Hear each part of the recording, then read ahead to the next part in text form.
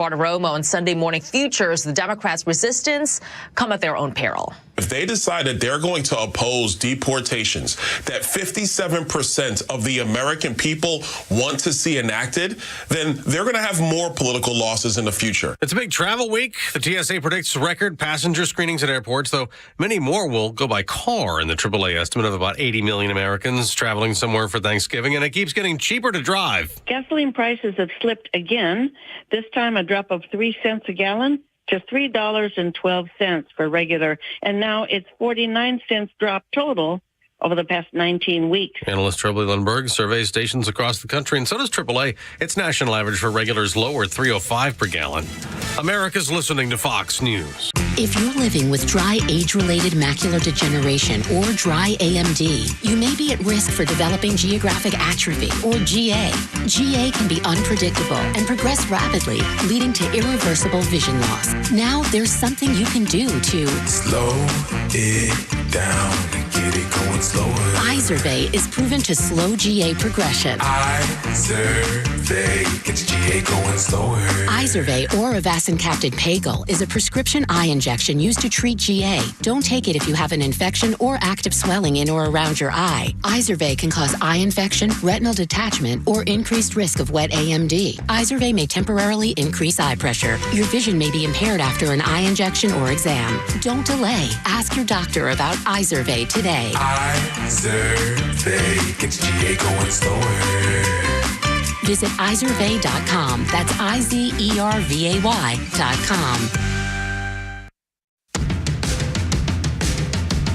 The Morning Extra, only on Extra 106.3. Morning, y'all. Doug, Rhino, and Los on Extra 106.3. 404-741-1230 at Extra 106.3 across the social media platforms. Saying good morning to my main man, Rhino. Good morning. And my main man, front office, Los. Good morning. How is everybody? Man, I'm doing fantastic. Good news. A little tired. Big long day yesterday, but otherwise.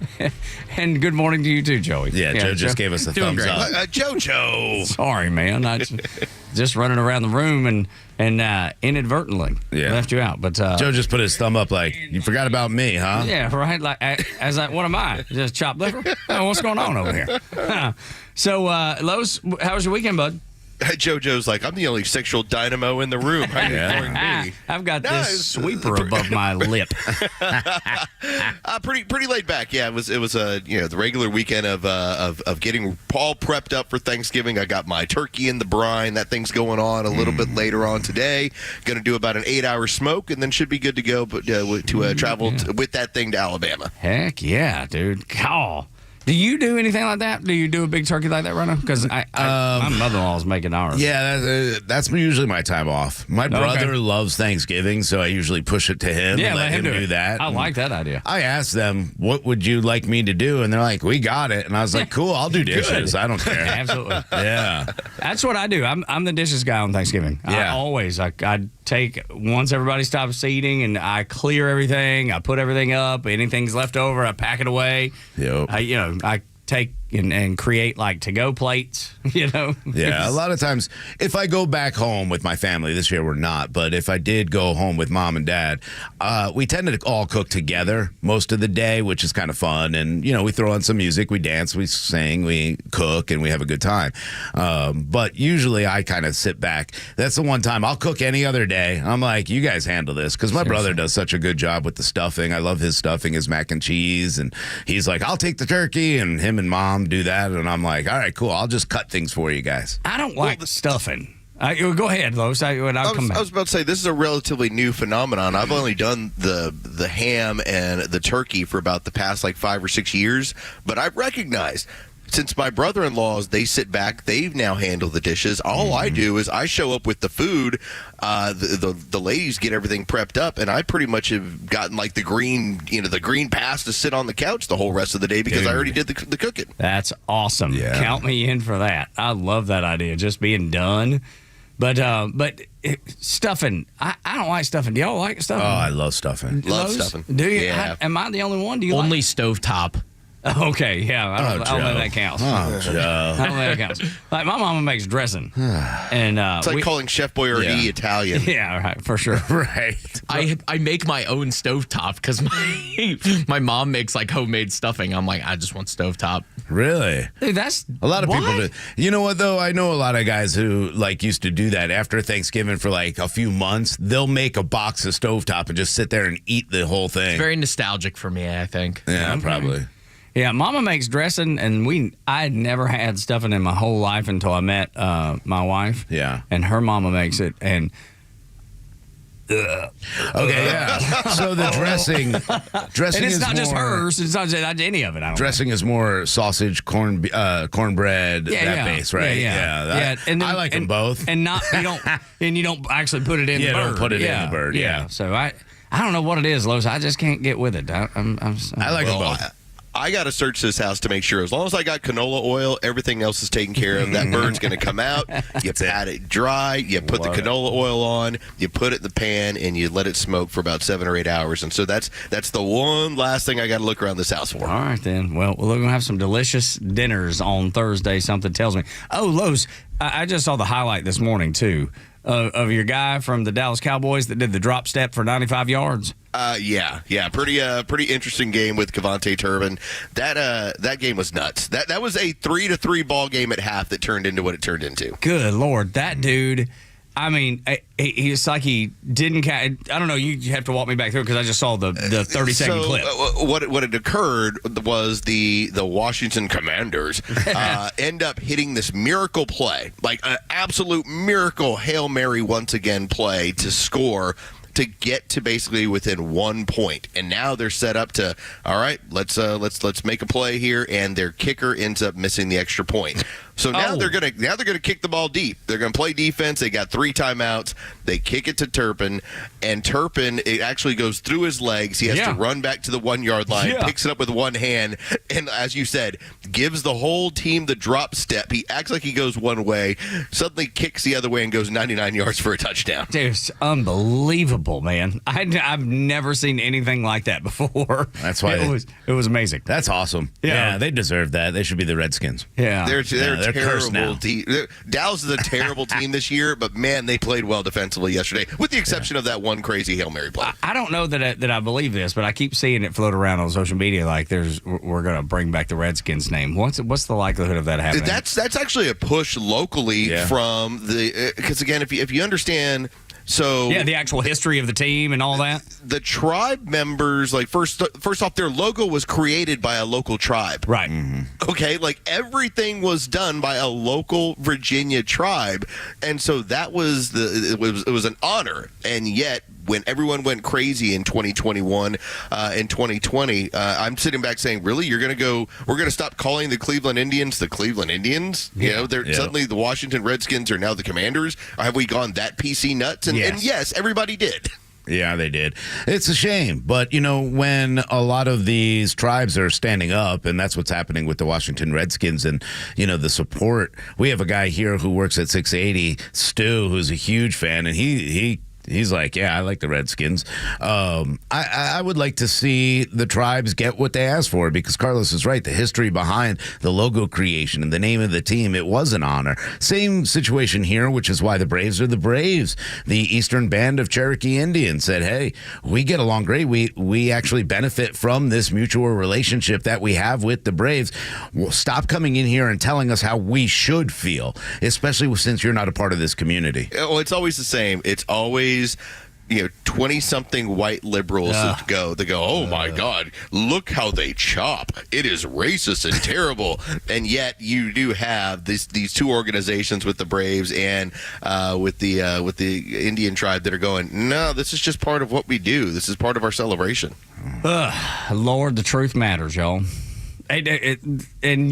People discount that and, I'll tell the truth. You got to tell the truth. Yes, you do. It actually matters. And then you hear from people like NPR's CEO, Catherine Marr, when she says, well, the truth is just kind of a distraction. One of the most significant differences, critical for moving from polarization to productivity, is that the Wikipedians who write these articles aren't actually focused on finding the truth. They're working for something that's a little bit more attainable, which is the best of what we can know right now. And after 7 years there, I actually believe that they're onto something. That for our most tricky disagreements, seeking the truth and seeking to convince others of the truth isn't necessarily the best place to start. In fact, I think our reverence for the truth might have become a bit of a distraction that is preventing us from finding consensus and getting important things done. I feel dumber for having heard her speak. No. How can... It's so enlightening. Right. That woman who pushed everything at Wikipedia before she moved on to NPR and what she's done, and the whole idea that the belief is that what we have decided is the truth is a hindrance, and that it should be more of, well, what are we looking to accomplish? Okay, well then how do we build a narrative around what we want to accomplish rather than just telling people, here's what the truth is. I think people are damn ready for the truth. Yeah. Unfortunately, the Democrats and Republicans alike think, well, you can't handle the truth, which is why we keep things like the JFK assassination secret, why we keep all these things secret, because we don't believe you can actually handle the truth. But now social media is changing that, and the truth gets pushed out there. And you know what? Sometimes they're right. People cannot handle the truth. But that's not a distraction. That's their fault. If you can't handle the fact that a trans woman is not a real woman, that biologically that's a man, I'm sorry, but that's the truth. I know you can't handle it. And that's kind of the idea behind what they want to do. What someone else's truth is their truth, and it doesn't mean it has to be true. It's a very confusing, weird ideology that the left has behind these things. This woman, though, to say out loud that, well, you know, the truth is, it gets in the way. I'd like to push it out of the way. Yeah. I'm telling you, I feel dumber for having heard this woman speak, and she's in charge of NPR, which speaks to millions of Americans a day. And they need to know that she does not value the truth. They need to know that. That way, when they listen to the bull crap that comes out from NPR, that they can discount it immediately or not listen to it at all. But if they told the truth, Carlos, would Kamala Harris have a campaign to run? Could she actually get out there and tell the truth? Could a lot of these people that go out there, including the media, tell the truth? Well, let's talk about what truth is. When I'm getting out of the political realm with this thing. If I was to tell you that modern medicine is built to make you sick so that it gives you a bunch of ways to prolong your life after they've made you sick, you would say that's not real. What do you mean? That's too much truth for people, but that's the truth. That is what is going on. These are when I watch Neil deGrasse Tyson on Bill Maher, and I'm giggling over what he's talking about. Why is he doing that? Because he got hit with the whole Me Too movement, and so now he's afraid to speak out in any way that the Democrats think might be a little bit wrong. They'll Cosby that dude. Well, that's the truth. That is what you start to hear, and the problem is most people do not want to hear it. The Aunt Pegs want to plug both fingers into the ears and go, la, la, la, I don't know what you're saying. Yeah, no, that's right. But we need to not embrace it like this woman. We need to actually dismantle NPR, dismantle places that share this misinformation, for lack of a better term, because that's what the Democrats are always talking about. That's what the left is always talking about, misinformation. And then they come out and say, well, the truth gets in the way. Yeah, I think there should be bipartisanship at this point, since both sides want misinformation to stop. But I think that one side more than the other doesn't want the misinformation to stop. You can just go on X and see how many people don't know the real truth. They only hear the truth that somebody like NPR wants you to hear. And this is the same person who was very upset when an editor came out and said, hey, here's the truth about Donald Trump. This is why you're going to lose this election, and continue to go down the path of, well, these were all lies. And then all of a sudden that man is gone from NPR, and this woman comes in and takes over and wants to tell you exactly what you're supposed to believe again. They want to shape the mind. This is the woke mind virus. That's why they continue down this path of don't believe what other people are saying. Don't look it up. Don't do any research on your own. Trust us for the, quote, truth. Well, we're the experts. Yeah, you don't need to look into anything for yourself, ever. Right. Trust the science as we see it. It's just the worst, man. And that's the reason that the mainstream media is dying this horrible, slow, embarrassing death. And they don't deserve your trust or my trust or anybody's attention.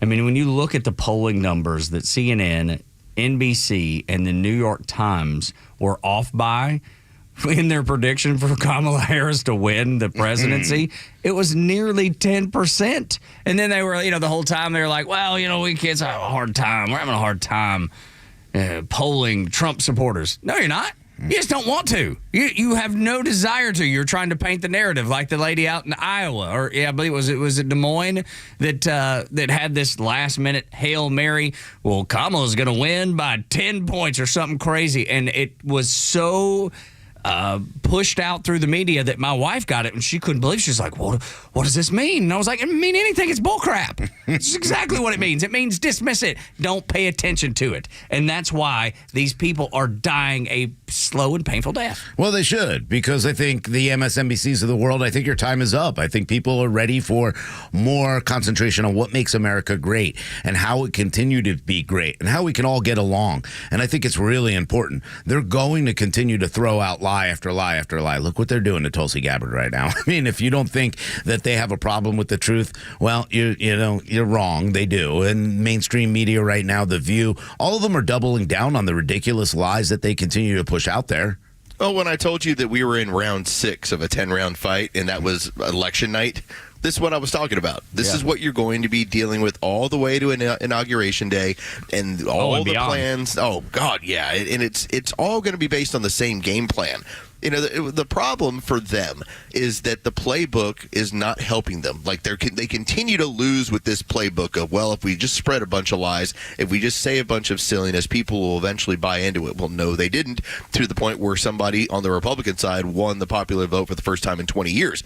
With that being said, they don't have a plan B. I mean, think about it. The best they could do after Joe Biden went completely senile was, so Kamala Harris is right over here. She's great. They don't have a plan B in terms of how to win or how to change the narrative of what their party has become. You would think at some point, some of these people would stop and go, okay, let's come up with a new game plan. Let's put our heads together. Let's huddle. Whatever it takes to come up with some new direction for the Democrat Party, and they're not. They're just putting their head in the ground like an ostrich on Looney Tunes, man. They're just, we're not going to hear it. We're going to continue down this path, which is good for us and good for America, if you think about it. Yeah, it's great for us. Yeah. It's totally fine for us. At some point, they will have a leader that will come along and will start changing the narrative on what they believe in and what they're talking about. But it's not now, and it's not going to be for the next few years. I just wonder who that might be, because, when you comb through the people that are the party's heads, or the people that they are leaning towards, like a Gavin Newsom or a Whitmer up in Michigan, whatever. Neither one of those are inspiring at all. No, look, I think somewhere deep down inside, and they think Kamala Harris might still be viable in 2028. I disagree. But Gavin Newsom has to be their push. He is the stereotypical Democrat, I think a lot of women find him attractive. I don't get it, but whatever. He's a good-looking dude. He does everything they want. He's tried every idea they've had, he's tried to implement in California. He's destroyed the economy there. The Democrats love destroying the economy. It seems like he'd be number one up, but they still feel like they owe something to Kamala Harris, but I have a feeling after the next few months, that'll slowly go away. You see, Tug, so there's Gus, and Gus works in the Midwest. He does AC repair, right? And Gus typically votes Democrat, and Gus gets his hands dirty every day. There's like 10 million Gus's. And on the other hand, there's Maud. And Maud used to be a man. Oh. But now Maud wears a dress to work and has pronouns. And there's about 10 Mauds.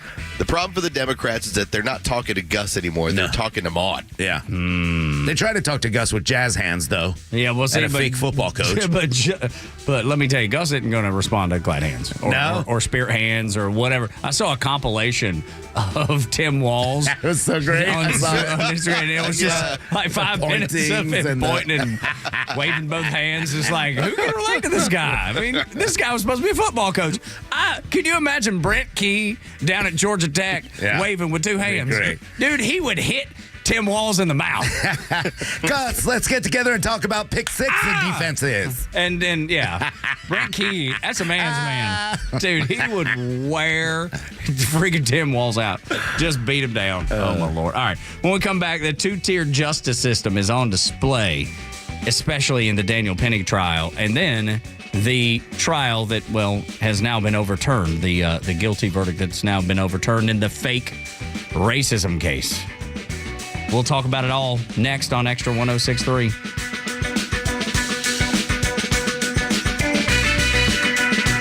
Attention Warriors, are you a veteran ready to navigate to success after service? Tune in to the Warrior Alliance Network. Join us as we spotlight inspiring stories, provide essential resources, and connect you with a community dedicated to empowering veterans. From career advice to health and wellness tips, the Warrior Alliance Network is your go-to hub for post-service success. Tune in Saturday mornings at 11 a.m. on Extra 106.3. Join us on the mission, the Warrior Alliance Network, where warriors thrive together. Visit us at thewarrioralliance.org for more information. Tug for Central Heating and Air Conditioning. When I left the house this morning, I was like, nice and comfy, cozy, because the house is perfectly situated for the temperature that we like, that we're all comfortable with. And I got to the front door and walked out and immediately was greeted with 40-degree wind and air. And I was like, oh, my God. Ran back in the house and grabbed my coat. And then got into the office. But the thing is, in my house, it was perfectly comfy and cozy. That's why you want your home, your safe space, where you spend all your time, where your family makes their memories, especially this week with all the family coming to the house, or you going to your family's house to spend time with them.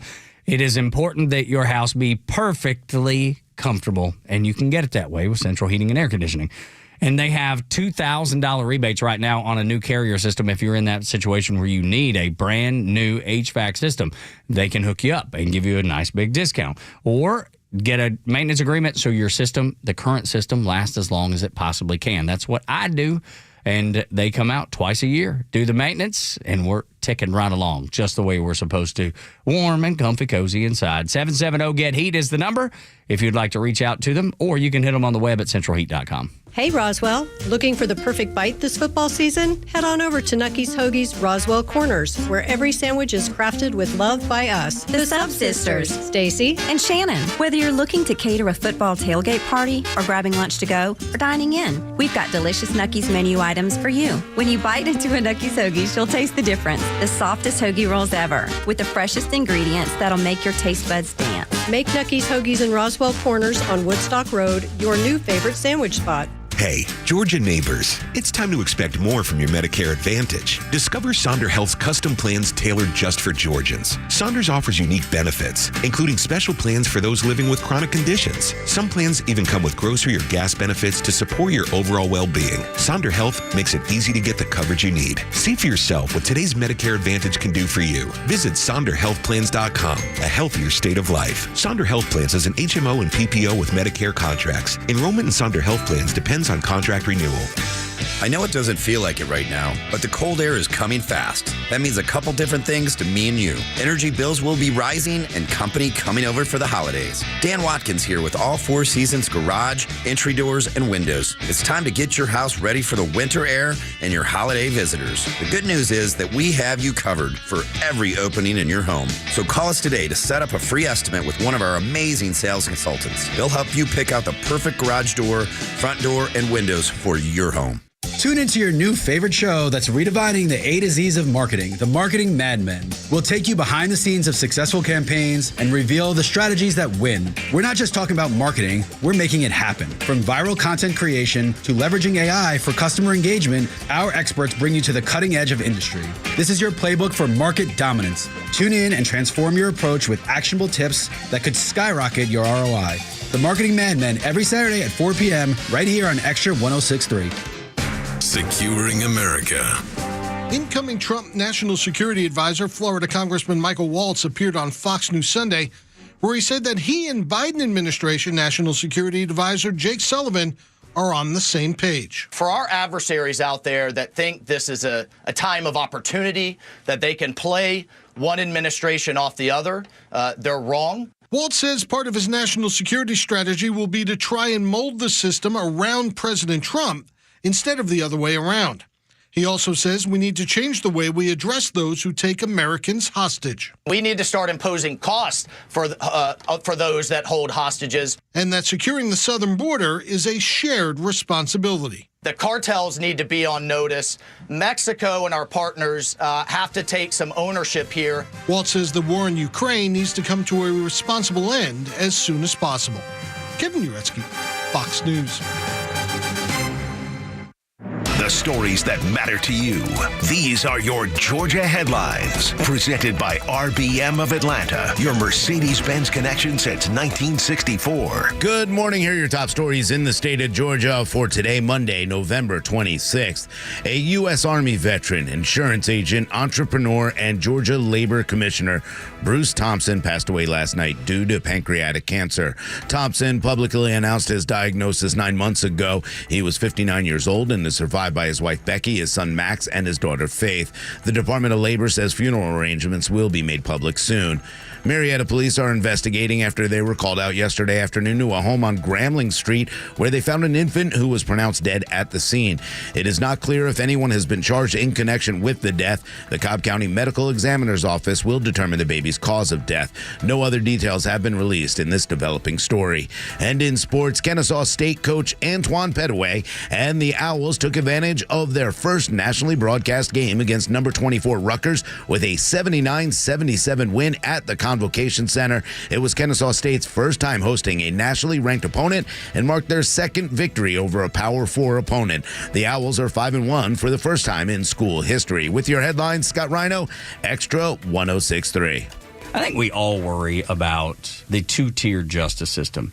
And young, idealistic me was like, no, that doesn't happen. That never happens. That couldn't happen. And boy, have we seen those very things happen. And over and over and over again. Cash Patel is a guy that I like a whole lot. One of the biggest concerns that he has, and he's an intel guy, he says the biggest concern of his is just that, the two-tier justice system. It ties into the earlier conversation. I didn't comment on it. The biggest problem I have right now is a two-tier system of justice. And that's the biggest argument we need to advance, not the QAnon, Shannon, whatever that guy's name is, or certain videos depicting X, Y, and Z, but use it as a vehicle to say, look at how differently you can be treated by the justice system in the United States of America depending on your political orientation.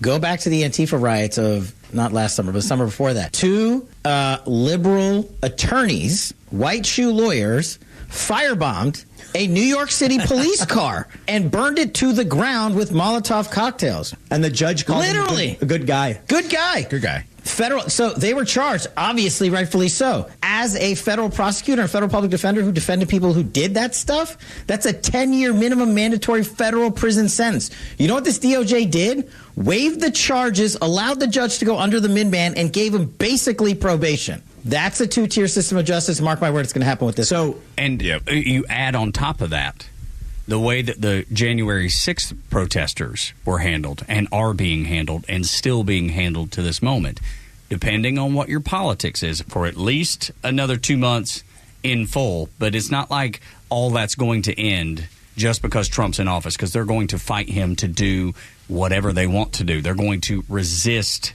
as we've seen it, #resistance on social media. They're going to resist every effort to clean this up. Yeah, you would think. And I've said it before and I'll say it again. There's no such thing as a two-tier justice system. That means you have zero justice at all. It's supposed to be a justice, and that's it. It's cut and dry. And you see it all the time. We see it here in Atlanta with the domestic terrorism that happens at the Atlanta Police and Fire Training Center. You have the ACLU and these other groups that will continue to try to make sure that they can get these people out of jail without 48 hours. But if you go to the Capitol and you walk in, you cause no damage, you're there for 100 days or more. This is got to stop. We have to have one justice. We have to follow the rule of the Constitution, follow the rule of law. No one is above the law, not even Jussie Smollett or any of the others, because I can guarantee it sure seems that way, doesn't it? So these are the kind of things that you need to have a Cash Patel or very strong AGs and Department of Justice. Pam Bondi needs to make sure that we're following down that path and saying this has to stop.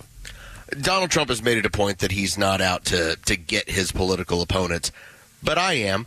And so right. When I think about a Kash Patel and I think about what should happen in this country, it's not that you have to get everybody, but you have to get somebody.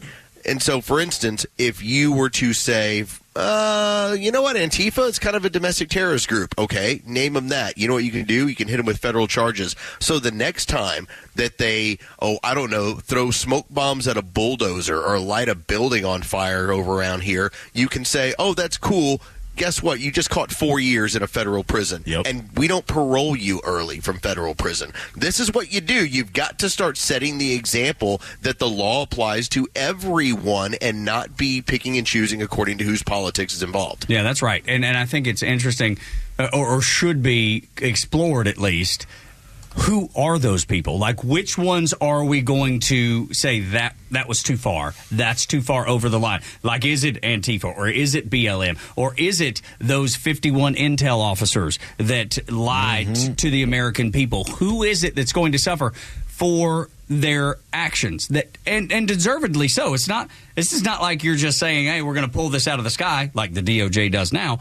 You're going to prosecute actual crimes. Somebody needs to be made an example out of. And I think that's what Los is talking about there. But there's a laundry list of people that you could choose. Well, I mean, you could go from city to city to city to pick DAs and attorney generals. Letitia James, that's one. Alvin Bragg, that's one. Start holding them accountable for going against the rules and the law. I think Fani Willis should be in trouble for a lot of the things that she did. There are other things that, she skirted because they're just quite close enough to be able to get away with. These kind of things have to stop. And again, we have to prosecute people for the crimes that they do. There are mass shootings every single day throughout this country. We don't hear about them because it's not a white kid in a school most of the time. Most of the time, it's 9 black kids who got gunned down at a party. That's a mass shooting. Whether you like it or not, that is. Why are we not prosecuting? Why are we not in these neighborhoods making sure? $950? Tug, if you walked in with that red hat today and you walked down in the Battery and you stole $950 worth of Braves jerseys, if you do, can you grab me one? Yeah. The reality is you're going to go to jail for a long time. If somebody else were to do it, there's a good chance they might go, you know what, we're going to go ahead and relax this. We can't. No, if you break the law, you go to jail. There is no 2 tiers. There's only one justice system, and we need to follow it. Let's hope that's what happens, because it's going to take moving heaven and earth to make it happen. Trump's got 2 years to dig up the roots. Like, you have to dig up, if you're digging up something that's in your yard, and you have to get all the roots, because otherwise it's going to grow back. And that's exactly the way it'll happen in the federal government too. And an example of that 2-tier justice system that does exist is the Juicy Smollett, all of it. All of it. Smollett. Yeah, the fact. Juicy Smollett. That's right. That's what Dave Chappelle says. He's French. That's right. That's what Dave Chappelle says, which is why it's so funny. The fact that he has gotten off on this charge of faking a hate crime is unreal to me. Breaking just now, the Illinois Supreme Court on overturning actor Jussie Smollett's conviction on allegations that he had staged a racist and homophobic attack against himself in downtown Chicago in 2019 and lied to police. Just a little color from his attorney in a statement to Fox saying, quote, "This was not a prosecution based on facts. Rather, it was vindictive persecution, and such a proceeding has no place in our criminal justice system." That breaking just now.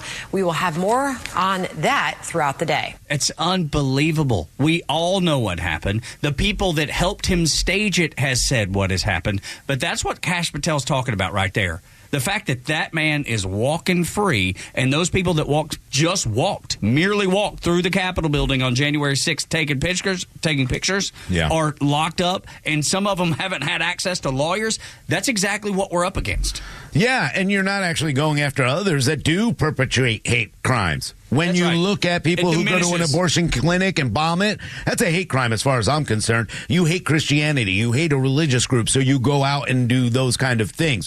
When you see what happens in New York, why are they not prosecuted as as well. Now, if somebody were to go out and throw flyers out or do the things they do, then all of a sudden, if they think, oh, gosh, that's a white supremacist of some kind, they go all out on the hate crime idea. In fact, I don't think the Brunswick with, oh gosh, I feel horrible now. I forgot the young man's name who was murdered by the three guys down in, yes, thank you, Ahmaud Arbery. The one thing about Ahmaud Arbery and that, do I think this was a hate crime? No, I don't. I think this was three men who were, just complete idiots, complete a-holes, to be honest with you, that thought they were, vigilantes and they're going to help the neighborhood. I don't think it had anything to do. But boy, did they throw hate crimes on them left and right away. These kind of things, I mean, we got to start looking at this and say, this is a real crime. Jussie Smollett, a race baiter who's making these allegations up, should face some kind of penalty, but he won't, but somebody else will for the rest of their lives. Well, this is the problem when you introduce politics into the criminal justice system, which has been strictly done over the last several years by the Democrat Party. It begins to get fickle. And so, for instance, when you have somebody who fakes a crime and then goes on all sorts of network television, wastes a crazy ton of money, and then the politics sort of changes, well, then, yeah, he gets hit with this conviction, and here's what he has to serve. And then Donald Trump wins again. And so the politics of the area changes into, well, Juicy has served his time. Juicy doesn't really need to get stuck with this thing any longer. He just got overzealous during the time period. Think about how the politics will influence a police officer with the George Floyd situation versus Daniel Penny over in New York. These situations are not significantly different because both of those men, by the coroners, died of drug overdoses. And yet, you're going to have completely different rulings based on the politics of the time. I can't believe this is happening in the United States of America. And I don't know why, because it should be clear to me that the Justice Department sees one side, and that's it. Yep. And it's been proven over and over and over again. Yet, every time I think of the American flag and I think of the justice system, I see that statue of the woman with the scales, with the blindfold on. I want to believe that's what it is, and that's what it should be, and that's what it was at one time. But it is no longer that way. But I don't know that most Americans really get it. I think people that are dialed in that listen to Extra probably, they get it. I think you see a headline here or there. If I were to ask just my friend group, hey, do you think the justice system is still blind? Most of them would answer yes. And they just, I do believe that. Yeah, no, I do too. I believe that. But I want, people to understand where this affects everybody and every single day. Let's talk about squatter rights and how that happens. That justice system, you have no rights in your own private home. You have to now come up, and hopefully a lot of legislation is going out there now. Y'all just went through this. I went through this. This is impossible to get somebody out of your house that doesn't belong there. You're paying the bills, and you have to continue to pay the bills even though these people are there. No matter what damage they do, no matter what kind of appliances they steal from your house, guess what? You can't get what you earned and what you worked for back because the justice system isn't fair. You know why? They're afraid to prosecute different groups. Why? They broke the law. It doesn't matter. We're all equal, right? So let's make sure that equal justice happens. It happens every day all across this country. You do not have the right to defend yourself. The Daniel Penny thing is disgusting what's going on because police have put in a position now where they have to do the work of this justice system. If you listen to the actual audio recordings and the way police set up Daniel Penny, it's sickening. These guys, you were in the Marines. Yeah, me too, dude. What's up? Yeah, hey, so what's going on here, man? Tell me what happened. Like, I get what you were doing, trying to defend. Tell me more. Entrapment, what they're doing to people because of who they are or the way they look, or it is disgusting what's going on in this world because some people will get prosecuted because of the color of their skin, and they happen to be a lot more white now than others. This has to stop all over. All over. It's disgusting. If you want a free America, if you want an America we can all believe in, you're right. It has to stop. When we continue on Extra 106.3, defending a patriot from the leftist narrative against her. On Extra 106.3, Tug, Rhino, and Los until 10.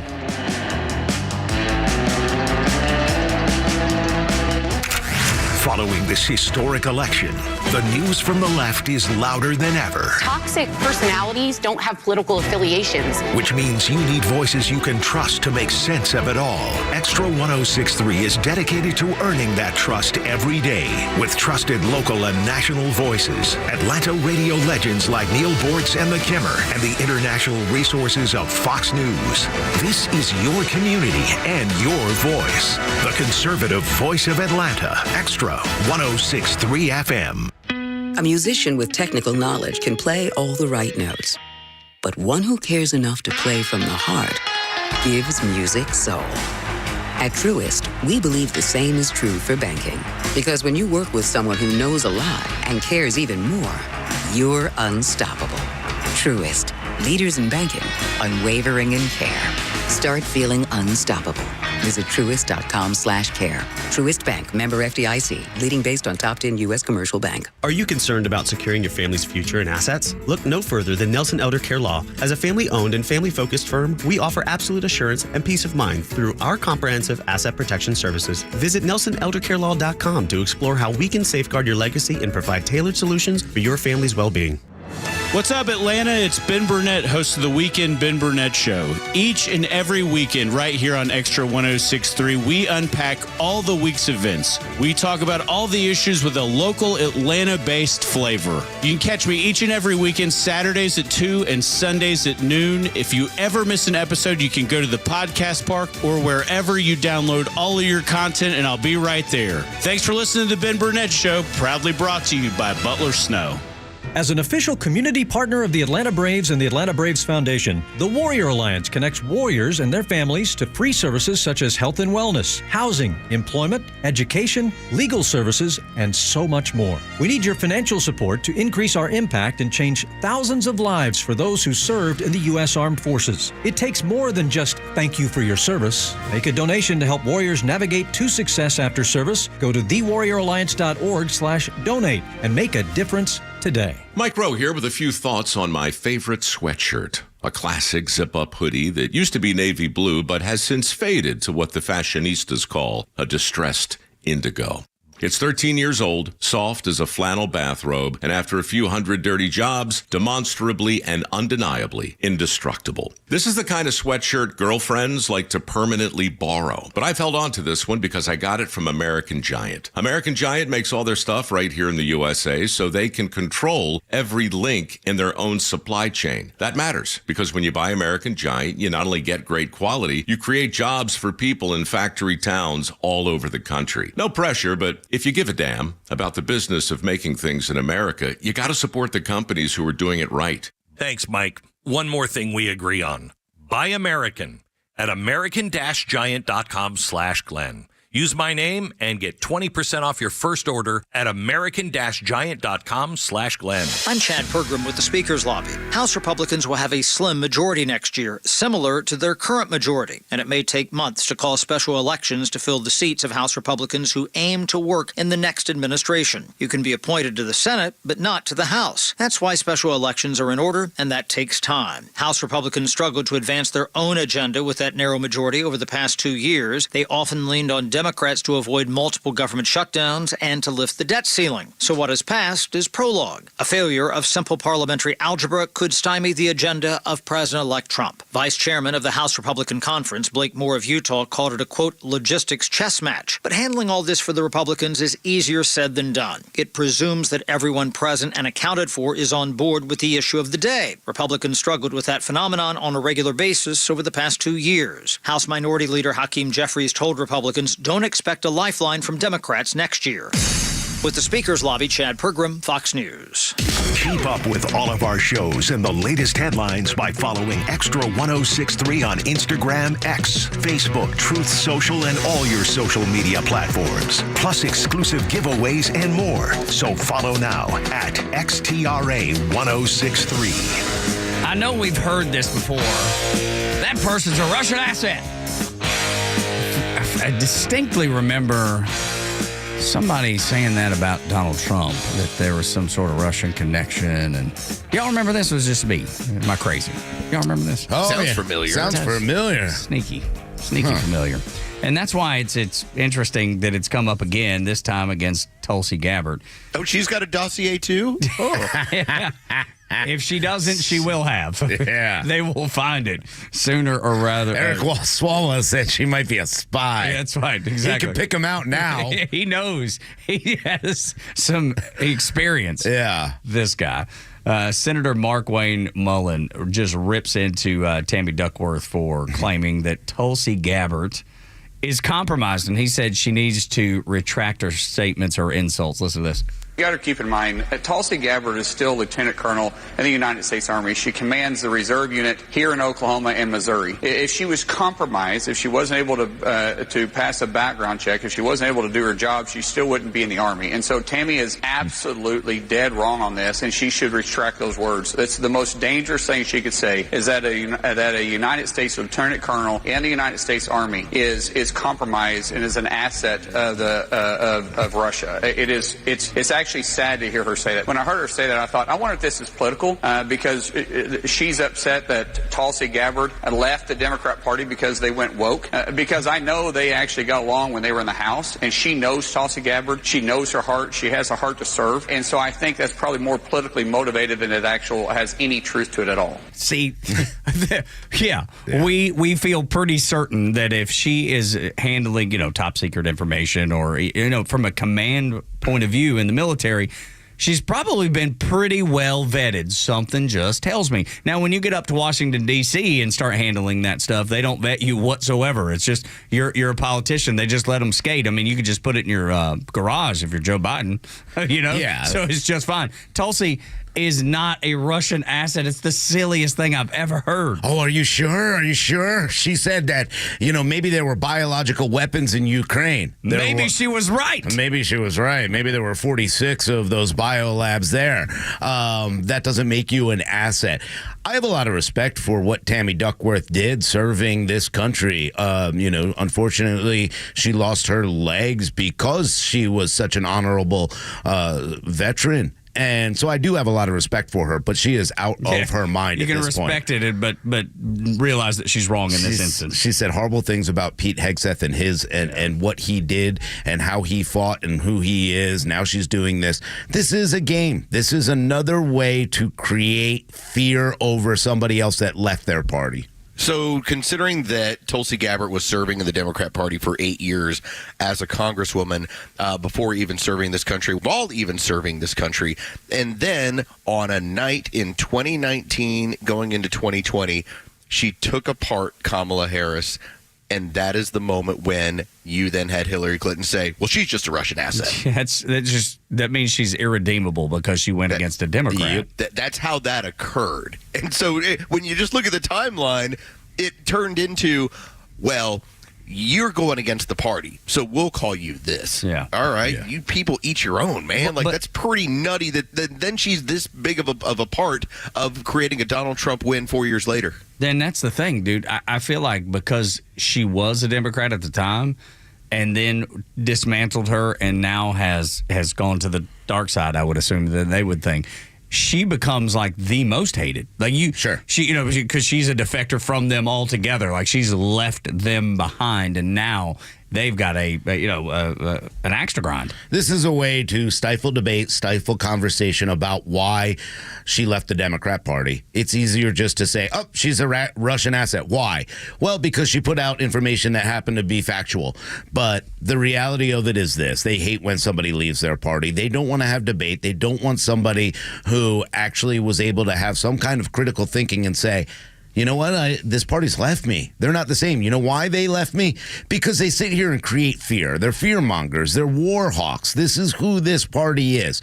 They don't like the fact that, number one, they want to make it look like she's on the side of Russia, when in reality, the only ones who's on the side of Russia or helping Russia in any way are the Democrats by continuing this war and allowing this to continue to happen. This entire war is about Russia's ability to get rid of natural gas by selling it and making sure that they have some kind of energy to broker, and that's what's upsetting them. So now they're just going to go after people that are part of this administration. There is nothing but fear-mongering here. When you get to Thanksgiving and Aunt Peg starts spouting off her craziness. Oh, God. just understand that Aunt Peg is still in the cult, okay? Tulsi Gabbard is not. And when you leave the cult, all right, when you leave the cult members do not speak well of you. That's the nature of what goes on with this level of thinking. So the more of them that end up leaving that party and on their way out will start saying, here are the reasons why, and y'all are now acting like this, it insulates them further. They become more married to their cult-like thinking. So it doesn't surprise me that you have a woman who's a war vet as well, missing her legs, who's still spouting off cultist talk, even though everything in front of her says, these people don't value you either. I will point to Leah Remini. When you talk about the whole cult thing and how they attack you once you leave the cult. And you remember she was in Scientology, and man, it was like you're dead to me. That's pretty much what it was. And then it was just, she's the most awful person in the world. She's this, she's that. And it appears she's none of those things. It's like she's a Russian asset. Yeah, exactly. That's the only thing they might not have called her. Right. I wonder if you asked on Peg, like, well, don't you think you should have vetted this Russian asset out while she was a part of your party? That's right. Why didn't you guys take care of this a long time ago? Why then? just now? Yeah, explain that to me. Because they don't have an answer for any of this. These people are children. And the more and more that we get closer to January 20th, the more I see Democrats, they have a serious mental problem within their party. And I'm not saying all the leaders. I'm saying down. You are feeding these people lie after lie, fear after fear. And it's creating a huge problem because what's going to end up happening is 4 years down the road when the economy's humming along, there are no more wars in this world. What are they going to do? They'll find something to complain about. Los, I think so. They'll find something. I would like to think that when you're at Thanksgiving with Aunt Peg, that when you explain to Aunt Peg, what is more likely? That Tulsi Gabbard ends up being in the Democrat Party, ends up being a congresswoman for 8 years, and she was a Russian asset the entire time, or it's a smear. And she'll say, well, that's when they turned her. That's why they turned her. That's why. And so when moving forward, you project what's going to happen over the next 4 years. It doesn't matter what is going to be working out well. What will happen is, let's say, for instance, that the conflict in Ukraine comes to an end. Same thing what's going on with the Israelis. Let's say all of that comes to an end in the next 18 months. Mm-hmm. The point's always going to be, well, it was always going to come to an end. Yeah. And the Russians get along well with Trump. That's why.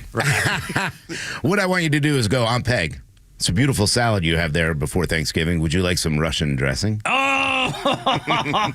Just keep rubbing it in. Tulsi's Russian dressing. That's right. That's so good.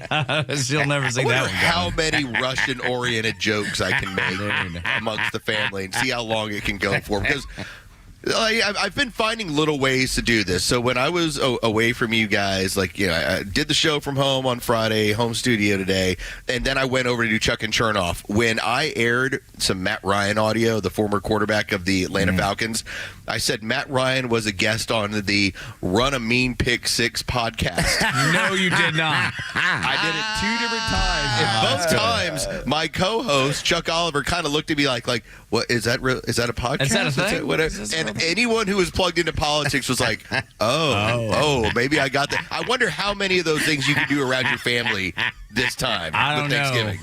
But you need to find that piece of audio and share that. Yeah, and share that because that's brilliant. Just trolling them at next level. Yeah, just be like, look, I'm thinking about putting a chicken and a duck into this turkey. Kind of like a Russian nesting doll. Yeah, that's right. Where they stack up. Those things are amazing. You just throw Rush out there every time. Every time you can.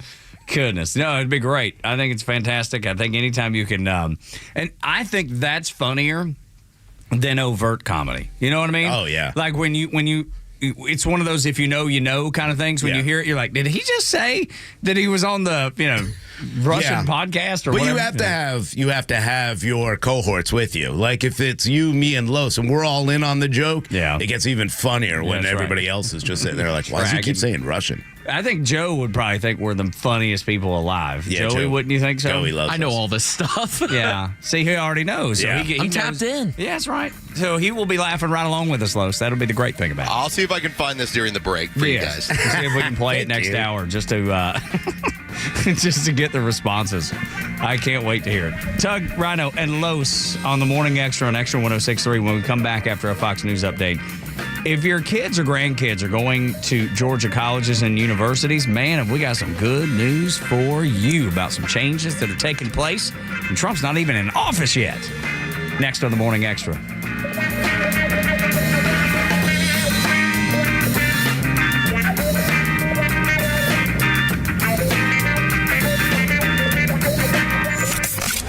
The Kimmer Show is only on Extra 106.3 every weekday afternoon on your drive home. She has been handed every single thing because of who she is and what she looks like, not by any accomplishment she did. She would be the first black American woman to win, but she didn't win, did she? Nope. She was appointed. She didn't get elected by the people because she didn't earn it. The Kimmer Show, every afternoon from 3 to 6 p.m. on Extra 106.3 and the Extra app.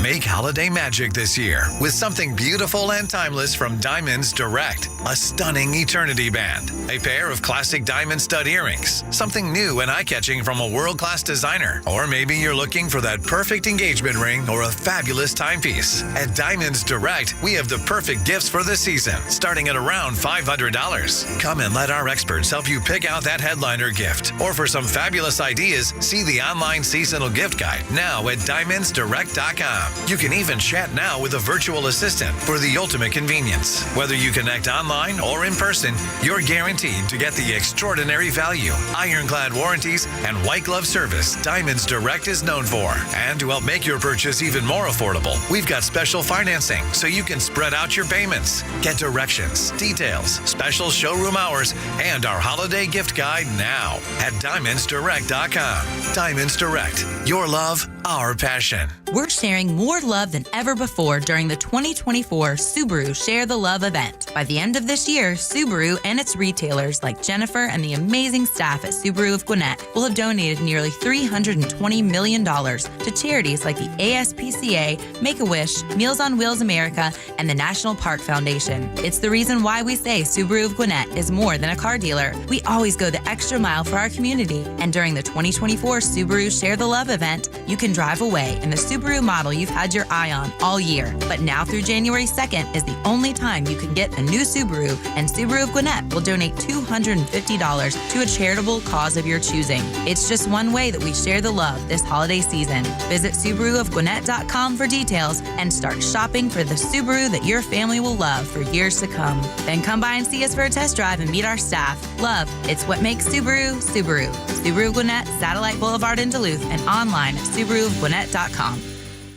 Looking for bold discussions on vital issues? Tune in to The Janelle King Show every Saturday at 3 p.m. with an encore episode every Sunday at 9 a.m. right here on Extra 106.3, where we dive into kitchen table topics that are essential for a strong republic. Don't miss an episode, but if you do, it's all good because we have new podcasts that drop every Tuesday on the Podcast Park or wherever you get your podcasts. Don't miss out on these thought-provoking conversations. Canapa Inc. seeks software developers 3 in Kennesaw, Georgia, responsible for creating high-quality and functioning software solutions and module test plans within the framework of specified technologies to meet the requirements of our customers. Support and advise software solution engineering, quality assurance, commissioning, project management, service center, and technical editors. Must have 3+ years professional software development experience in warehouse logistics industry. Must include experience with intralogistics automation software engineering and process design, utilizing knowledge of warehouse automation inventory strategies and technologies, storage systems, goods to person, PTL, A-frames, unit sorters. Must have understanding of processes of a warehouse control systems, WCS, and a shuttle system, storage system, and be able to assess functionality in a test environment. Must have knowledge of 4 or more programming languages, including C, C++, Java, C#, SQL, MPL, SQL, script languages. Occasional travel, 4 weeks per year, non-contiguous, required, U.S. and international. Submit resume at tinyurl.com/3R4MR9MB. So let's enjoy the liberal meltdown for a day or two. Might even watch The View. But can we all get together and try to put this country on a better path? Catch Neil's commentary every day on Extra 106.3 and the Extra app. The Morning Extra from 6 to 10 a.m. and The Kimmer Show from 3 to 6 p.m. Only on WFOM and W292EV Marietta. Extra 106.3 FM. The Fighting may soon stop in Lebanon.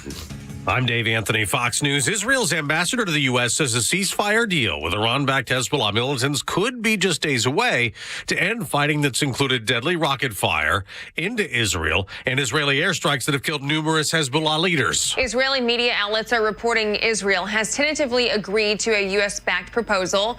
According to reports, not all issues have been resolved, but Jerusalem has approved the main principles of the truce. That's Fox's Ashley Strohmeyer. 3 arrests have been made in the United Arab Emirates in what Israel has condemned as an act of anti-Semitic terror. The killing of an ultra-Orthodox rabbi, Zavi Kogan, who went missing last week in Dubai. All 3 taken into custody in his death are Uzbek nationals. President-elect Trump's picked to be the next national security advisor. Republican Congressman Michael Waltz tells Fox News Sunday they'll focus on punishing adversaries who take hostages and stopping Russia's war in Ukraine. We need to bring this to a responsible end. We need to restore deterrence, restore peace, and get ahead of this escalation ladder rather than responding to it. This after Russia launched a new type of missile last week, days after Ukraine for the first time used American-provided long-range missiles to fire deeper inside Russia. A Boeing cargo plane being used for shipping giant DHL crashed this morning. It skidded into a house after crashing a mile short of the airport at Vilnius, the capital of Lithuania. Security camera footage shows the aircraft descending rapidly out of sight before a fireball fills the night sky. 12 people on the ground were taken to safety.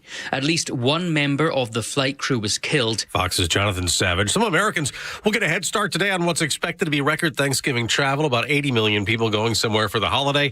And this morning, President Biden will carry out a pre-Thanksgiving tradition, pardoning 2 turkeys at the White House. America's listening to Fox News. If you're living with dry age-related macular degeneration or dry AMD, you may be at risk for developing geographic atrophy or GA. GA can be unpredictable and progress rapidly, leading to irreversible vision loss. Now there's something you can do to slow it down and get it going slower. Izervay is proven to slow GA progression. Izervay gets GA going slower. Izervay or avacincaptad Pagel is a prescription eye injection used to treat GA. Don't take it if you have an infection or active swelling in or around your eye. Izervay can cause eye infection, retinal detachment, or increased risk of wet AMD. Izervay may temporarily increase eye pressure. Your vision may be impaired after an eye injection or exam. Don't delay. Ask your doctor about Izervay today. Izervay gets GA going slower. Visit Izervay.com. That's IZERVAY.com. No need for traffic updates. We always steer you right. It's the Morning Extra on 106.3. Tug, Rhino, and Los on the Morning Extra. Download the Extra 106.3 app so you can listen live and on demand. Anything you might have missed in the 6 o'clock hour, which was glorious, by the way. Incredible hour of one of the best infotainment, as home team Brandon Leake would call it, who is a host down in the hall at our sister station, The Fan.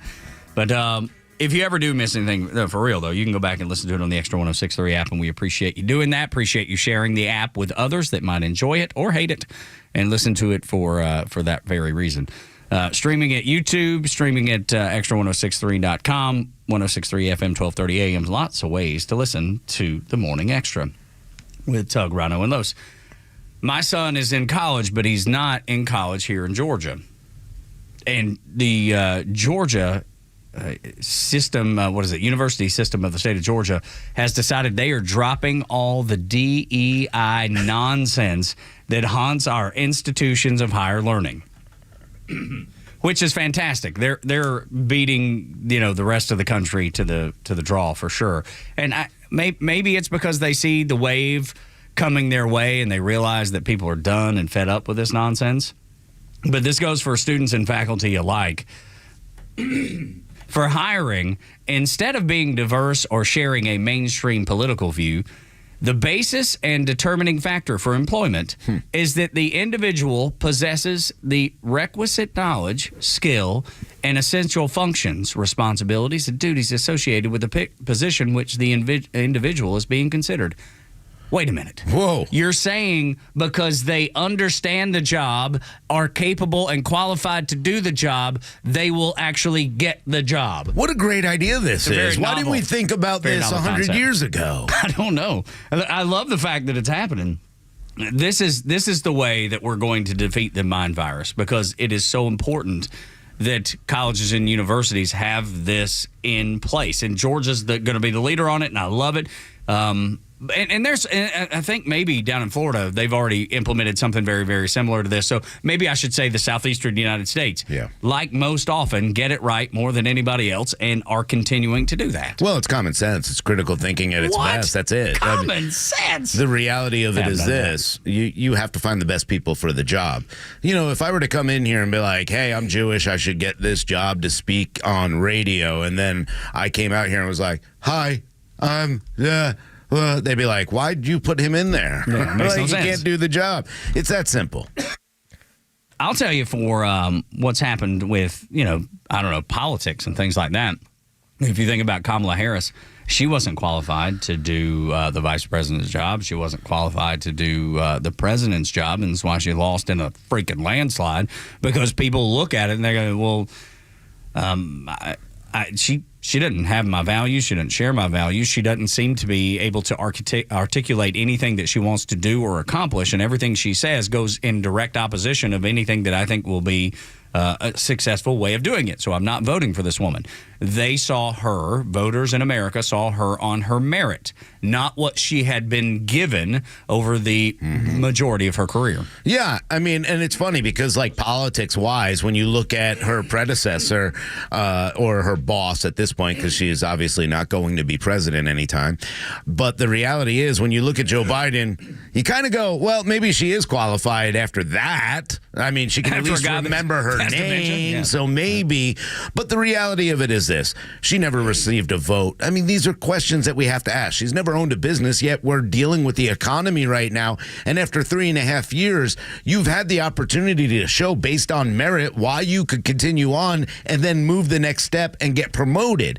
If you fail at your job for 3.5 years and you walk into your boss's office and be like, hey, I've been really horrible at my job for 3.5 years. Nobody, none of our customers, none of our stockholders, none of them like what I've done. I've destroyed most of their lives, but I should get promoted. He would look at you like you were absolutely crazy, no matter what color, no matter what race, no matter who you're having sex with. They'd be like, why would I do that? And that's the way the American people looked at it. It wasn't because she's a woman. It wasn't because she's black. It was because you failed for 4 years. See, you guys are looking at this as a good thing. And part of it is. It definitely is. What I will tell you is that when I say not to doubt me on things, this is one of those examples. I said that the world was going to get a lot harder for the Latin community, the Hispanic community, the black community, because this is how they're going to go back at you for leaving that mental plantation. Here's what you have going on.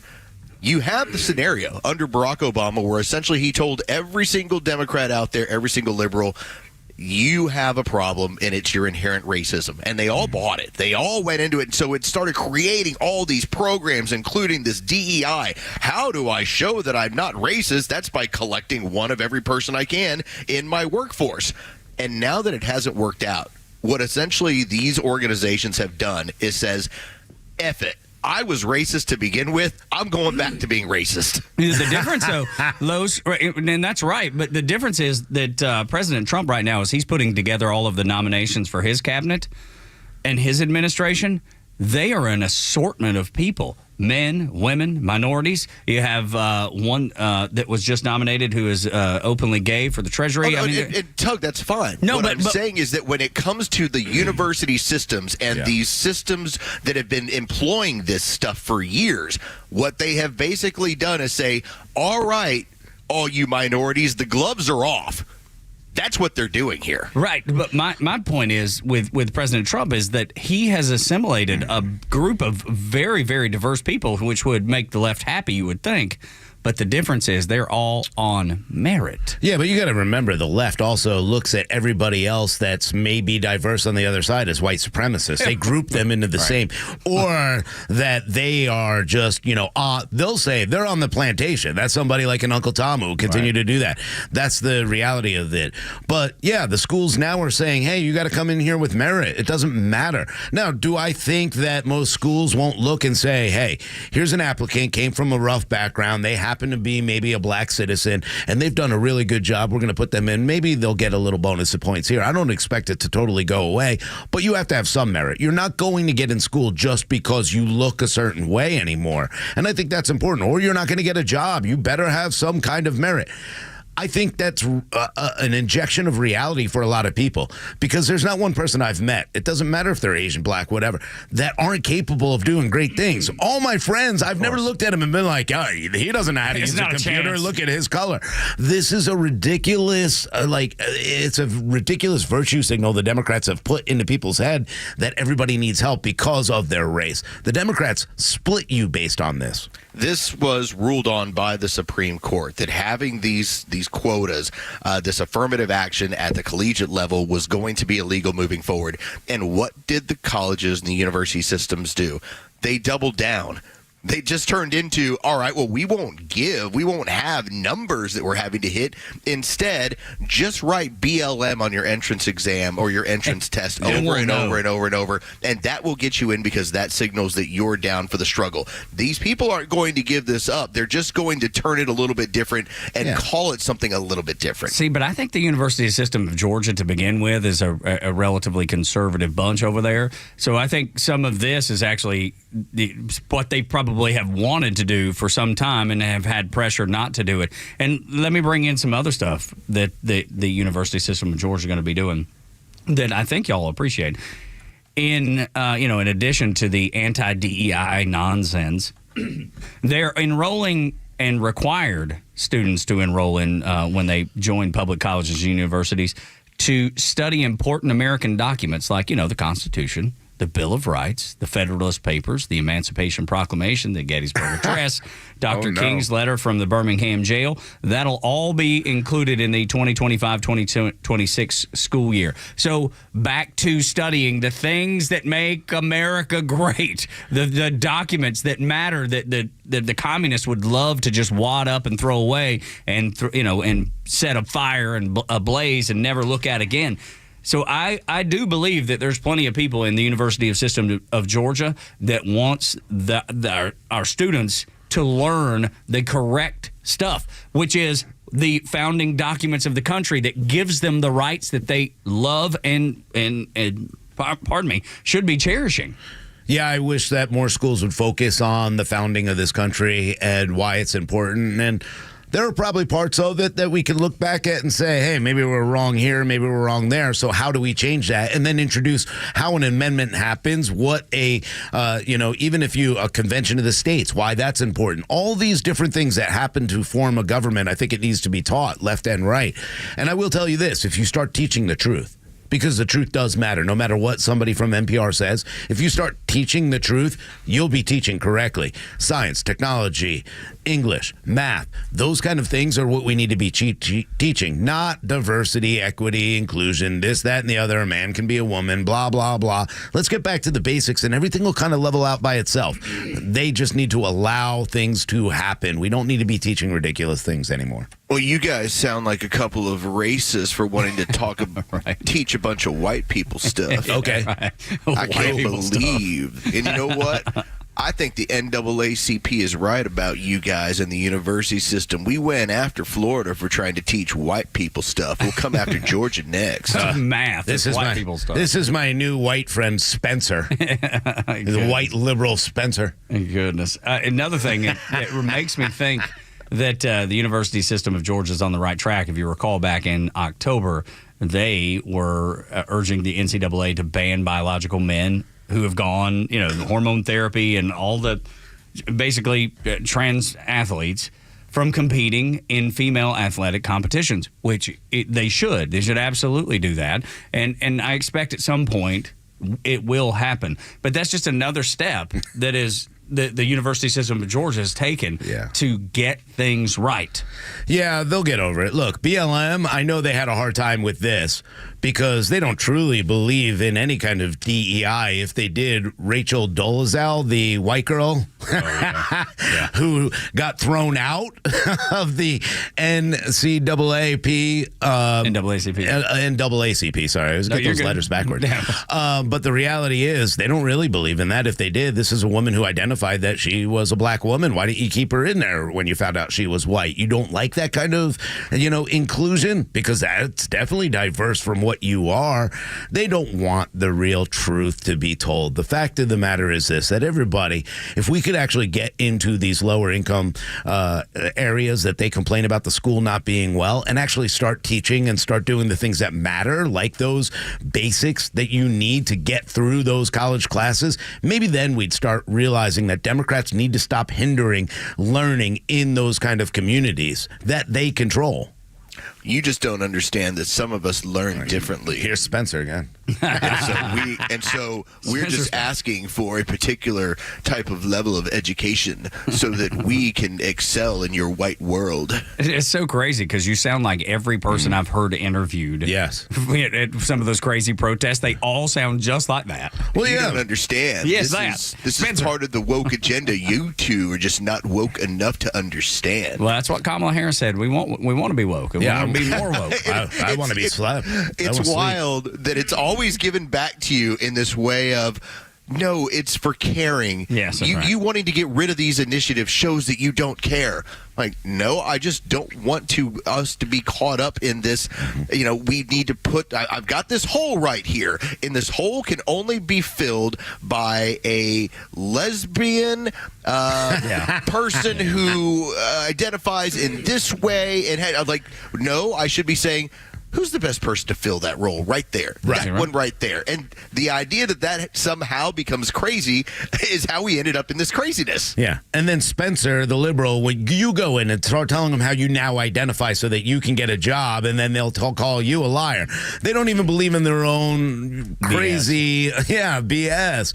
They won't, all of a sudden, one of the Democrats, or Republicans says that they're a certain way. Oh, no, now you're just lying. This is such a game that they're playing that we're really not going to get anything done if they continue down this path. And they're going to continue to try to push this. They'll say how white and how Hitler is now running this government. It's the worst thing you could have done is elect this man. Look how bad it is right now.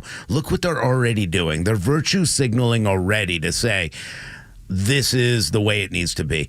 The trans dude that's, Sarah, gosh, I forgot. The new congressman. Yeah, the new Congress person. The reality of it is this. As much as they say they don't want to focus on that, that's all they focused on. That's all they focused on. And the fact of the matter is this. When you actually break down and throw out the truth, and I know they don't want the truth, that this person has their own bathroom. They don't need to use anyone else's bathroom. This is just a flex to continue down this narrative that they need to protect these small little groups so that they can re-energize them, divide everybody, and try to win again.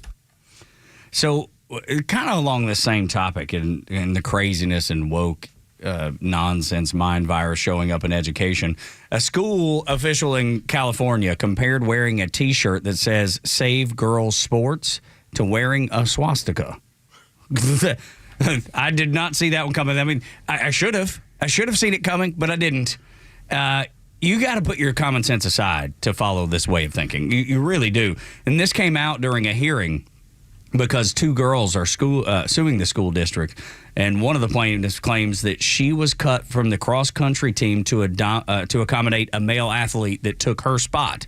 So this is what all this came out in court, and you step back from it and you're like, well, so Save Girl Sports has become the new swastika. Like, that is such a stretch. But then on top of it, this girl had to go sue the school board and the school, the school board. They had to go sue them just to be able to play in a girls' sport because there was a boy that decided he wanted to play in the girls' sports. And so she was kicked off the team. It's unbelievable that this would happen in those with two daughters playing sports. I can only imagine how this would send you into orbit if your daughter was treated this way. It makes me rub my hands together because Jennifer Say is the woman who previously was at Levi's, who then started XXXY Sports. And she's been at the forefront of this attire that says save women's sports, save girls' sports. This is a woman who has largely been a Democrat who has been kicked out of there because she had the nerve to say women should only be playing against women. And so to have like this, it's this dividing line between what normal people think, a large amount of the country, a majority amount of the country, and crazy people. And to think that the crazy people then compare it to the swastika. Yes, thank you. Show me how crazy you are, please. Yeah, please do. And let me tell you how offended I am by you liberals that think that's appropriate at all. Let me tell you what happens when I see a swastika, okay? Or when I see a Save Girls Sports, I go, you know, girls are important. I hope that, we protect these girls in every way. When I see a swastika, I think about hiding girls in a basement, hiding them from someone who's trying to kill them because of who they are. What I think of are people who are standing outside of a college, not allowing me and other Jewish students to get inside our school and learn. I think about the old gentleman who was wearing, an Israeli hat and then was hit with a megaphone by somebody with a swastika basically on them. I am so sick and tired of the comparison of Hitler to Donald Trump, of Nazis to us. These people are so sick and insulting. I hope that every single one of them gets voted out, taken out of power because these people are dangerous. They do not do us any favors. And it's not going to stop. Like Lo said in the previous segment, this will continue through the inauguration and on and on and on. It's not going to quit. You just have to ignore it because it is how do we inflame people? How do we get people worked up over absolutely nothing? And how do we compare something that's very innocent, like girls playing ball, and get people stirred up to the point that they're ready to fight? It enrages me that they continue to do this and talk about swastikas. I'm not a violent person, but I am willing to roll up a newspaper and smack these people on the nose every once in a while. Yeah, like a dog. No, bad. This is silly. Bad liberal. When we come back, buckle up. You're going to need it because Drunk Kimmer will join the show. And he's going to have his Thanksgiving extravaganza. He started early. Yes, he did. It's early. That's right. He's been drinking early. He's been drinking since 6, I believe, just to get in the right mindset to join us for the Drunk Kimmer Thanksgiving extravaganza next on Xtra 106.3. Historian Victor Davis Hanson says the Dems are now the party of the upscale professionals, rich and subsidized poor. Subsidized poor. The Kimmer Show every afternoon from 3 to 6 p.m. on Xtra 106.3 and the Xtra app. Good morning, Atlanta. It's Front Office Los. Let's talk about Kawasaki engine parts. And where do you get that taken care of? At Howard Brothers, of course. So your mower, it's probably taken a break for the season. That's important.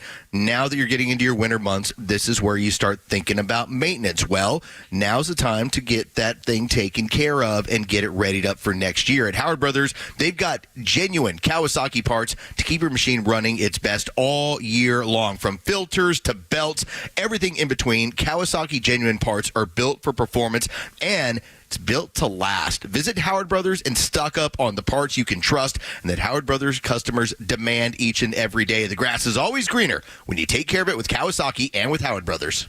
Get ready for Real Talk on the Janelle King Show, where we tackle kitchen table topics that are banned from family gatherings, but crucial for a strong republic. Tune in every Saturday at 3 p.m. and every Sunday for an encore episode at 9 a.m. And if you can catch us live, great. But if not, no worries.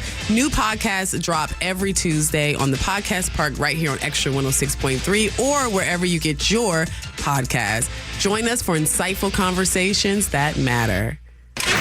No one plans on going to jail, but at A Second Chance Bail Bonds, we believe everyone deserves a second chance. That's the driving force behind everything we do. If you or a loved one has been arrested across town or across the country, you need help now. A Second Chance Bail Bonds works fast with bondsmen throughout Atlanta to help expedite release within hours. A Second Chance. It's better to know us and not need us than need us and not know us. Call A Second Chance 24/7 at 404-BAIL-OUT. That's 404-BAIL-OUT or online at atlbail.com.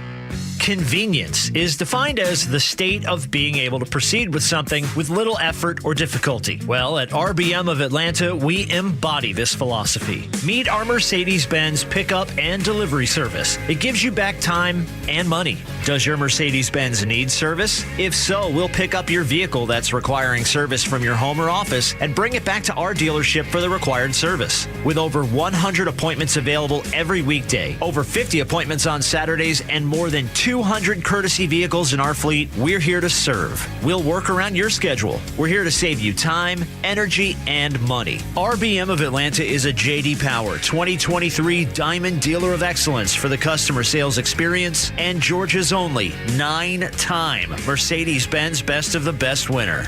We're proud to be Atlanta's Mercedes-Benz connection since 1964. Pickup and delivery service restrictions do apply. Ask your service coordinator or service advisor for details.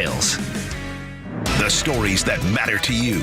These are your Georgia headlines. Presented by RBM of Atlanta, your Mercedes-Benz connection since 1964. Good morning. Here are your top stories in the state of Georgia for today, Monday, November 26th. A U.S. Army veteran, insurance agent, entrepreneur, and Georgia Labor Commissioner Bruce Thompson passed away last night due to pancreatic cancer. Thompson publicly announced his diagnosis 9 months ago. He was 59 years old and is survived by his wife Becky, his son Max, and his daughter Faith. The Department of Labor says funeral arrangements will be made public soon. Marietta police are investigating after they were called out yesterday afternoon to a home on Grambling Street where they found an infant who was pronounced dead at the scene. It is not clear if anyone has been charged in connection with the death. The Cobb County Medical Examiner's Office will determine the baby's cause of death. No other details have been released in this developing story. And in sports, Kennesaw State coach Antoine Petaway and the Owls took advantage of their first nationally broadcast game against number 24 Rutgers with a 79-77 win at the Convocation Center. It was Kennesaw State's first time hosting a nationally ranked opponent and marked their second victory over a Power 4 opponent. The Owls are 5-1 for the first time in school history. With your headlines, Scott Rhino, Xtra 106.3. When Kimmer gets drunk, it's the funniest thing you've ever heard in your entire life, and it was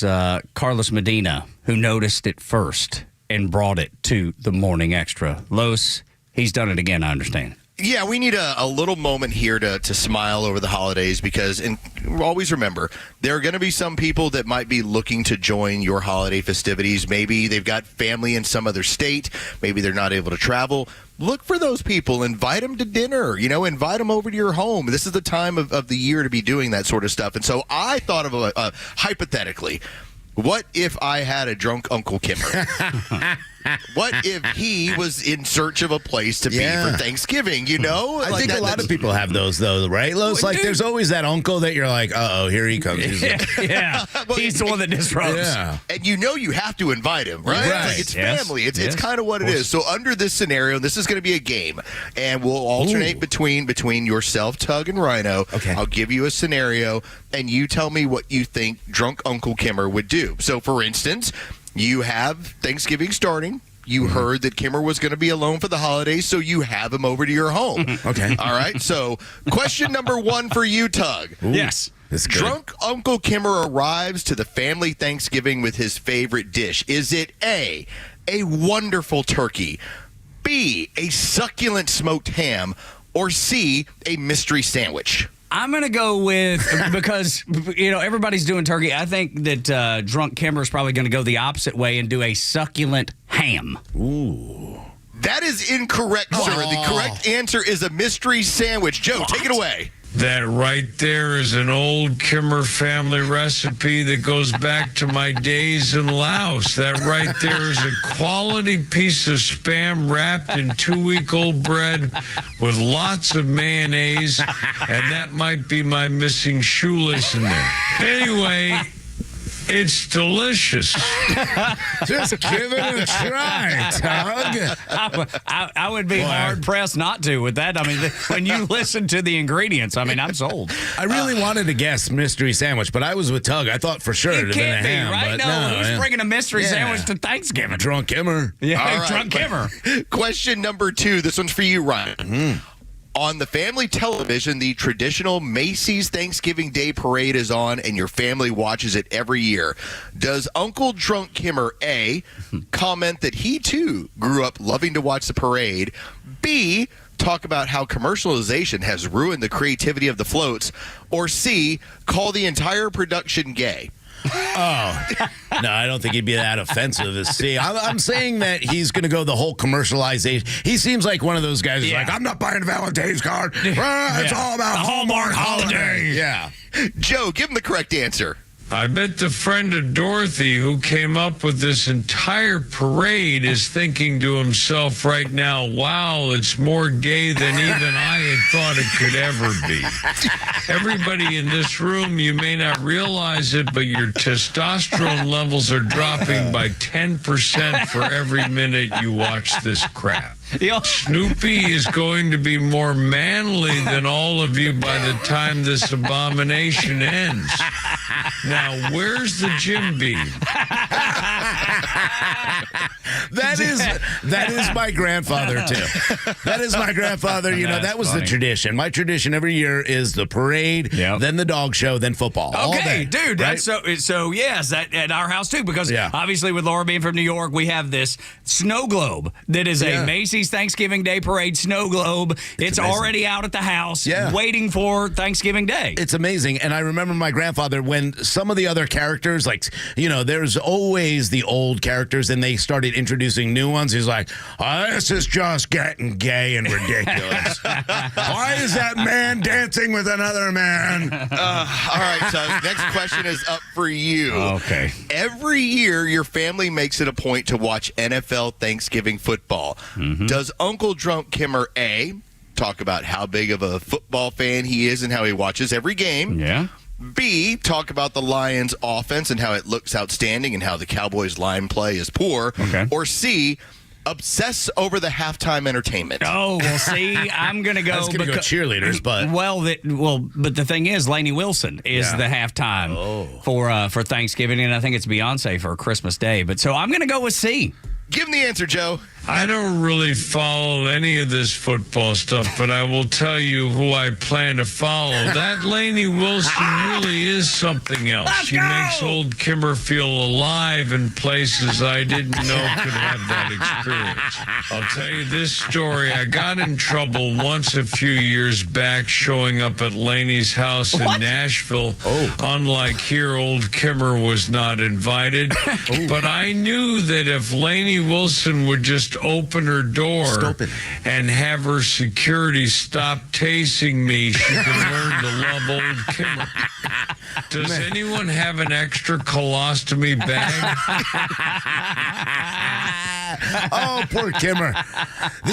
These holidays, I'm going to tell you why he starts getting drunk. He knows he's only got like 2 Christmases left. Well, it's all going out the window now. You're not supposed to say that. You're supposed to count people's Christmases. He's the one who keeps saying it. He keeps telling us he's got like 5. He's like, I got like 5 of these things left. I know, it doesn't sound like it anymore. No, if it's like that, he's only got 1. This may be the last one if he sounds like that. Does he have his hand in his pants when he's watching? With the Lainey thing? Yes. For sure. Y'all, here's the deal. Like Al Bundy over there on the couch. I didn't realize that Kimmer's picture was on the list. The last time I went to a Lainey show, backstage they have a page of mugshots of people that who have stalked her. Yeah. And at the time, this was probably about this time last year, she was playing the Tabernacle. So she played the Roxy, did a show, Roxy Next Door, did a show in Nashville, and then played Tabernacle. They physically have the pictures of men that, well, I didn't realize Kimmer was on the list. I didn't look as closely as I should have. But there's like 7 or 8 people that they have to watch out for every show across the country. Oh, that's real. Yeah, Kimmer is definitely in there. I would imagine. I heard Pete is too, just because he can FaceTime. All right, Rhino, here's the questions going back to you. Here we go. Kimmer is asked by the families in attendance what he is thankful for. Does he A, talk about his successful media career, B, talk about his family who love him dearly, or C, guns? Well, you know, I think the easy answer is guns, but I'm going to say this. I've heard him talking a lot about his daughter and their relationship, and God, he's such a good dad. Like his favorite ex-wife and his stuff? favorite ex-wife. Like, he's become such a family man, so I'm going to go with family. Joe, play it. If you want to know what I'm thankful for this holiday season, I have to point out a few things. The first is Pete Davis, who has been trying to kill me for years unsuccessfully, despite his best efforts to poison the Kimmer. I'm also thankful for Flounder, who has been my blood boys for years and is the only reason Kimmer has made it to this holiday season.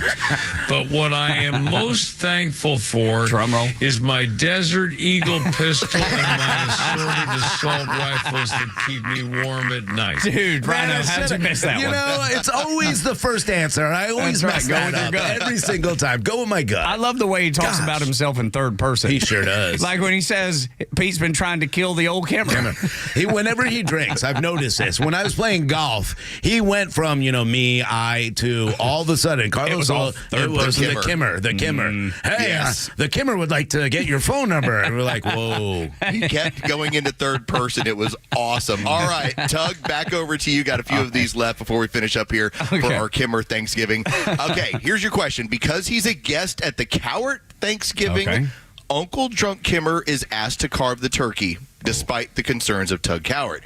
Does Uncle Drunk Kimmer A, carefully and quietly make the cuts, B, defer to Tug's mom to do the honors, or C, talk about his experience with the Tet Offensive? Oh, this is tough. It's either B or C for sure. Because I think he may have a crush on my mama, I'm going to go with B. Yeah, I agree. Fire away, Joe. As I hold this knife, I'm taken back to a simpler time, a time when survival and service is all that matter. I look at this blade and think about how wonderful this meal is going to be for us all, and how fortunate we all are to know the warmth of a caring family and the camaraderie of this season. I'm also thinking about Charlie and the Viet Cong who tried to stick their blades into Kimmer, and how Kimmer made it a point to stick them first and turn them into Swiss cheese for the American people. He did a service. He did it for us. He did a service to this country. It was God, kind I love of that for man. us. Yeah, during I the love holiday that man. season. Yes, I tell you, I thought for sure he was going after Mama there. I thought did for too. sure. But no, he was focused on good quality time together and service to country, and that's why I love Kimmer right there. Yeah, I thought he was going to do that move where he gave her the knife to cut, and then he got behind her Yes, to help and her. hold her on the hips there. Yeah, I thought he was going for that move for sure. That would have been, I would have probably struggled with that one, just because it's my mama.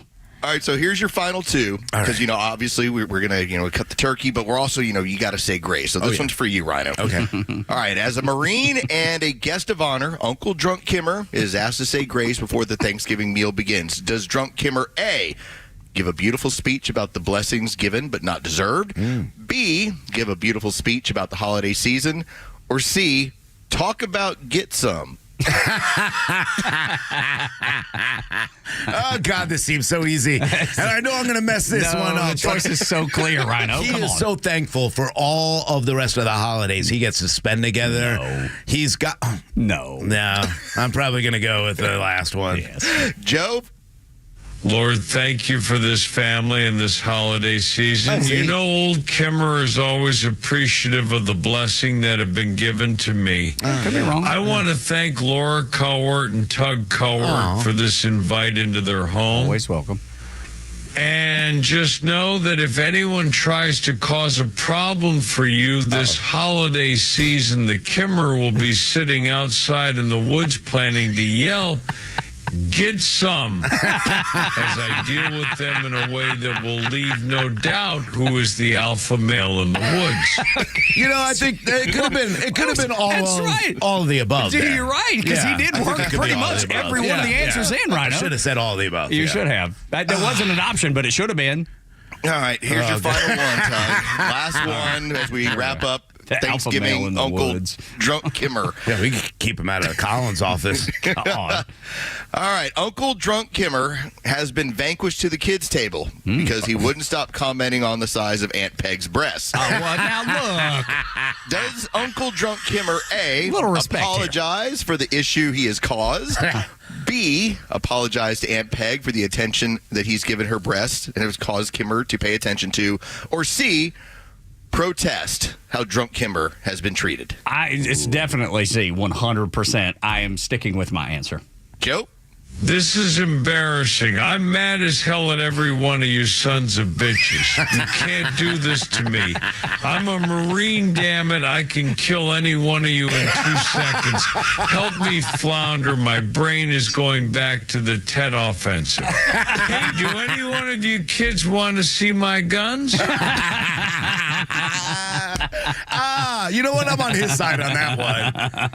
Peg's got a beautiful rack. Well, easy, Rhino. Oh, sorry. Good Lord. This is a woman that I care deeply about. I can't help she's a liberal and sometimes crazy. Well, all the time crazy. Okay, but she shaved her head, so what do we have to look at? Well, I'm with Kimmer on this. Yes, that's right. All of that's true. So there you go, gentlemen. That is a hypothetical. Nice If work. you had invited Kimmer to your holidays. Gosh, it makes me want to invite him now. And I know he's not going to come over to the house, but I do feel like because of this, I should extend the invitation. Yeah, well, I mean, that's the only thing that's right. And he'll be there. Yeah, it's the only thing that's the right thing to do. So let's stick with it.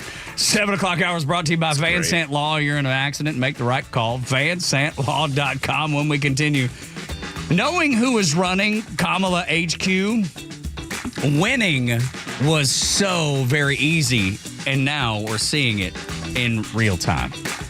Morning Extra, more next on Extra 106.3.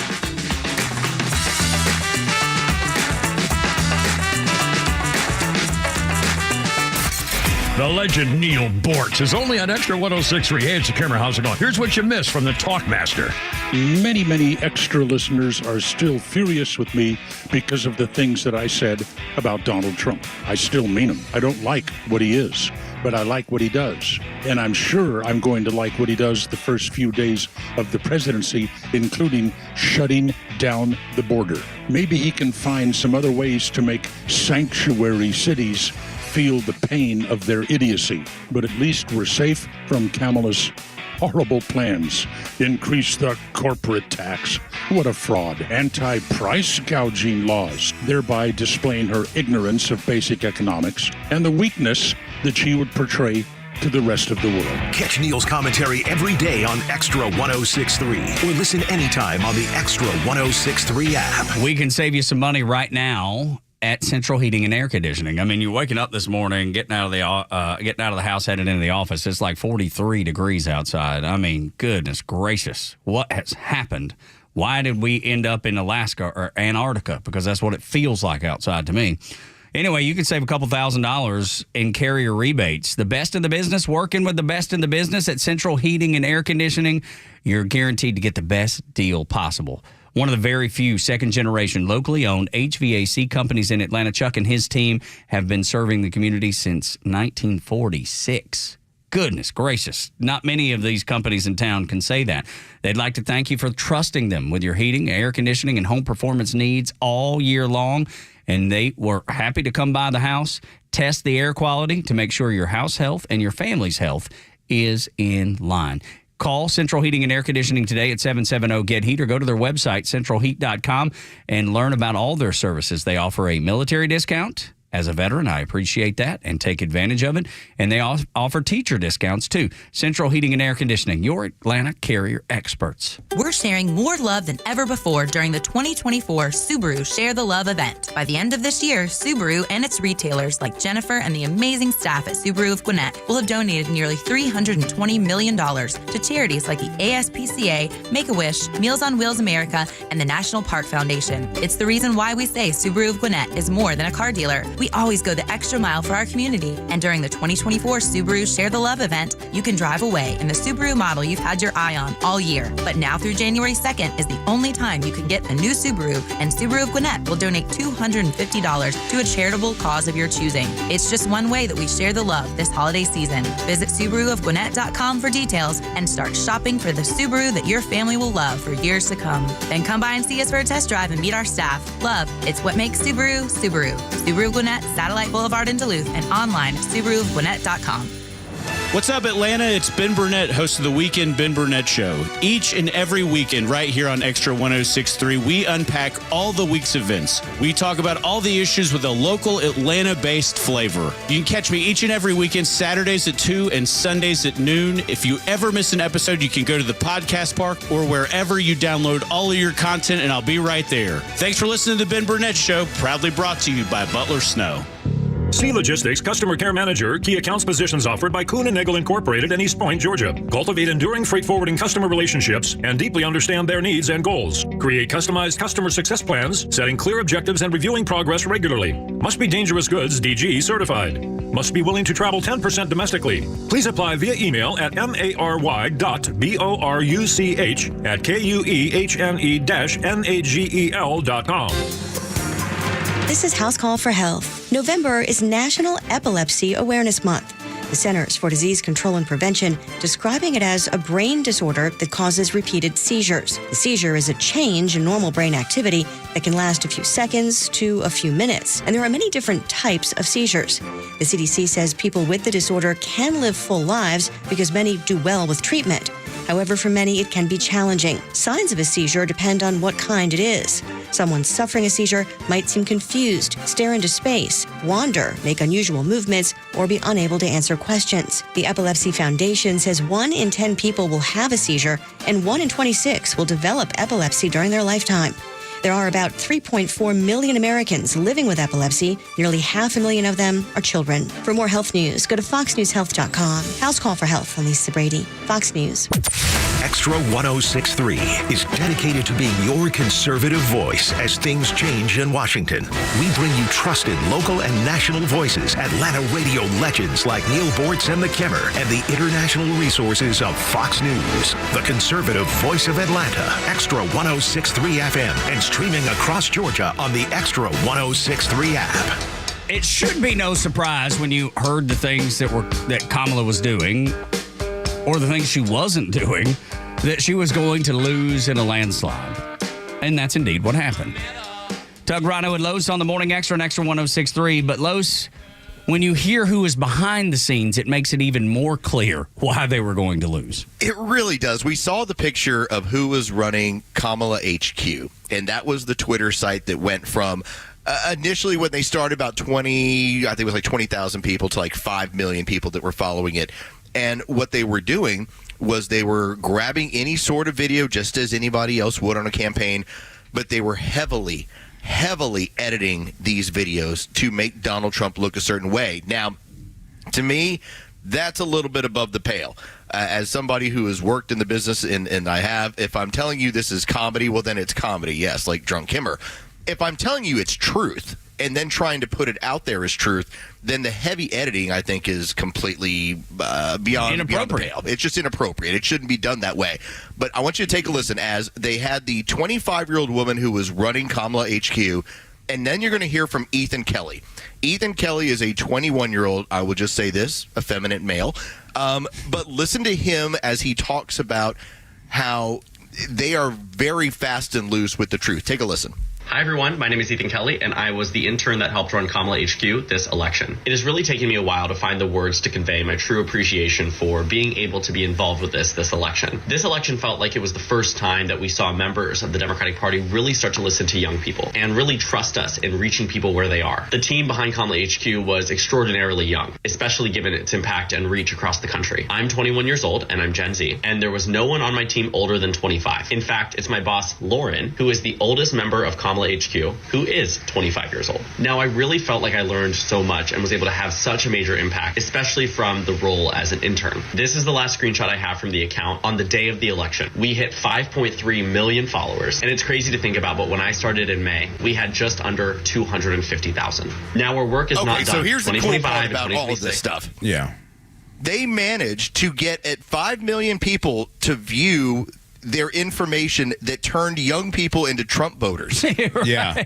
Yeah. That's what they did. That's what they caused. They caused young women we never expected. They caused young women to turn into Trump voters because of the stuff they were putting out there that people said, that's not me, and that's certainly not who I'm looking to reach. Yeah, Kamala HQ was full of lies. And now hearing the numbers, by the way, that just makes me believe more into what like Anil Bort says, that until 25, you do not cognitively really get it. Your brain has not fully developed yet. So we need to wait, because then you become an adult. Because everything on Kamala HQ was a complete lie. In fact, when we were at Georgia State and I was covering the Trump campaign, I was in one of their pictures at the top of the media section early in the event before anybody took stage, and they go, "Oh, everybody's emptying out as Donald Trump is speaking." A complete lie. This entire platform was a joke, and it was run by these people. Well, and again, you had this massive operation that was pushing misinformation. Yep. That was not actually putting out real content. And all it was doing is, and this is the beautiful era we live in. Because it used to be 20, 25 years ago, you could post something and it would go around the world before the truth ever got out of bed. Like, that's just how it ended up. Now, you can counter somebody's information within seconds to show, no, here's what they're posting, and here's why it's a lie.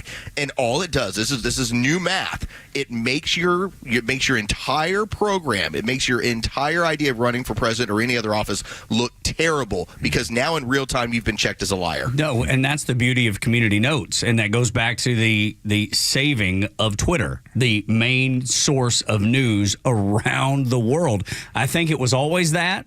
And then when they started banning people, obviously it went down and people didn't trust it as much. But when Elon bought it, and now you tag those community notes, and whether you like it or not, whether it goes in favor of what you say or do or not, it is there for the entire world to see. And it's impossible. It is absolutely impossible to get something by people that are paying attention. Yeah, and that's where they went wrong with this. And Carlos, I love the fact that Kamala HQ was the reason she lost this election. I mean, that's the reality of it. It's a important factor when it comes to the digital age and how to reach young people. The content didn't hit. No. But don't you believe that that young people, even though they don't have the life experience, they understand truth. They can see when something is blatantly lies, and can respond to it with common sense. That is something, Tug, that I find when my wife does the studies of Gen Z, with the work that she does within her firm. One of the biggest things you'll find is that, yes, Gen Z wants to make a difference, but when we talk about authenticity, it matters to them more than it even matters to us. Yeah. Gen X, we know we're going to get BS'd, so we factor it in. As soon as Gen Z recognizes they're being BS'd, it turns them off quickly, much more quickly than it does to any other age demographic right now. So when you're built an entire platform on Kamala HQ that is handing out BS and you get called on it, those younger voters turned on them quick. And you see that with what happened with the Trump assassination attempt in Pennsylvania. Mm-hmm. And we have two people that are about the same age, and that is Board Op Captain Goey Virgin River, who is a little more liberal, and then you had Andrew the intern, which was a staunch conservative. Both of them knew immediately what had happened, that something else was at play with that assassination attempt. The three of us, being a little older, were like, well, let's wait and see. Both of those guys, going a little different politically, were like, nope, government was involved, something else happened. They called BS quick. They did, and that's to your point, man. They don't miss it. And that has nothing to do with life experience. That is more to do with a BS detector. Yeah, there's so much BS. And, I was just scrolling back through Kamala HQ, and it's really funny that Republican aide Griffin, they're talking, of course, about the View's Alyssa Farrah Griffin, talking about how, she's now for the first time going to vote for a Democrat because, obviously, the jokes and everything else behind here and every lie that they put up here is easily just factually incorrect. And I think a lot of young people, the Gen Z that he's talking about, really went against everything they were saying because it put everybody else who thought differently in a different light. They were insulted by Kamala HQ.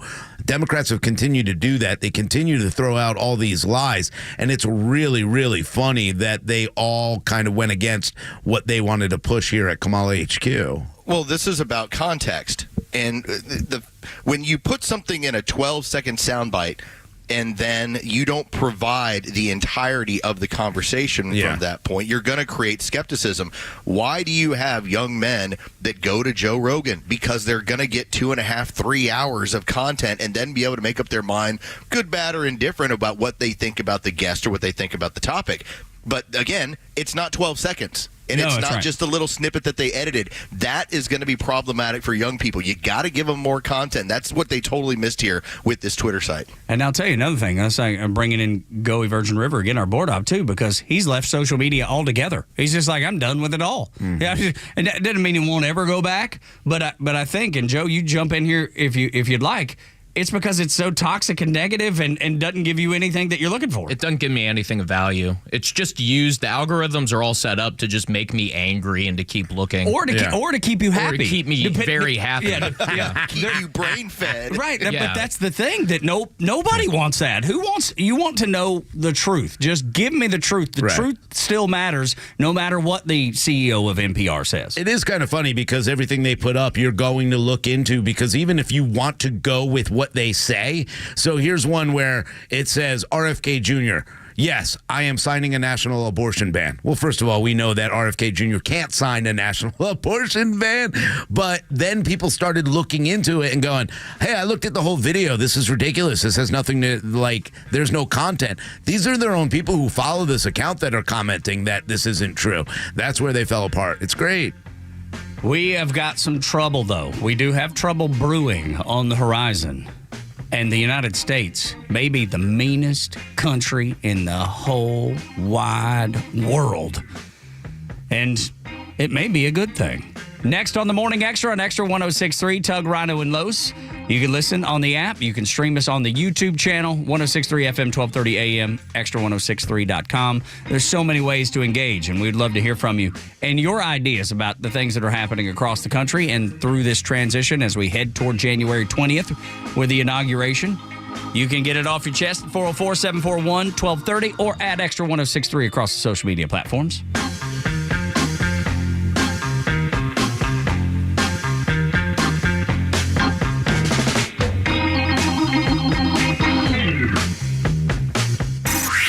Time for the Bortz Report, exclusively on Atlanta's only conservative news and talk station, Extra 106.3. If you want to build a portfolio for your retirement, real estate, that's a good way to go. Believe it or not, I have one friend out there, a real estate investor, who owns over 800 front doors. That's real estate talk for rental units. Yes, he has a management company to take care of that. But if you're on your own owning rental real estate, there's a lot of pitfalls out there. Number one may be tenants who suddenly, after they've moved in, think they're paying too much for rent. They'll demand all sorts of fixtures and improvements, but if you raise the rent, they'll scream Bloody Mary and they'll go to the government for rent controls. You don't want that. Secondly, you want to set some standards for the people that you rent to. Decades ago, when I was gainfully employed, I told people, don't own rental property that rents for less than $1,000 a month. Now that advice would be $2,000 a month. Why not? You just don't want those people that can't pay $2,000 a month in rent living in your place. But here are some newer problems. Fair housing laws. There's a lawsuit out there against some rental companies in Georgia because they discriminate against people with criminal histories. Imagine that. They don't want to rent property to crooks, to people with histories of crime. Now, why is that a bad thing in the eyes of the government? Because this might violate state or federal fair housing laws. Why? Believe it or not, because it discriminates against black people, who are more likely to have a criminal record and end up facing eviction. One guy that's part of this lawsuit was denied a rental unit because he had 3 prior felony drug convictions. Oh yeah, you want him in one of your units, don't you? But again, these requirements create a disparate impact on the basis of race.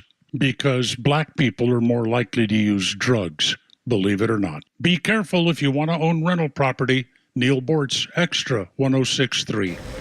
Customer service seems like a lost art these days, but EMC Security is bringing it back. I was blown away with their service. They answer the phone quickly and truly want to help you, which is rare these days. My technician was friendly, answered all my questions, and got everything installed perfectly. I highly recommend EMC Security. EMC Security, exceeding customer expectations since 1998. Call or visit emcsecurity.com for a free quote. Hey, Georgia neighbors, it's time to expect more from your Medicare Advantage. Discover Sonder Health's custom plans tailored just for Georgians. Saunders offers unique benefits, including special plans for those living with chronic conditions. Some plans even come with grocery or gas benefits to support your overall well-being. Sonder Health makes it easy to get the coverage you need. See for yourself what today's Medicare Advantage can do for you. Visit SonderHealthPlans.com, a healthier state of life. Sonder Health Plans is an HMO and PPO with Medicare contracts. Enrollment in Sonder Health Plans depends on contract renewal.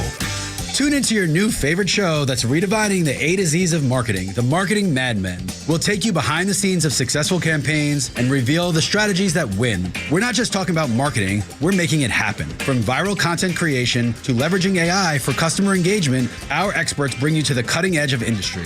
This is your playbook for market dominance. Tune in and transform your approach with actionable tips that could skyrocket your ROI.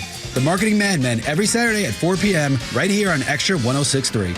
WFOM and W292 EV Marietta, a Dickey broadcasting station. The 8 a.m. hour is brought to you by Central Heating and Air. Israel and Hezbollah may stop fighting. I'm Dave Anthony, Fox News. There are numerous reports that Israel's agreed in principle to a U.S. brokered ceasefire deal with the Iran-backed militant group in Lebanon, after Israel already killed most of Hezbollah's leaders. Fox's Jonathan Savage reports. Hezbollah would move its heavy weapons away from the border, with Lebanon's official military deploying between the two sides. A US-led committee would monitor violations. Hezbollah began firing rockets at Israel after the October 7th attack by Hamas last year.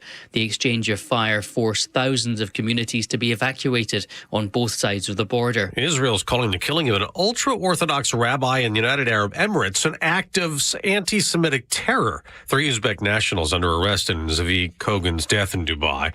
President-elect Trump's incoming national security advisor, Republican Congressman Michael Waltz, tells Fox News Sunday. For our adversaries out there that think this is a time of opportunity, that they can play one administration off the other, they're wrong. Waltz also says a priority when he takes office in January is to end Russia's war in Ukraine.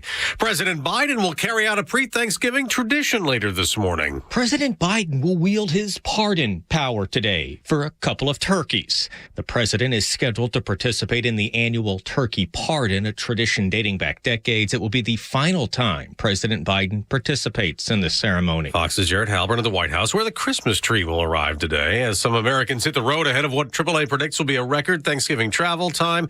About 80 million Americans going somewhere for the holiday. A lot of theaters were crowded over the weekend. That was you who made all that happen. How did you do it? I don't know. I've never known. Wicked set a record for a Broadway show turned movie with a $114 million debut, the third best opening weekend for a film this year. Gladiator 2 debuted in second. America's listening to Fox News. If you're living with dry age-related macular degeneration or dry AMD, you may be at risk for developing geographic atrophy or GA. GA can be unpredictable and progress rapidly, leading to irreversible vision loss. Now there's something you can do to slow it down, get it going slower. Izervay is proven to slow GA progression. Izervay gets GA going slower. Izervay or avacincaptad pagel is a prescription eye injection used to treat GA. Don't take it if you have an infection or active swelling in or around your eye. Izervay can cause eye infection, retinal detachment, or increased risk of wet AMD. Izervay may temporarily increase eye pressure. Your vision may be impaired after an eye injection or exam. Don't delay. Ask your doctor about Izervay today. Izervay gets GA going slower. Visit Izervay.com. That's IZERVAY.com. Hey, it's Clay Travis. Buck Sexton and I are coming your way at noon, but right now we're getting your morning started right with Tug, Rhino, and Carlos Medina on the Morning Extra. Morning, y'all. Glad that you're listening. Glad that you're here. Wishing you the happiest of holidays and a happy Thanksgiving, a Merry Christmas, and all that go along with it. 404-741-1230 if you're actually listening and not up. A lot of people are taking the whole week off, and congratulations to you if you're able to do that. But always welcome here on the show at Extra 106.3 across the social media platforms as well. I just learned that the United States is going to be the meanest country on earth, and most people are, okay with it. The United States of America is about to become the meanest country on the planet. And when I say that with my utmost respect, because I am good with it. Let me tell you how I know. I know this because Trump has appointed almost 90% of his cabinet is Gen X. Gen X does not care about your feelings. I don't know how many times we have to say this, okay? You can say, oh, you're so mean. Yes, we are mean. We've been holding it all inside because we've been told that, oh, you can't do that. Well, yeah, we can. And now we're in charge. So the mean kids are in charge. We're going to get stuff done. And if that is not okay with you, then you're going to need to take a time out, go to a safe space, cry on your pillow, bottle it up, because if you cry and we see you crying, you're either going to get a wedgie, a noogie, or a biff. And one time I biffed my cousin so hard in the face that I made her nose bleed. Okay, just so you... Is a biff the flick? I think it was a punch. Didn't you look it up? Joey looked it up. He said I Googled it's a punch. It's a punch in the nose. Oh, that's mean. Yeah, that's the whole point, right? They're like, get ready. It's like we're living through the 80s again. Remember when all the kids that were, whiny and would get beat up in the bathroom? We're back to that. We've hit full circle. I hate to say it because I hate bullying and all of that, but I think we do need to be a little mean just to stop bullying of the left, because that's what they do, is they bully everybody to believe what they want. Yeah, we're mean. Get over it. We don't care anymore. We played your games long enough. It destroyed this country. They have allowed the crazy people to take control. It's time for us to set you straight and say, listen, we don't care. Now, I don't want the biff, the punch in the nose, Los, but I'll take the ear flick. Just boom, stop. We told you all that once Gen X was in charge, as we got into our 40s, and now it's our time to run everything for about the next 20, 30 years, that the liberals weren't going to like it, especially the group that was the trophy crowd. If you got the trophy without the accomplishment, everybody gets a trophy, this crowd was going to hate us. And the reason why is we played outside all day. Nobody knew where we are. We used to have shows. We used to have commercials that would say, do you know where your children are? It's 10 p.m. Okay, it's 10. Do you know where your children? We drank from the water hose, all right? We don't buy into all of this silliness that has been put forth. And in fact, we spent our 20s and 30s going, you people are nuts. Now we're in charge, and we get to show you how nuts we think that you all are. I know for me, man, I enjoyed playing on the monkey bars when I was a kid. Those don't even exist anymore. There's no monkey bars on playgrounds. Really? And that's always the go-to, right? Aww. The fact that these crazy people wouldn't let kids fall down and skin their knee and scratch their arm. And it's good for you to fall down and skin your knee and scratch your arm. That's how you learn good boundaries. That's how you learn risk management. Like, I'm going to try to jump over this. I agree. And if I do it, I'm going to be a hero. If I don't, it's going to hurt. But you've got to understand that one of those two things is going to happen to you. It is so important to really, I love that example because it's something that I had to deal with Liam and his mother, who is my ex, obviously. But we had this because she was brought up, her family are Holocaust survivors, so it was very scary for her. She wasn't allowed to ride a bike. She never wanted to get hurt. Her parents really were over that. And I was... Hey, Liam really likes the monkey bars. Oh, what if he breaks his arm? So, then he breaks heal, it. And it'll be stronger. Right, and that's kind of where we need to get back to. Hey, you're going to be okay. It's going to be all right. Stop with your delusions. It's okay. And I think it's important, Los. We actually built ramps to then race our bikes over. And wobbly ramps, by the way, yes, with 2 bricks under it. These weren't like really ultra safe. This is what we did, and yes, people got hurt, and that was a consequence of our crappy building. And we couldn't afford helmets. That's right. None of us had helmets. I didn't even know they sold helmets. No, I didn't either. Until I had a kid, I had never seen a person actually wear a helmet. I had no idea. Fact, we looked at them and we're like, well, are you in the Tour de France? Why do you need a helmet? Seriously, and still to this day, I poke fun at people wearing helmets on their bicycles. My wife asked me, because she was raised in New York, and I remember when we first bought bikes when we were married, she was like, you gonna buy us helmets? I was like, hell no, I'm not buying us helmets. What? Yeah. No. Yeah, we found a moped one day that we could all chip in and buy. The guy only wanted $100, so we were all working at the time. I think we were like 14 working at McDonald's. So we all chipped in. We're like, we could jump this. We could jump this. And that was everything we did. Rollerblading was new. We were trying to jump rollerblades, skateboarding, doing all this. And our family let us go out there and make those mistakes. Our scraped knees. We were all okay. We've all made it all right. Some people may think we're a little delusional now and old and crazy, but the reality is we made it through okay, and guess what? We're going to be mean, and you're going to make it through. I think a lot of this comes back to, it's not that we don't have empathy or compassion. We just don't have time for your silly feelings. Yes. Exactly right, dude. I mean, we're going to love on you more than other people have loved on you, but when you start saying, well, but I need to have somebody work on the inner me and pay attention to the inner me. It's like, you figured that S on your own, all right? Like, I don't got time for that. It's tough love is what it is. And going back to some of the ramps and stuff, I had a buddy, his name was... Going back to the ramps. Because it's so good. Because it was so good. As a kid, my buddy, his name was Robert, and he lived just down the street from us. And his daddy and mama did pretty well, relative to everybody else. But he helped build a half pipe. His dad was good with his hands. They built a half pipe. I was scared to death. I wouldn't even go down it. I was a relatively daredevil type kid. Yeah, but even this thing, for sure. And believe me, they poke fun of me. Oh, of course. Like, get your ass up here and give it a try. That peer pressure is great. Did you do I went up there. I went one time and I fell and nearly broke my whole head. And everybody got a good laugh. And and I dusted it off. And I was like, "See, you knuckleheads. That's exactly why I didn't want to do it." Did you cry? Nah, probably not. I probably didn't, but I wanted tear, to. Like coming down, like trying to hold it back. Yeah, because I would have been abused more for crying. And this half pipe, y'all, was like 8 feet tall. I mean, it was the most amazing, glorious thing that I'd ever seen in my whole life, and it scared the crap out of me.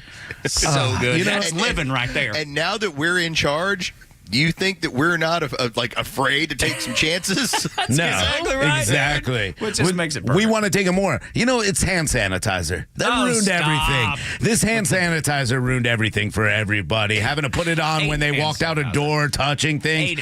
I would literally just touch grass. We'd do the same thing, and then I'd pick something off the ground, put it in my mouth, drink out of a hose. It was just normal. We don't care. We're not going to get sick. Hose water tastes better than regular water. Yeah, unless it's really hot. I swear. Yeah. Until you taste that rubber melting because it was too hot. I like that. Oh, you like that? Taste I like that flavoring. It's my favorite. This is what I keep bringing up. I feel like after this election, it keeps popping up in really interesting ways. We talked about how Gen X is the burn it down generation, that we don't have a problem with the idea of, well, fine, burn it down. We'll start over. When you have, members of the left that say, well, once you start instituting what you want to do, your groceries are going to go up by $10. Yeah, they have been. And what's going to be different? In order for us to get to the other side of this, we know there's going to be pain. So every time they're like, see what you voted for, I know damn well what I voted for. Absolutely It's going to suck until we fix it. But we are the fix it, burn it down generation, not those softies who keep saying, well, everything was going the right way. No, it wasn't. That's why you got your asses kicked. That's exactly right, man. Burn it down and fix it the way it's supposed to be, man. Do it the way it's supposed to be done. And I think we're going to be in such better shape with everything moving forward. And look, we're going to have errors. Trump's going to make mistakes, but it's okay because at least he is focused on doing the right thing. And nothing is perfect. It's not going to be perfect, but at least I feel like the man loves the country and cares about trending in the right direction, using common sense to make everything better, even for the people that hate him. That's the way I think about this, because when there are mistakes, and there will be, again, we're stressing this, will there be mistakes? Yes. Because nobody's perfect. But I love the fact that the frat boy summer happened. I love the fact that frat boys and these kids were like, enough. I'm not going to sit here and play this game anymore with you. I'm going to defend the girls that we care about, the sorority sisters, and everybody else who want to play women's sports. We're done. We're done with your games on campus. And they stood up and they continue to stand up. And I like that we've got that, what they want to call toxic masculinity. I just call it being a masculine guy and protecting people you care about. But whatever they want to call it, run with it. I love that we're going to embrace this. Let's continue to be the meanest country on earth. I'm all in. The liberal pollsters, when they were telling you that Kamala was up and she had just these great numbers, and you could tell that something wasn't right. You could tell that everything she did and said was repulsive to most everybody. Even Democrats, even liberals were like, well, why ain't she doing interviews? Why is she sitting down to talk to anybody? Why is she radio silent? And when she did sit down, it was always a disaster. Yet those liberal pollsters, every one of them had her up significantly in every poll that we saw. And it made all of us go, well, gosh, what is it that we're not seeing that they are? And it turns out nothing. They like the polls from CBS, the polls from CNN, the polls from MSNBC, the polls from NBC, the New York Times, 9.2. That's the average percentage points that they are off about Kamala Harris. And if you flip it over and look at conservative pollsters like Atlas, like Rasmussen, and a few others, dude, they were almost dead on. And each time the libs were saying, well, we can't really poll Trump voters. That's because they chose not to. It's because they didn't want to. They didn't want to know what those numbers said because they wanted to be able to influence, not inform. And that's what happened. Yeah, and they're going to continue to do that. Listen, they were trying so hard, and the Iowa was the big one. And they were like, she's destroying in Iowa. By 10 points. She got wins by 4. And then she got beat. But we've been talking about this for so long. All three of us, Warren, don't look at the polls. Don't even worry about them anymore. And Tug, you've been like, polls don't mean a thing. They don't mean a thing. And they don't, especially when liberal pundits put it, everything they have into it. There's so much into it that if you don't really dive deep, you're never going to find the truth. I'm glad they were far off because we all had it right. This is going to be a landslide victory, and it was.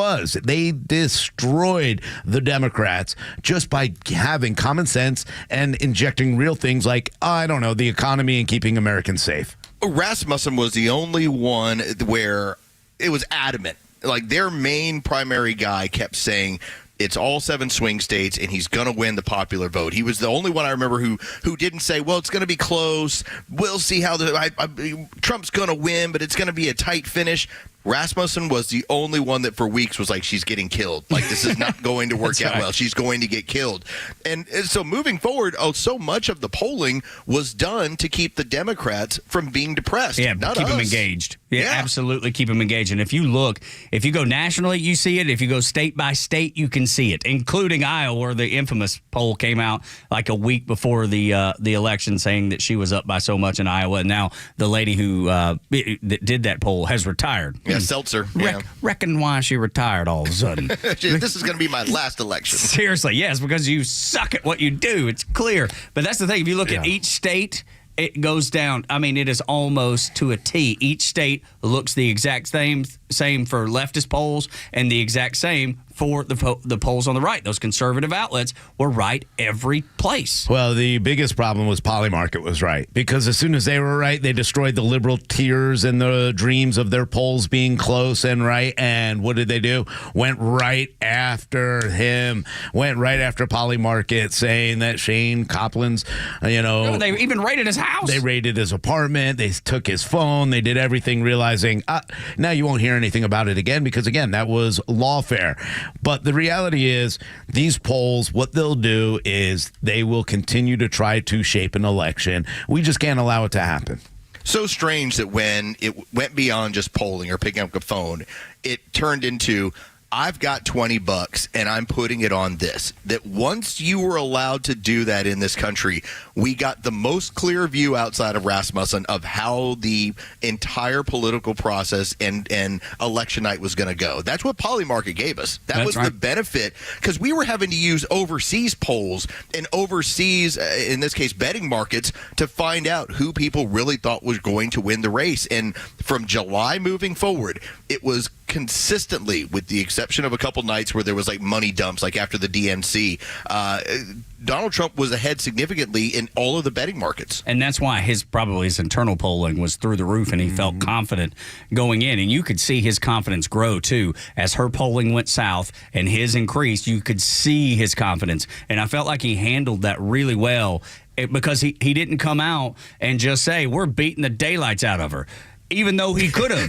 He would always just say, it looks good. It looks good. It looks good. That's right. That's exactly right. Which was so funny. And he trolled. Yeah, he did. You want to talk about, the meanest country? Yeah. He did such a good job trolling. Oh, we're probably down by one. Yeah. We're probably down by one. So keep going out there and vote. Such and a he great just way to kept handle it. doing it. And then he'd come out and he'd be like, man, it looks like we're up here and there. He just kept them on the edge and made everybody absolutely crazy. And look what, has happened. And now we get to run with it every single day. Let the left sit there and play the games. Oh, well, he didn't win as much of the popular vote as he's your president. He's also got the Senate and the House. I don't care if he won the popular vote by one. I don't care either. He still won it. I go and I say this, and I say this with a lot of love. Donald Trump ended up doing something that it was its own little mind virus. Calling it too big to rig, acknowledged that the 2020 election was BS. And it got to be so part of the lexicon that it didn't matter who it was and where they showed up, whether it was on network television or our radio station. We heard them consistently say too big to rig. Yep. And so when I say that with love, it's because the Democrats suddenly had 15 million people disappear from their voting rolls. Seems Isn't like that a weird? large Isn't that number. strange how that happened? Yes, very. It's because we all acknowledge 2020 was BS. This should have been the real outcome. Yep. Had they just left 2020 alone, you would have been done with Donald Trump by now. You'd been sitting back saying, well, good, he's only got 59 days. And might not be in complete and utter disarray. Yeah, but unfortunately for them, they wouldn't have any of these issues, and the trans issue, they wouldn't be able to do that because the economy was humming, everything's going well. What would they do? Yeah, they'd find something. They would just do what communists do. They wait. Yes, wait. Wait your turn. In the dark corners. Just waiting. Let's defend a man who wants to use the Congress bathroom. Anyway. 8 o'clock hours brought to you by Central Heating and Air Conditioning, your Atlanta carrier expert, 770-GET-HEAT. CentralHeat.com is the website. Let's understand Russia's use of ICBMs, intercontinental ballistic missiles. That discussion after Rhino's headlines next on Extra 106.3.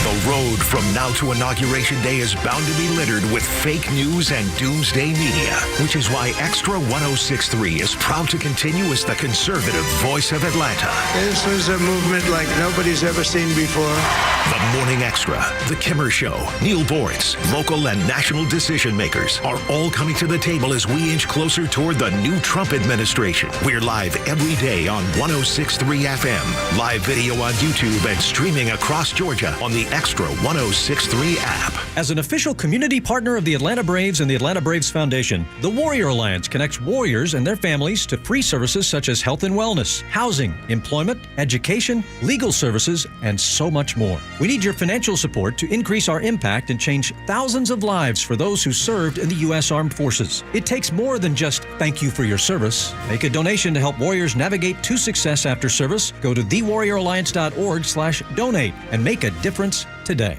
Are you the type of consumer that likes to do your research before you choose a company? Well, then you need to join Dan Watkins, Chris Lolamy, and myself, Jim Niarchos, every Saturday morning at 9 for the All Four Seasons Home Show. We only vet local businesses with a proven history of integrity, competence, and solid customer service. The All Four Seasons Home Show helps you make a good consumer decision, save money, and not get ripped off. You can also follow our podcasts on Apple, Google, and Spotify. The All Four Seasons Home Show, Saturday mornings at 9, right here on Extra 106.3. Isometrics USA, Inc. has openings for the position of Principal Software Architect located in Alpharetta, Georgia. Job duties for the position include collaborating with stakeholders and subject matter experts on environment, social, and governance, ESG, as well as environment, health, and safety, EHS, to determine business goals and market placement. This is a full-time position. Multiple positions available. Apply with resume to recruitment-usa@isometrix.com and reference job code 7651929. Share all the holiday joy this season with the convenient shipping and enhanced network of the United States Postal Service. Visit USPS.com/holiday ride. Hi, it's Glenn Beck, and I saw a statistic recently that jumped out at me. In 2017, home equity grew by a staggering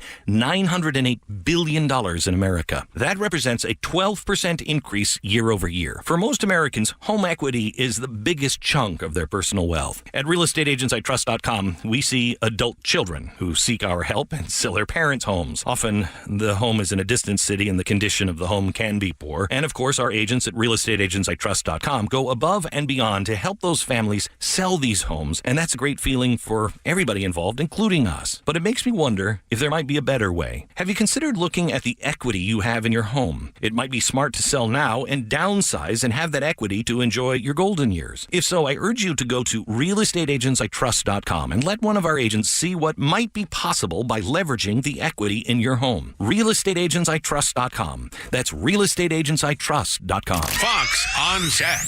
The quest to be the next X on social media continues. Threads, the text feed-based social media platform launched by Meta's Instagram to compete with Elon Musk's X, the rebranded Twitter, is now trying out something that X already does. Threads will now try to use artificial intelligence to offer a summary of what topics Threads users are mostly talking about. It could function similarly to X's Stories feature. It comes as Threads revealed new things such as custom feeds where users can compile and view postings on topics they pick. It is a response to users' complaints about the app's algorithmic feeds. Meta now boasts Threads has 275 million active users every month, though it still lags behind X's pervasive popularity, and it now seems to be getting a bit more competition from Twitter clone Blue Sky, which claims to be catching up to Threads in daily users. With Fox on Tech, I'm Eben Brown, Fox News. The stories that matter to you. These are your Georgia headlines. Presented by RBM of Atlanta, your Mercedes-Benz connection since 1964. Good morning. Here are your top stories in the state of Georgia for today, Monday, November 26th. A U.S. Army veteran, insurance agent, entrepreneur, and Georgia Labor Commissioner Bruce Thompson passed away last night due to pancreatic cancer. Thompson publicly announced his diagnosis 9 months ago. He was 59 years old and is survived by his wife Becky, his son Max, and his daughter Faith. The Department of Labor says funeral arrangements will be made public soon. Marietta police are investigating after they were called out yesterday afternoon to a home on Grambling Street where they found an infant who was pronounced dead at the scene. It is not clear if anyone has been charged in connection with the death. The Cobb County Medical Examiner's Office will determine the baby's cause of death. No other details have been released in this developing story. And in sports, Kennesaw State coach Antoine Petaway and the Owls took advantage of their first nationally broadcast game against number 24 Rutgers with a 79-77 win at the Convocation Center. It was Kennesaw State's first time hosting a nationally ranked opponent and marked their second victory over a Power 4 opponent. The Owls are 5-1 for the first time in school history. With your headlines, Scott Rhino, Extra 106.3. This should probably scare you to death if you have young men in your family that are under 35 years old. Now, we luckily have Donald Trump coming into office, January 20th, and hopefully some of this stuff's going to get back on track. But you have the escalation by the Biden administration in Ukraine against the Russians, and the Russians saying that they'll continue to test new missiles and fire them at Ukrainians and at Ukraine at their leisure, at their will, and they're doing it to prove a point, Los.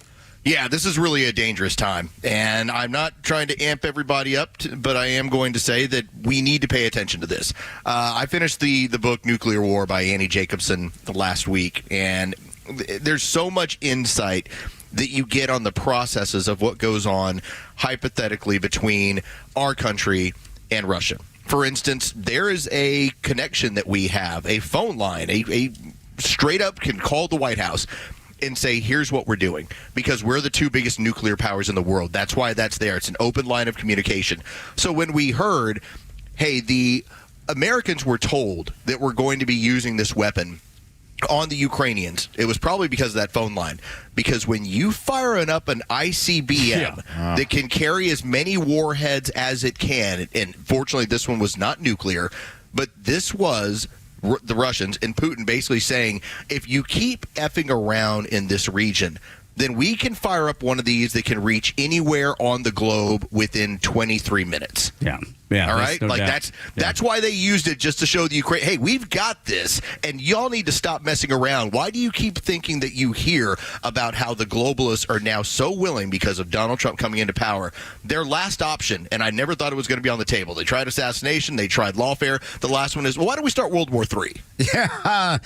The reality is they want to make everything harder for Donald Trump to have success, and they know that Donald Trump will have success, so they've got to shut it down.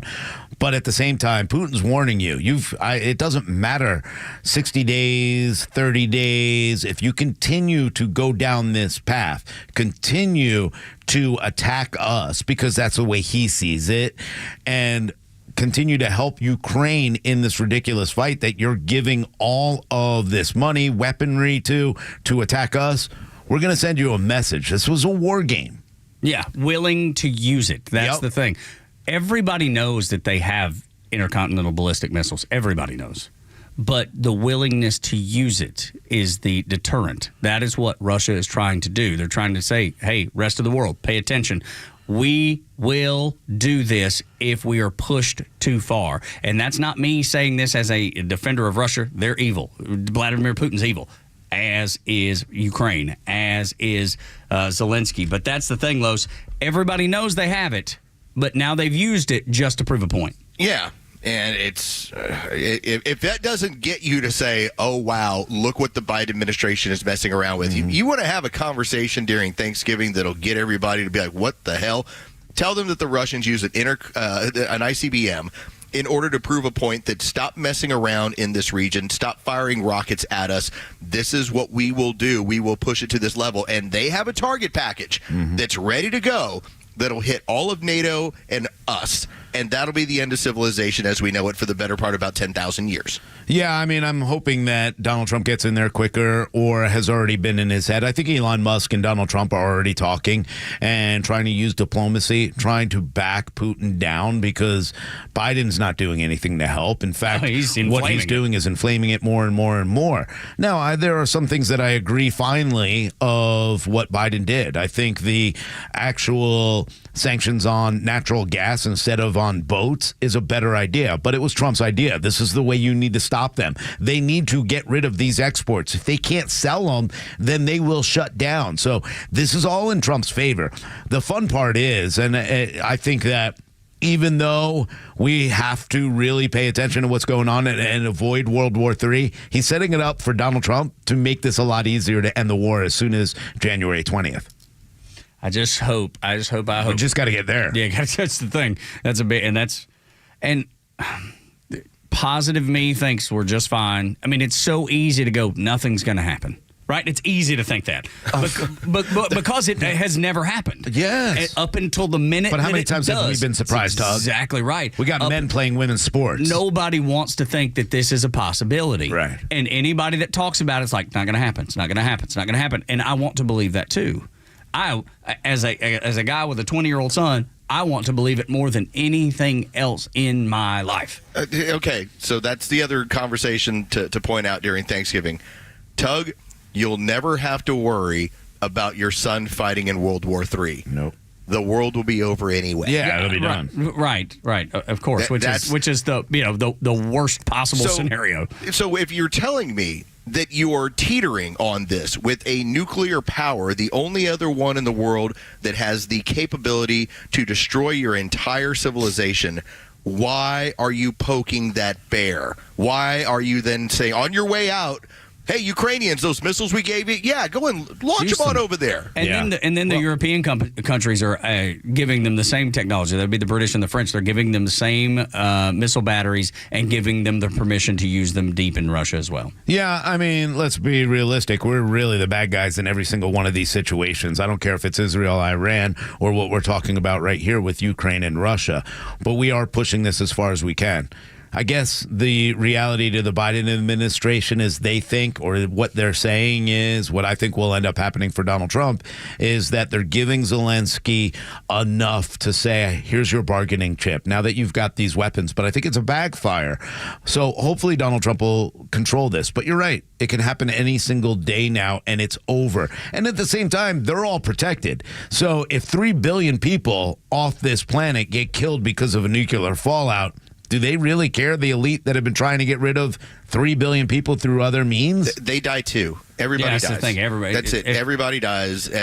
All that's left will be the tiny little mammals that can survive for 10,000 years and this stuff. The African wild dogs. There were cockroaches. Everything dies because when you have nuclear winter, it's the end of all things. Especially and so if it's major, like if it's what we're expecting, which would be much stronger than anything in Nagasaki and Hiroshima. Which could only be done by the United States and the Russians having an adversarial relationship. And what is Joe Biden doing? Creating an adversarial relationship. Well, throw China in there, too, because you know who they're aligning with, North Korea, who they're aligning with. Yeah, I mean, it's detrimental to the entire foundation of this planet. We're done. And not only that, you're killing the entire planet. But the problem is, in my view, is leading up to that. Like, let's say it takes 6 months to get there, and we have, thousands of people die in just this horrible manner, and it's coming anyway. It's like a lose-lose. There's nothing. An adversarial relationship pushing the Russians to fire this just to show they will isn't good for anybody. I mean, think about the insanity. It is insane, dude. Of giving the Ukrainians our armaments and saying, yeah, shoot them into Russia. Is that not a big enough provocation? If the Russians gave the Mexicans the same weaponry and said, go ahead and lob them into Texas, what do you think? You think we would handle that well? No, of course not. We'd do the exact same thing. We would start lighting people up. How ridiculous is just the notion of this, that you're teetering? Because when you bring up like North Korea, their total armament packages is believed to be like 12 nuclear weapons, okay? So many of these other nations that are adversarial, you're looking at a smaller amount of armament. The Russians have like 3,000 nuclear weapons. We have like 2,800 nuclear weapons. More than enough to do any sort of damage into this world, to end this world. So why would we poke them? And why would just that's the one that doesn't make any sense. Well, yeah, not only that, but they've poked him in so many different ways, Los. Not only that, they said, hey, you're going to need American soldiers to help you figure out how to fire these weapons. I mean, what a disgusting idea behind the Biden administration and all the, I mean, you want to talk about unqualified individuals? Here we are, Tug Howard, myself, and, well, Carlos, you're the smart one. So me and Tug, we figure out where this can escalate to. We're not that smart, and you're telling me that you have people who are supposed to be able to handle this. I can figure that one out. And they thought this was a good idea. I can figure that one out. Jake Sullivan didn't say, hey, time out. Lloyd Austin didn't say time out. No. I asked both of you this, because I think this is the only notion that I can get to. Do they really hate Donald Trump this much to do something that doesn't make any sense in terms of keeping the world safe from itself? I mean, it appears so. Nobody else escalates like this. Like if it's Mitt Romney, they're not giving missiles over to Ukraine. Because he's the same guy. Shoot him. He might as well be Biden. Yeah. He might have his mental faculties more in place, but that'd be about it. And I find it funny that the American idea and the left idea is, well, Ukraine has the right to defend itself. Defend itself. Not us defending them. And that's where we have a problem. And we got to stop getting involved in these because we're the creators of all of these problems. We're funding both Iran and Israel at the same time just to kill each other and try to knock each other out. We're doing the same thing here except for the fact that we're not really supporting Russia. But when you start looking back at when this started and the support of what we were buying, including their oil, and we were still funding them, and the sanctions were ridiculous, we got to make it to Jan 20th, please. But I think you got to be careful about saying we, because the American people don't fall into that category. Okay, it's those. We the country. I know it don't. But I think when people hear that, it's our globalist leadership. It's exactly right. That's what I want to point out is that is who is doing this, because I know you don't believe that, right? No. I know Los don't believe it. Joey don't believe it. I don't believe it. Anybody listening to this station don't believe it. I think the people that voted in this election got enough of a view of where things were going, where even they said the global elite do not have our best interests at heart. Let's go ahead and make sure to get rid of all of them if we can. And this is their last bit of power. This is what they're going to do on their way out. 100%. And these liberals are all for war, which is mind-blowing to me. This is a new. They want to continue this and continue it. No, we got to keep sending money. Ukraine cannot win this war. No matter what, Ukraine will never win this war unless we actually put our kids in harm's way. Think about this. Liberal John and all the liberals that might be listening, do you really support war? The answer is at least the people they vote for would be yes. Absolutely, the answer is yes. My cult tells me to support war, so I support war. So, yes, I do, and will continue to do so. Leftists at colleges and universities are going to be crying and shouting when they're not allowed to be anti-Semitic on college campuses anymore. Donald Trump. Too bad. I'm so sorry. Tough love for these guys. Trump says it's going to be a priority for him to make sure that anti-Semitism that we saw on the college campuses in the last couple of years will go away. His first day in office, he's going to inform all the institutions of higher learning that if they don't fix this, they'll lose their accreditation and funding. And it has nothing to do with peaceful protests, and that's the way you're going to see it in the mainstream media. Do not listen to them. Trump's not saying you can't peacefully protest, even if it is a negative protest that we all hate. The next 4 years, do not give in to the lies of the left, because they're going to continue using those same tactics that used to work. Now the new right doesn't fall for that crap anymore. But there will be people in your family, in my family, that are going to be like, oh my gosh, Donald Trump is cracking down on protests. No, he's not. He's cracking down on violent protest and anti-Semitism that should be cracked down on. Trump is completely wrong in this direction. He's supposed to be Hitler. Like, what are you doing? Why are you defending Jews? What is wrong with you? This is the reality of the left. This isn't about stopping protests. You're more than welcome to protest. What you're not welcome to is to burn buildings, destroy other people's businesses, stop people that have a different religious background than you and a different thought than you from going to class, or even attacking them in the middle of their own campuses. That's all. You're more than welcome, as always, to protest off of school grounds that they say, hey, you can't protest here, but you're more than welcome to go over here. You could protest here, but you can't set up a campsite. That's all. These are just the ways these things work. This was clarified for me by our friend Angela Morbido. And Angela, who does so much work previously in the Trump administration and just getting the word out on what's going on in the educational system, having spent time in the Department of Education. And I asked her, because I said, I have a problem with this, that on college campuses, it should be an area for free speech, for bad speech, for all speech. Yeah, all of it. And as she pointed out, she said the issue that has gone on is that with the accreditation process, what has gone on is the accreditors have basically said, if you don't have this on your campus, we won't accredit you. As in, if you're not creating an environment by which that there's not going to be a level of anti-Semitism, well, then clearly you're not woke enough and maybe don't deserve accreditation. She says that's what they need to get rid of so that colleges can make their decisions on what they want to be rather than being pushed onto them what they have to be. Absolutely right, man. It's from the top down, and Trump is going to say, free speech, yes. Yeah. Speech that we don't like, yes, you have to. It's protected under the First Amendment. But when you start bullying people and you start not allowing kids to get to class or directly, threatening kids because they're Jewish, that stuff's not going to fly. We're not going to allow it. You could call me every horrible name you want, but the minute you put your hands on me or stop me from going to where I need to go, or you attack me, yeah, I got the right to say stop, enough. 8 o'clock hours brought to you by Central Heating and Air Conditioning, your Atlanta carrier experts. 770-GET-HEAT, centralheat.com. When we come back, Elon Musk threatens MSNBC, and the left just loses their mind over it. You got to hear the threat, though, because you're going to get a good chuckle out of it. Next on the Morning Extra on Extra 106.3.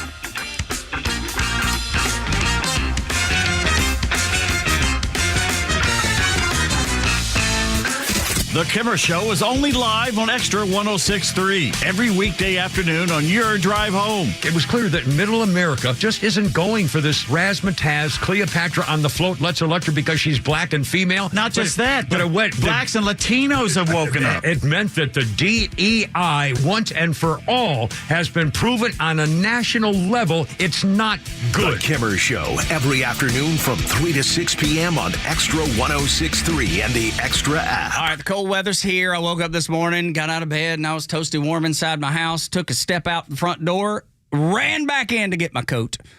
It was, I want to say, 40 degrees. I mean, it's only up to 45 right now. So it is chilly in Georgia. Not exactly what we want, not exactly what we hope for. But if your home, your castle is comfortable, that's all you can ask for, right? You can't control the weather outside. We want to control the temperature inside. At Central Heating and Air Conditioning, they can do that for you. With a new Carrier system with a $2,000 rebate, that would help, right, if you're putting in a new system. Or maybe your system you think can make it through one more winter, or maybe even a couple more, because they can repair any HVAC that you have, no matter the brand, even though they're your Atlanta Carrier experts. They can fix any brand that you have at your house now. Or finally, if that brand, whatever it is, maybe it's Carrier, maybe it's not, is running, and you just want to make sure it's running to peak efficiency, they can get you a maintenance agreement at Central Heating and Air Conditioning. That's what me and my wife have. They come out twice a year, tune it up, and it works like a dream. It hums like a brand new car. It can happen that way at your house, too. All you got to do is call Chuck and his team, locally owned, second generation, locally owned HVAC company in Atlanta. There's not many of them, but Central Heating and Air Conditioning is one. 770-GET-HEAT or centralheat.com.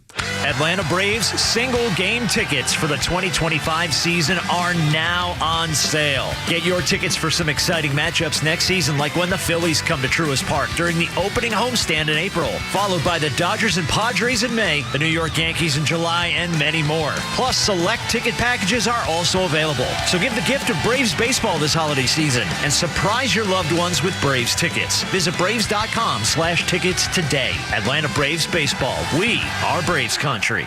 When it comes to protecting your assets and ensuring peace of mind, trust the expertise of Nelson Elder Care Law. Our Absolute Protection Trust is designed to provide unparalleled asset protection. Visit NelsonElderCareLaw.com to discover how our specialized services can safeguard your family's future and assets, offering you the assurance you deserve. NelsonElderCareLaw.com. You know the old expression, I love it when a plan comes together? Well, with our First Liberty Notes, this has been so true. Hello, I'm Brant Frost, founder of First Liberty Building and Loan. You hear about our family's company all the time right here on the station. For over 30 years, we've been the local lender who said yes when the big banks say no. A couple of months ago, we opened up our First Liberty Notes program to Main Street investors just like you, and the response has been just incredible. Folks from airline pilots to physicians to even pastors are now earning 8 to 13% interest rates while helping to fuel the growth of local small businesses. If you're a qualified investor with a minimum of $25,000, you too could be earning 8 to 13% interest. We'd love to have you join our First Liberty family today. Go to FirstLibertyGA.com and see if our First Liberty Notes are right for you. Go to FirstLibertyGA.com. That's FirstLibertyGA.com. First Liberty Notes are not obligations of or guaranteed by any financial institution and are not secured by any collateral. They are not FDIC insured or guaranteed by any government agency. You could lose money. SEC accredited investor status must be verified. Securities not offered in any jurisdiction in which it is unlawful. Media Minute with Howard Kurtz. The Matt Gaetz nomination was a fiasco, especially as the media kept digging up more and more damaging information about the man who later had to withdraw. He was never going to be confirmed as Attorney General. Pam Bondi, a former Attorney General in Florida, a career prosecutor, now getting the nod. And already some news organizations are attacking her. She's too much of a Trump loyalist. Well, she did defend Donald Trump in his first impeachment trial. But that's the way elections work. You get to pick a person who you think is loyal to you. There's no question at all about her qualifications. President-elect Trump then did a half dozen nominations just the next day, including 2 Fox News medical commentators to run the FDA and CDC. Maybe he wanted to get the media's attention off Matt Gaetz. With your Media Minute, Howie Kurtz, Fox News. Morning Extra from 6 to 10. Glenn Beck until noon. Clay and Buck from noon to 3. And The Kimmer Show on your ride home from 3 to 6. Plus Jesse Kelly from 6 to 9. And Jimmy Vela from 9 to midnight. The voices you need all day with a conservative voice of Atlanta. Extra 106.3 FM and the Extra app. The funniest was the reaction to the sale and potential sale of MSNBC from Comcast when Elon Musk was being tagged, hey, you should buy this, hey, you should buy this. And there were like hundreds and hundreds and thousands of people saying, hey, I'll do a new show on the new MSNBC. And of course, they were all conservatives. And the liberal meltdown was glorious to see. I mean, people were scared to death, Los, that their beloved, network of misinformation was going to be, cured of their sickness. I mean, it's going to be sold one way or another. Yeah. Does it exist moving forward? That ends up being the question. Who wants to get involved in something that is losing value? Considering that all the world of politics is now moving towards, you got to be a little bit more centered. You don't have to be Fox News. You don't have to be somebody that's way out there, but you got to be something that's a little bit more down the middle and not wildly crazy out there. Well, once you got Elon joking around about it, because let's face it, let's say it's $4 billion. That man has it in the couch cushions. Okay? That's right. And then what would he do to it from there? The fact that Joe Rogan joked around about, please give me Rachel Maddow's job and I'll dress up in her way and say the same lies. And Elon Musk responds to it. Sounds interesting. So yeah, it's just the idea of having their thing go away. It would be, I think the only thing I could compare it to, and Rhino, if what was to happen if somebody was to buy like Rush Limbaugh and then decide to turn him into Rachel Maddow on all of his shows, like that's maybe the only thing I could think that'd be a decent comparison. Yeah, that would be about it. And unfortunately for them, it wouldn't work the other way around. For Elon Musk, God, MSNBC would be huge at that point. And, I found it very ironic that all of a sudden after this election, they decided Comcast, Xfinity, NBC products, we got to get rid of some of these. Get rid of them. They're not going to work.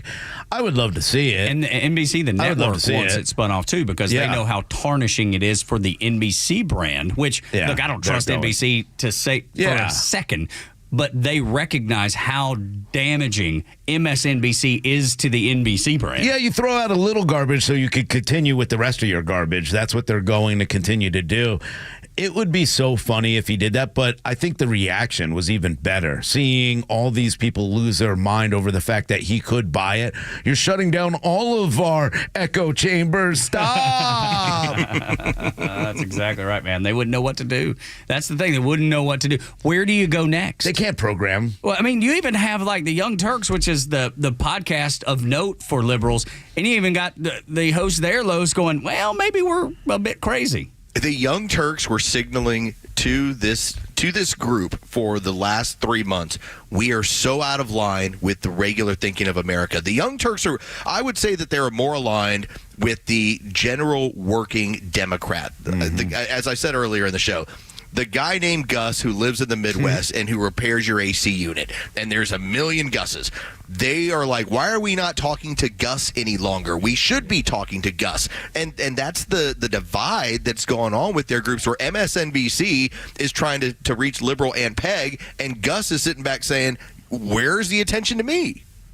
Yeah, well, there is none, Gus, because we've got nothing so for you. the Young Turks, apparently. You don't check any boxes. You don't check enough boxes, so we're not going to be there for you. We can't be there for you, and we won't be there for you because you don't do anything for us. In the old world.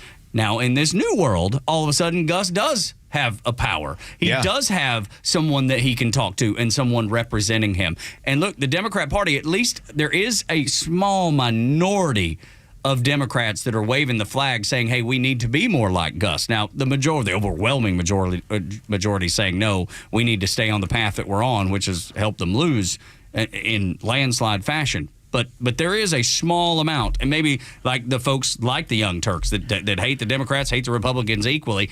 It's not much different than what we do here, probably just from a different perspective. Yeah, from a different one, but the reality of what's happening and the fear that all of these liberals are having is that their fake voices can't be heard anymore. And, MSNBC, the spinoff that's going to happen with MSNBC and CNBC is that there'll be an online, communications.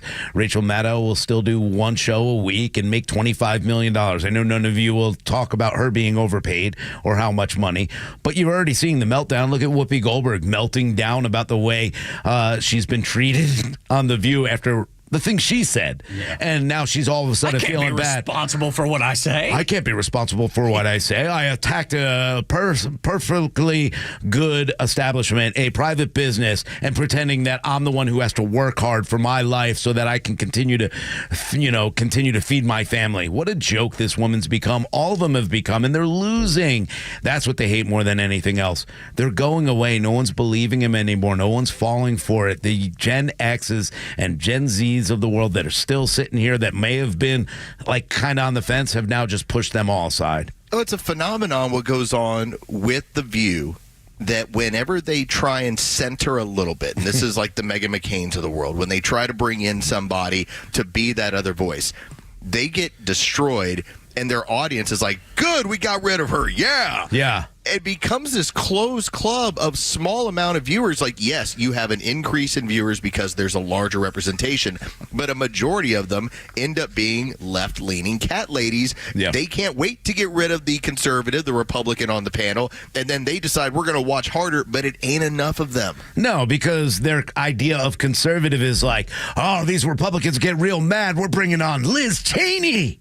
And we're like, yeah, you can have her. We don't want her. That really counts us. Yeah, so I'm not watching to see Liz Cheney fight with you. I would watch Scott Jennings fight with all of y'all. I would watch Scott Jennings fight with anybody, including establishment Republicans. But remember when they had they would have somebody like a J.D. Vance on. They would have somebody strong as a guest that was actual conservative. But then when they started getting beat and destroyed, they don't ask Byron Donalds back anymore. They don't ask any of them back because they can't deal with the fact that their lies are being exposed every single day by a counter. And that's the other problem that they have. They have to bring in somebody that they call a Republican like a Cheney or an Adam Kinzinger. And then you sit there and go, yeah, I'm sorry. I'm not hanging out with Jeff Duncan. None of us like him. You're not going to get numbers that way. Again, it is a phenomenon because it doesn't make sense, yet they're married to it. Jesse Kelly told a story months ago about trying out at Headline News, and he was like, it went great. He's like, they flew him to New York. They put him up against this one liberal, and he's like, I just wiped the floor with her. I destroyed her. And everybody was talking about how good I did. That was the problem. He's like, I never got a call back. And years later, the producer's like, you dummy. It's like, you're supposed to be there and be the punching bag. You can't punch back effectively or else it hurts our audience. So you can't have that person on The View that can actually deal with these people. Otherwise, the audience gets upset. But look how upset they are, because the reality of this is Joe Rogan destroyed him. Donald Trump destroyed him. They all got destroyed by these people. And then what do? They go after Joe Rogan and be like, he believes in dragons. Well, you believe men are women. But the dragon thing was a complete lie. You fell apart. You guys can't beat what's happening. You're done. Mainstream media is out. And the road to the White House no longer goes through any of those mainstream media outlets, and we learned that in this election cycle. This is the Morning Extra on Xtra 106.3, 8 o'clock hour, brought to you by Central Heating and Air Conditioning, your Atlanta carrier experts, 770-GET-HEAT, centralheat.com. When we come back after a Neil Bortz report and a Fox News update, more of the Morning Extra with the left's motivation for opposing Trump is not skyrocketing. It's actually going the exact opposite way. Next on the Morning Extra.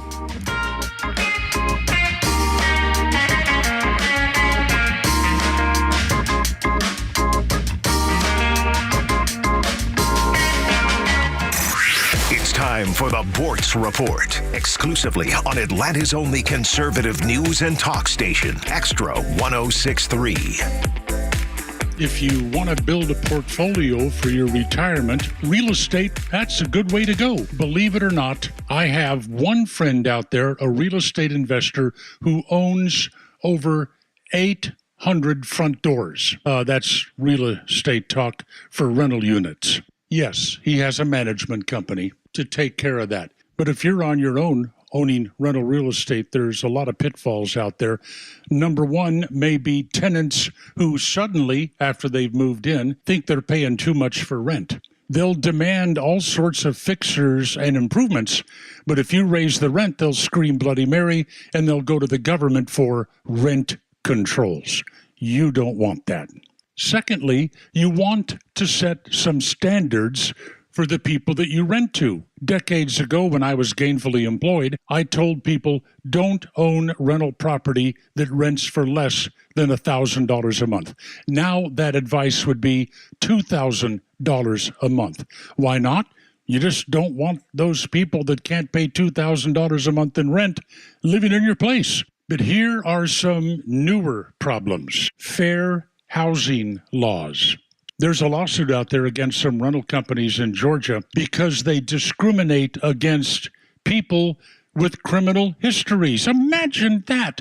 They don't want to rent property to crooks, to people with histories of crime. Now, why is that a bad thing in the eyes of the government? Because this might violate state or federal fair housing laws. Why?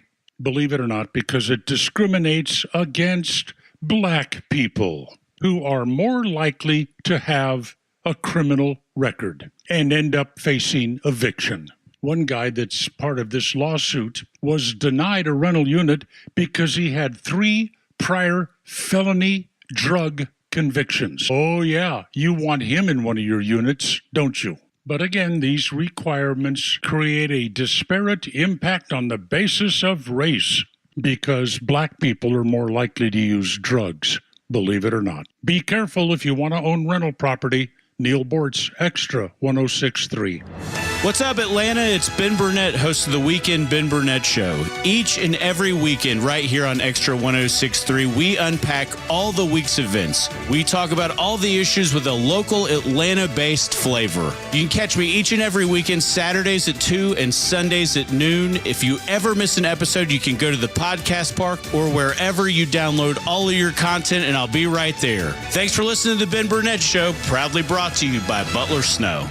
We're sharing more love than ever before during the 2024 Subaru Share the Love event. By the end of this year, Subaru and its retailers like Jennifer and the amazing staff at Subaru of Gwinnett will have donated nearly $320 million to charities like the ASPCA, Make-A-Wish, Meals on Wheels America, and the National Park Foundation. It's the reason why we say Subaru of Gwinnett is more than a car dealer. We always go the extra mile for our community. And during the 2024 Subaru Share the Love event, you can drive away in the Subaru model you've had your eye on all year. But now through January 2nd is the only time you can get a new Subaru, and Subaru of Gwinnett will donate $250 to a charitable cause of your choosing. It's just one way that we share the love this holiday season. Visit SubaruofGwinnett.com for details and start shopping for the Subaru that your family will love for years to come. Then come by and see us for a test drive and meet our staff. Love, it's what makes Subaru, Subaru. Subaru of Gwinnett, Satellite Boulevard in Duluth, and online at SubaruofGwinnett.com. WFOM and W292 EV Marietta, a Dickey broadcasting station. The 9 a.m. hour is presented by Southern Exteriors. Quality and precision you can. They're calling it Strikesgiving.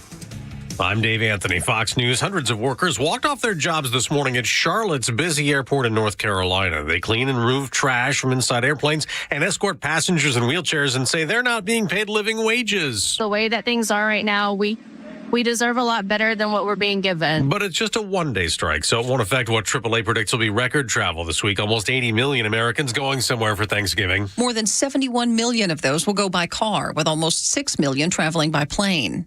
FAA Chief Michael Whitaker says Tuesday will be the busiest air travel day and reminds travelers about the zero-tolerance policy for unruly behavior on flights. Fox's Tanya J. Powers. In 2 hours, President Biden will pardon Peaches and Blossom, carrying out a pre-Thanksgiving tradition of sparing 2 turkeys, as Democrats keep preparing for President-elect Trump's return.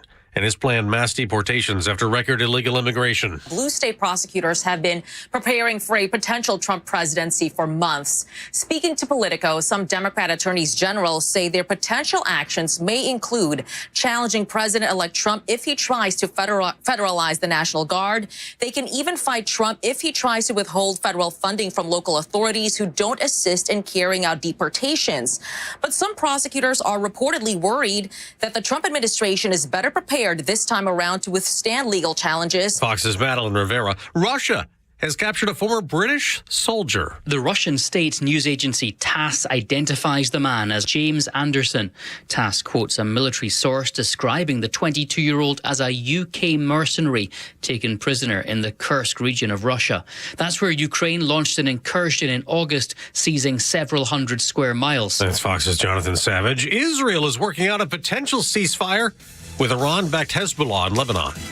America's listening to Fox News. If you're living with dry age-related macular degeneration or dry AMD, you may be at risk for developing geographic atrophy or GA. GA can be unpredictable and progress rapidly, leading to irreversible vision loss. Now there's something you can do to slow it down and get it going slower. Izervay is proven to slow GA progression. Izervay gets GA going slower. Izervay or avacincaptad Pagel is a prescription eye injection used to treat GA. Don't take it if you have an infection or active swelling in or around your eye. Izervay can cause eye infection, retinal detachment, or increased risk of wet AMD. Izervay may temporarily increase eye pressure. Your vision may be impaired after an eye injection or exam. Don't delay. Ask your doctor about Izervay today. Izervay gets GA going slower. Visit Izervay.com. That's IZERVAY.com. Hey, gang, it's your old friend Neil Bortz. You can catch me every Tuesday morning here on the Morning Xtra. Now back to Tug, Rhino, and Carlos on Atlanta's only conservative news and talk station, Xtra 106.3. Glad that you're here. 447-441-1230 is the number if you'd like to be on the radio with us, discussing some of the topics that we are talking about, or anything that you'd like to bring to the show. You're always welcome at Xtra 106.3 across the social media platforms, too. Xtra is pleased to support the Smyrna Public Safety Foundation's Shop with a Hero and their efforts to make the holiday special for some local students and their families. Join us as we work to bring the holiday spirit to local kids in need. Help us help these students and their families by making a donation to the Shop with a Hero program. Select students will go on a $250 shopping spree with a local police officer, a firefighter, or paramedic before getting a nice lunch at Truist Park, home of the Atlanta Braves, and a holiday meal for them and their family. If you'd like to make a difference, go to SmyrnaPSF.org. That's SmyrnaPSF.org and make a donation today. Man, this is such the time of year that you can really make a difference in someone's life. Yeah, and it doesn't really take a make lot. a difference. So, yeah, it doesn't take a lot. It could be a $5, $1. I mean, anything you can do is always great. Yeah, it's always appreciated. And Smyrna Public Safety Foundation, and they do such good work. And we've been, since our station's been in existence, done so many events with them, and so proud of what they are and what they represent, and glad to be participating on this one, too. Yep. Tug, Rhino, and Los on the Morning Xtra.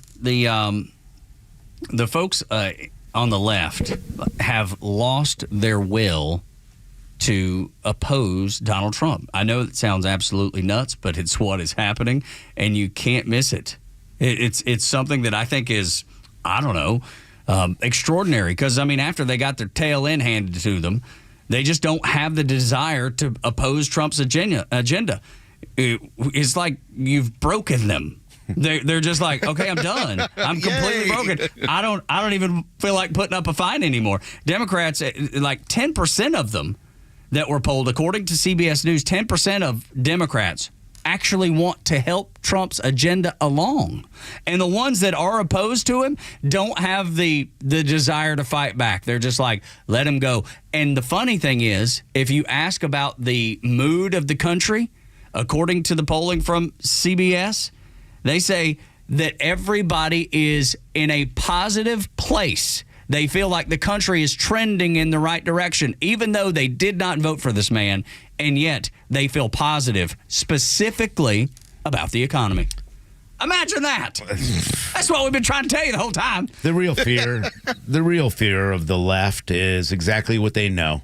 That Donald Trump brings common sense ideas into a government and will make everybody more prosperous by common sense solutions. That's their biggest fear, is that they're going to lose, or the virtue signaling, Los, that they won't be able to counter this in 2 years, because they want to establish that by 2026, Donald Trump will be a complete failure. Deep down, they know they're not. So what are they doing? They're trying to figure out, okay, I think the progressives are out. I got to get more moderate. I got to agree. Now I got to be a little bit more bipartisan, because I want to be on the winning side of things.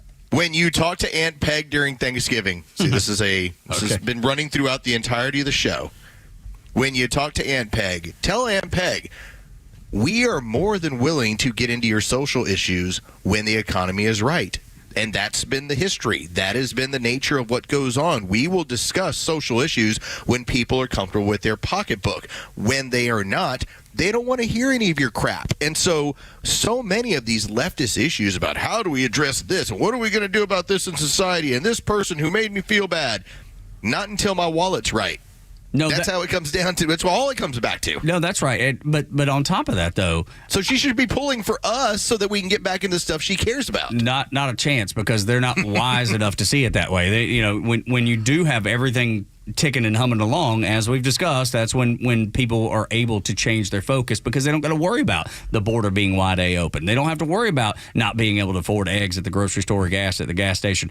But that's the thing. They don't see it that way. They don't know it. Although even the people that disagree with Donald Trump, literally half of them are like, well, you know what?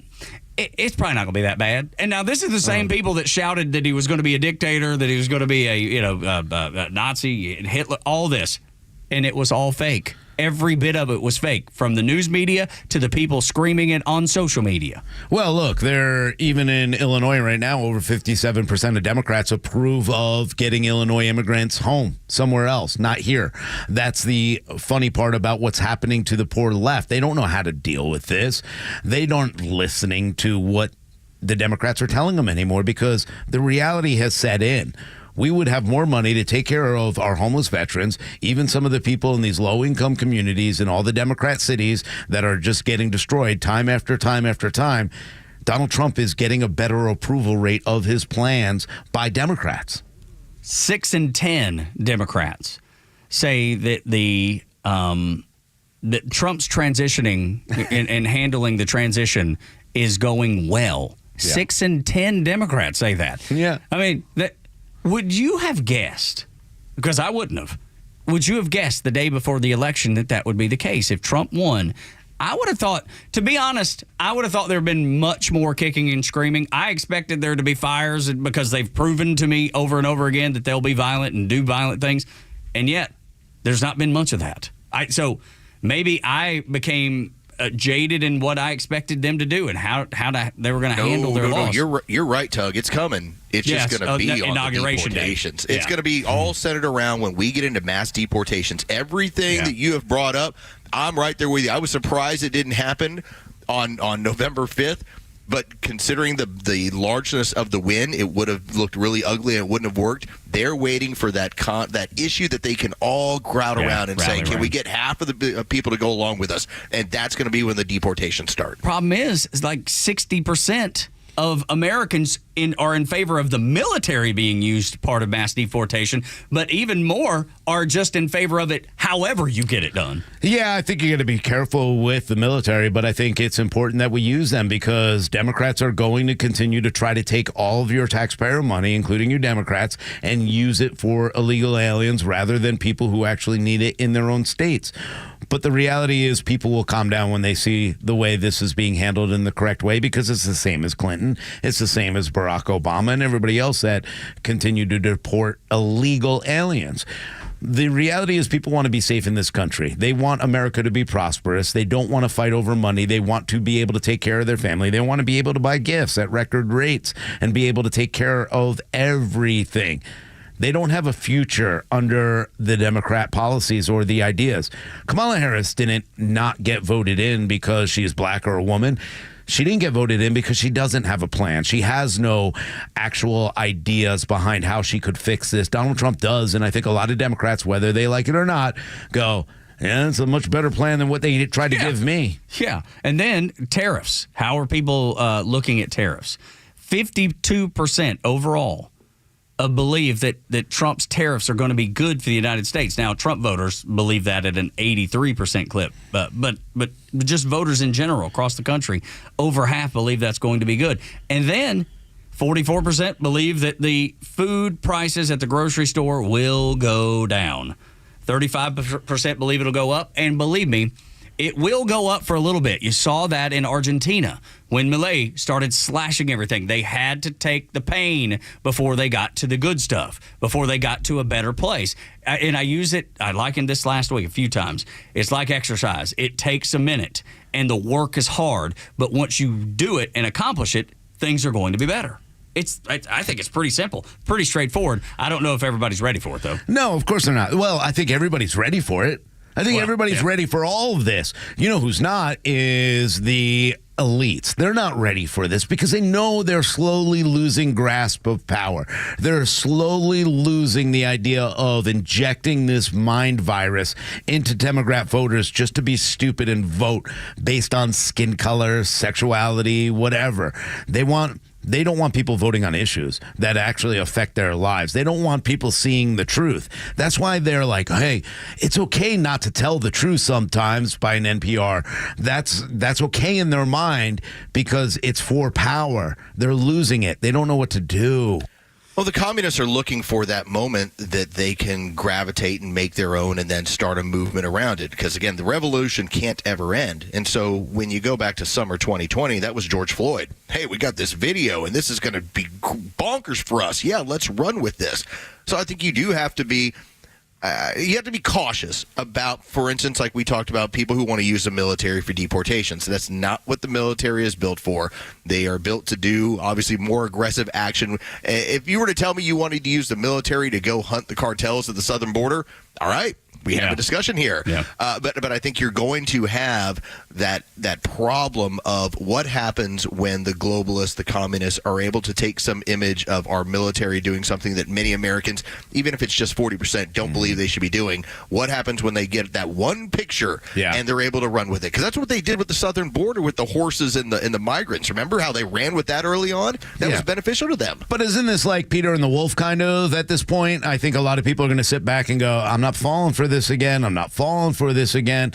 But again, I think we do have to be responsible with the way that things look, the optics of things, and do it. But I think we need to be tough at the same way. That's not the new right way. Yeah, but can everybody handle the new right way? 49% of this country believed that Joe Biden was electable and that he didn't have dementia. And then 49% of this country really believed that Kamala Harris was actually accomplished enough to vote for her as a president. So to think that, well, these people will get it. No, they're waiting for their next download. They're waiting for their next programming. What we have to do on the right, especially the new right, is basically tell them, your programming is ridiculous. I've got it from here. And the more they bitch about it, the more you just say, we don't care about what you're doing. We're doing it our way. Because I didn't hear a word, a peep out of MSNBC or CNN or CBS or ABC or NBC when they used the National Guard up in Martha's Vineyard. No, not a word. I don't remember them saying a damn thing. So when they start saying it, I'm going to be like, hang on. You used the Army to take 50 migrants off of your little island because they weren't good enough to be there because you didn't support them, even though you have a big sign that says you're a sanctuary? Yep. Dude, don't tell me anything. I don't want to hear a word. And when I do hear it, I'm not paying attention to it. See, that's why I think we need to be responsible to show what the Democrats are doing to their own voters, their own people, and what they've done and how they continue to do it and say, we're doing the same thing you guys came up with.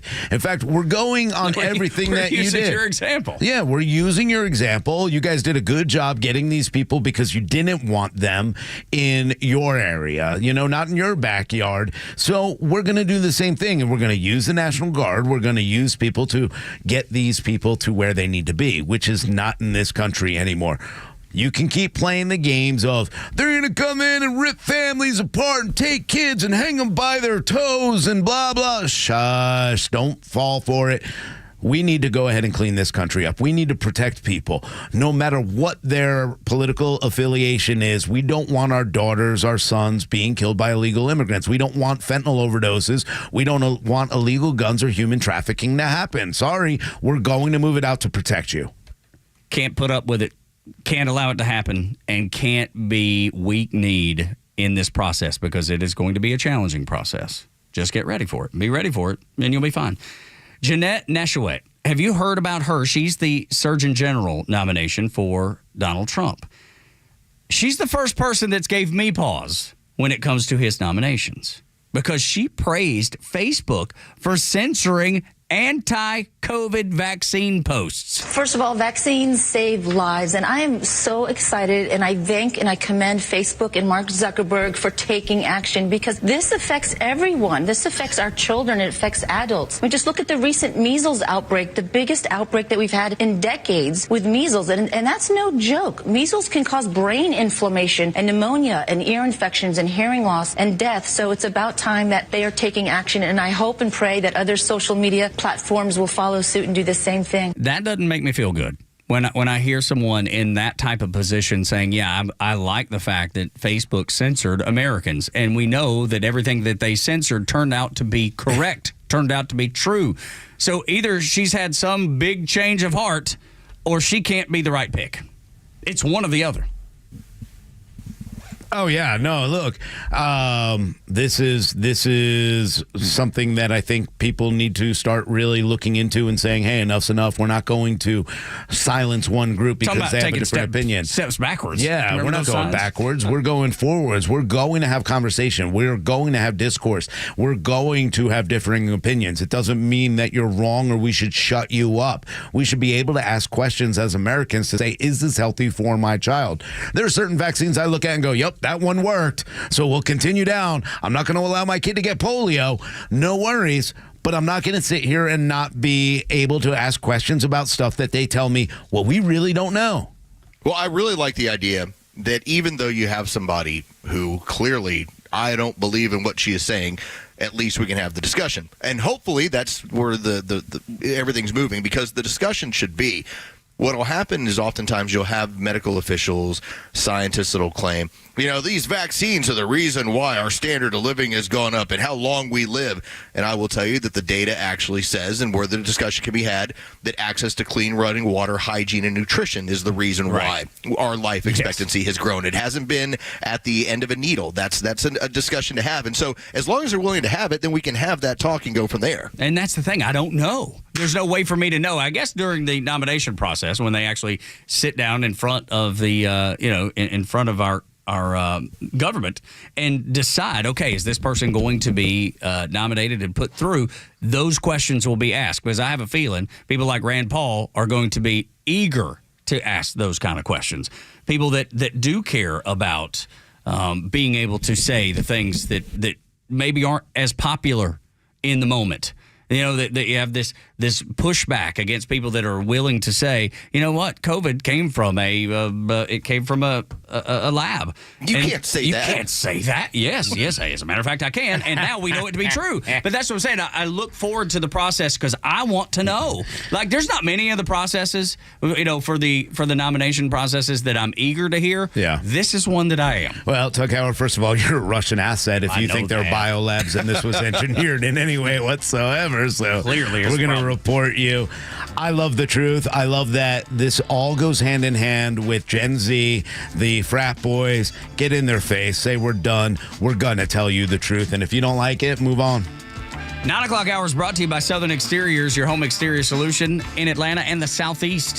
Since 1999, they're doing a free roof giveaway. You've only got 5 days left to nominate a deserving family for a free roof. Have their roof replaced if they're in a position economically that they can't do it on their own, but they need it done badly. Nominate a family at southernexteriors.co. That website again, southernexteriors.co. The Drunk Kimmer Thanksgiving Extravaganza is up next on Extra 106.3 following Rhino's headlines. Stream Clay Travis and Buck Sexton, Glenn Beck, Fox News, and even NASCAR on Sundays. Anywhere on the Extra 106.3 app. Download the app now and get 24/7 access to the live stream, the latest news, and everything you need to know about Atlanta's only conservative talk station. Download the Extra 106.3 app for Apple or Android and check out even more great original content at thepodcastpark.com. November 29th is Blue Box Friday at D. Geller & Son Jewelers. Skip the mall lines, let them fight over the TVs while you save on Atlanta's best and brightest jewelry. It's our best sale of the year. We take some of our favorite fine jewelry pieces and place them ready to go in those signature D. Geller blue boxes all throughout our showrooms. Every beautiful piece of jewelry in a blue box is 20% off. Buy 2 pieces and get 40% off both. Buy 3 or more, get 60% off everything. There's no limits, so take care of all your stocking stuffers, all your under the tree showstoppers now, because you can get 60% off that whole Christmas jewelry list. You'll find everything from classic diamond hoops to unique gemstone necklaces to diamond wedding bands, all at the best deals of the year. D. Geller & Son has been Atlanta's holiday tradition since 1939. This Blue Box Friday, let us show you why with incredible jewelry at unbeatable prices. That's Blue Box Friday at D. Geller & Son Jewelers this Friday in Atlanta, Kennesaw, and Sandy Springs. Learn more at dgeller.com. Tune into your new favorite show that's redefining the A to Z's of marketing, The Marketing Mad Men. We'll take you behind the scenes of successful campaigns and reveal the strategies that win. We're not just talking about marketing, we're making it happen. From viral content creation to leveraging AI for customer engagement, our experts bring you to the cutting edge of industry. This is your playbook for market dominance. Tune in and transform your approach with actionable tips that could skyrocket your ROI.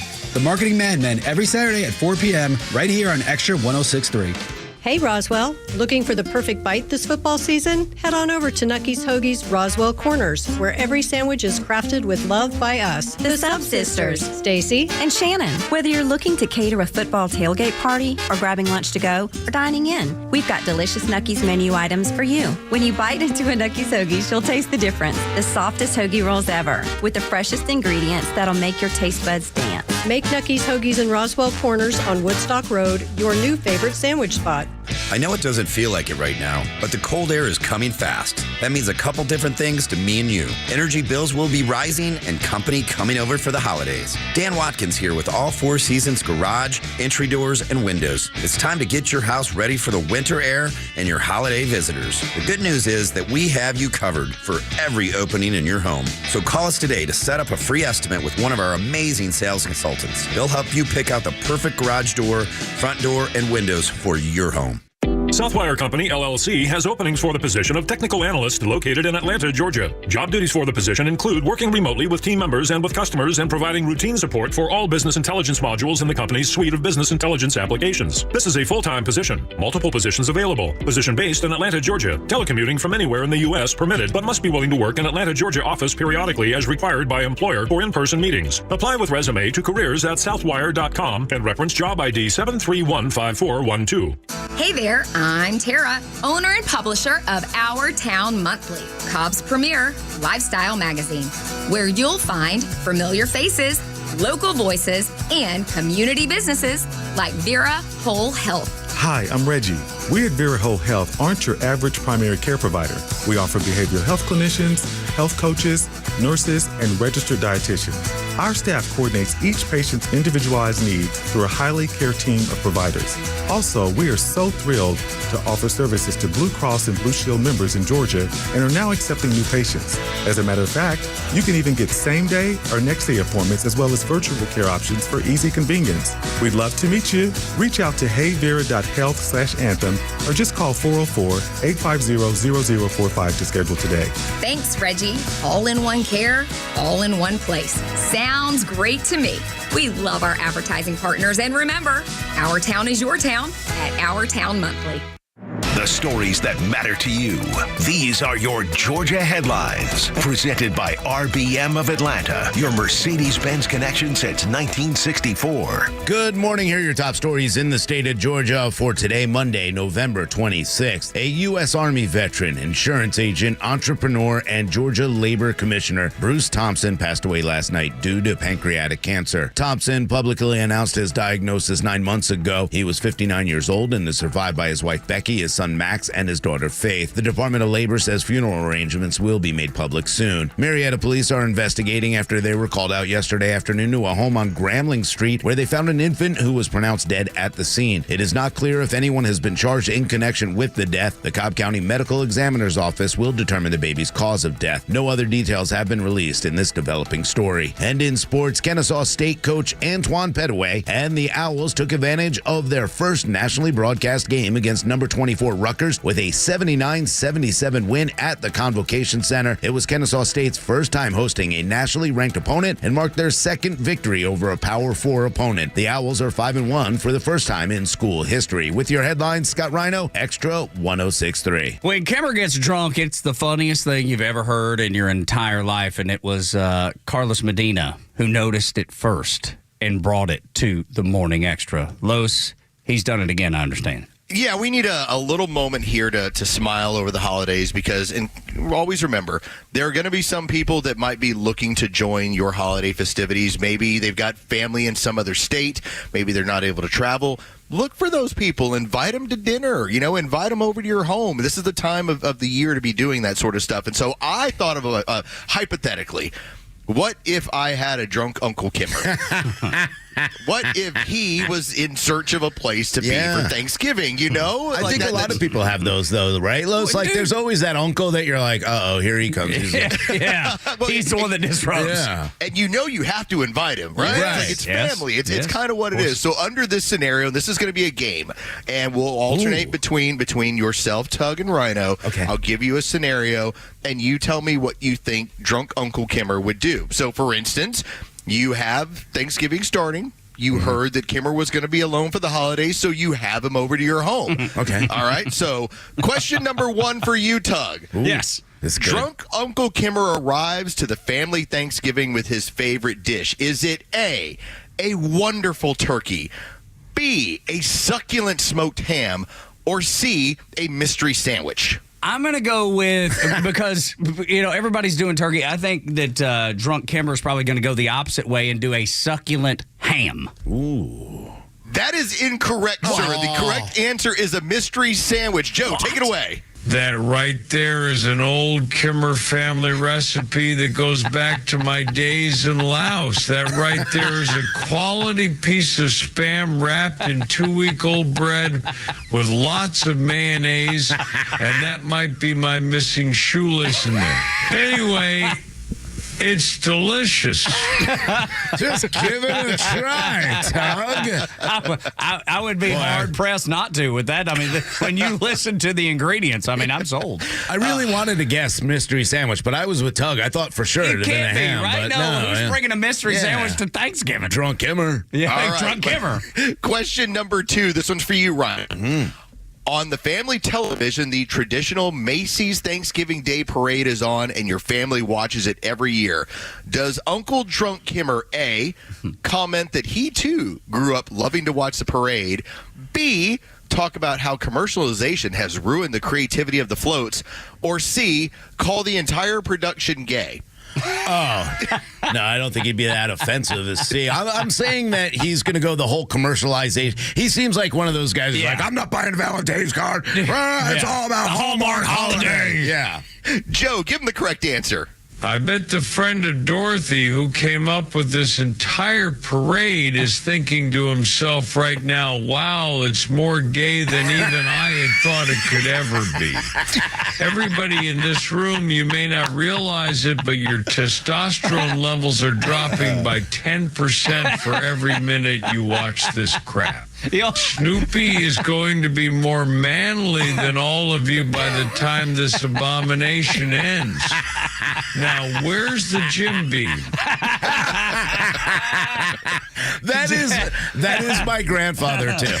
That is my grandfather. That was funny. The tradition. My tradition every year is the parade, then the dog show, then football. Okay, dude. Right? That's so yes, that at our house, too, because obviously with Laura being from New York, we have this snow globe that is a Macy's Thanksgiving Day Parade snow globe. It's already out at the house waiting for Thanksgiving Day. It's amazing. And I remember my grandfather when some of the other characters, like, there's always always the old characters, and they started introducing new ones. He's like, oh, this is just getting gay and ridiculous. Why is that man dancing with another man? All right, so next question is up for you. Okay. Every year, your family makes it a point to watch NFL Thanksgiving football. Does Uncle Drunk Kimmer A, talk about how big of a football fan he is and how he watches every game? Yeah. B, talk about the Lions' offense and how it looks outstanding and how the Cowboys' line play is poor? Okay. Or C, obsess over the halftime entertainment? Oh, well, see, I'm going to go. I was going to go cheerleaders, but but the thing is, Lainey Wilson is the halftime for Thanksgiving, and I think it's Beyonce for Christmas Day. But so I'm going to go with C.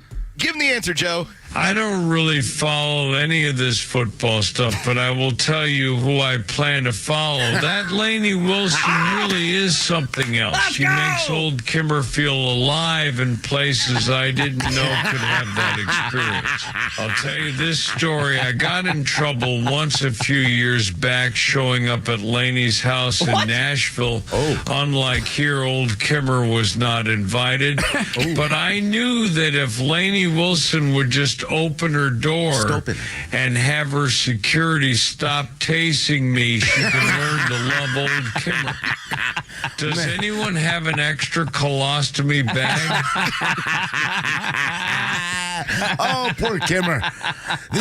These holidays, I'm going to tell you why he starts getting drunk. He knows he's only got like 2 Christmases left. Well, it's all going out the window now. You're not supposed to say that. You're not supposed to count people's He's the one who keeps saying it. He keeps telling us he's got like 5. He's like, I got like 5 of these things left. I know, it doesn't sound like it anymore. No, if it's like that, he's only got 1. This may be the last one if he sounds like that. Does he have his hand in his pants when he's watching? With the Lainey thing? Yes. For sure. Y'all, here's the deal. Like Al Bundy over there on the couch. I didn't realize that Kimmer's picture was on the list. The last time I went to a Lainey show, backstage they have a page of mugshots of people who have stalked her. Yeah. And at the time, this was probably about this time last year, she was playing the Tabernacle. So she played the Roxy, did a show, Roxy Next Door, did a show in Nashville, and then played Tabernacle.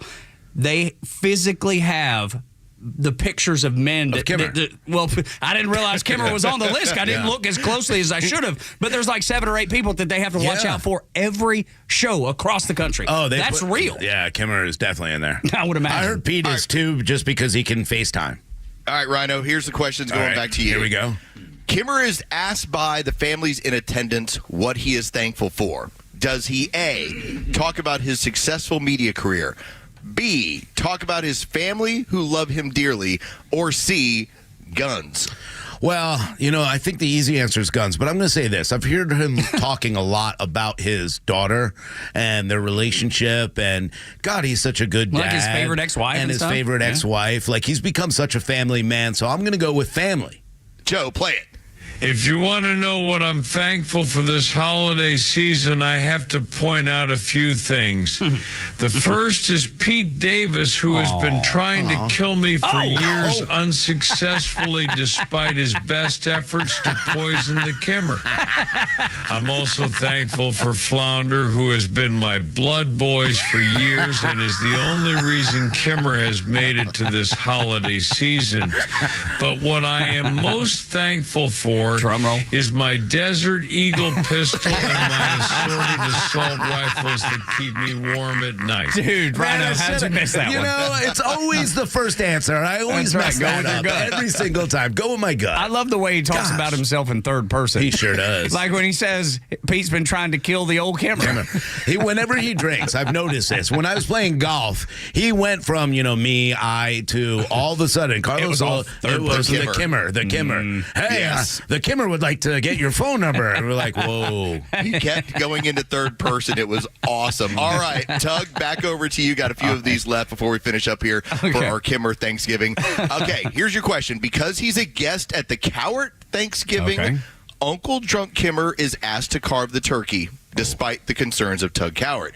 Does Uncle Drunk Kimmer A, carefully and quietly make the cuts, B, defer to Tug's mom to do the honors, or C, talk about his experience with the Tet Offensive? Oh, this is tough. It's either B or C for sure.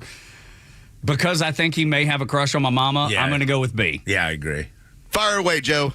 As I hold this knife, I'm taken back to a simpler time, a time when survival and service is all that matter. I look at this blade and think about how wonderful this meal is going to be for us all, and how fortunate we all are to know the warmth of a caring family and the camaraderie of this season.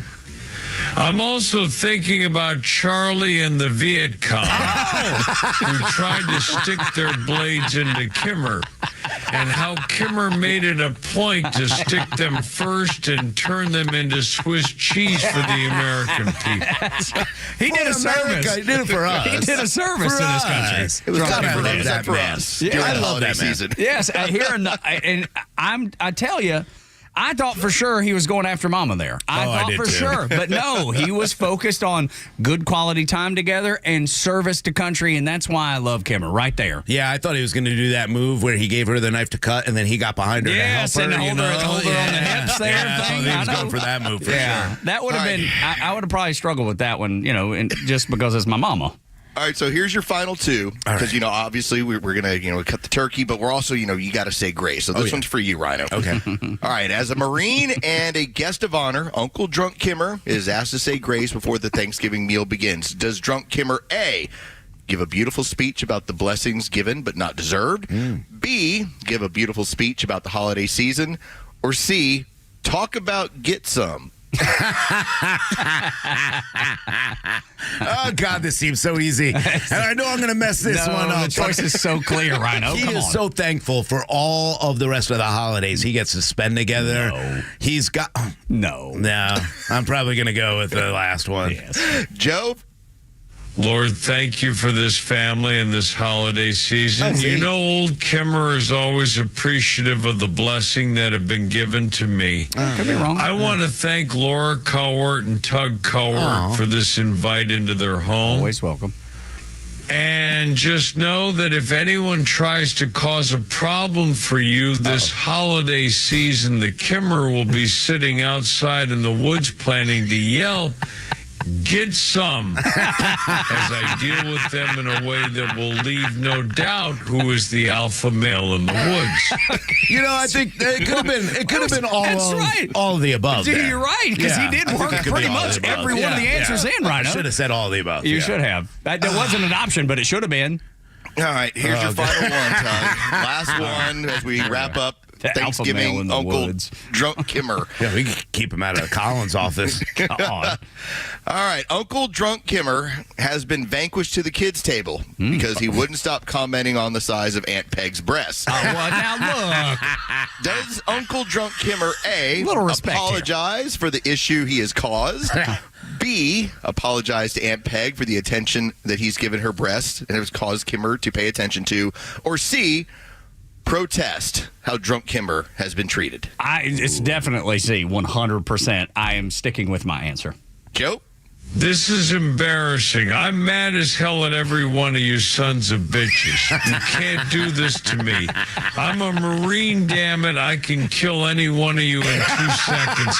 Help me flounder. My brain is going back to the Tet offensive. Hey, do any one of you kids want to see my guns? You know what? I'm on his side on that one. Peg's got a beautiful rack. Well, easy, Rhino. Oh, sorry. Good Lord. This is a woman that I care deeply about. I can't help she's a liberal and sometimes crazy. Well, all the time crazy. Okay, but she shaved her head, so what do we have to look at? I'm with Kimmer on this. Yes, that's right. All of that's true. So there you go, gentlemen. That is the hypothetical. Nice Good work. job, invited Kimmer to your holidays. Gosh, it makes me want to invite him now. And I know he's not going to come over to the house, but I do feel like because of this, I should extend the invitation. Yeah, well, I mean, that's the only thing that's Peg, right. and he'll be there. Yeah, it's the only thing that's the right thing to do. And we'll just have to see if he accepts. I don't expect he'll accept, but I'm sure he's got plenty of things to do. Pictures on Peg? Well, he might take that, or Mama, and don't send Mama. Yeah. Don't send Mama. It's a bad idea. Keep Mama off the internet. It's probably a good idea. That's the way I see it. 9 o'clock hour is brought to you by Southern Exteriors. They're doing a roof giveaway. Got 5 days left to nominate a deserving family for a free roof just in time for Christmas.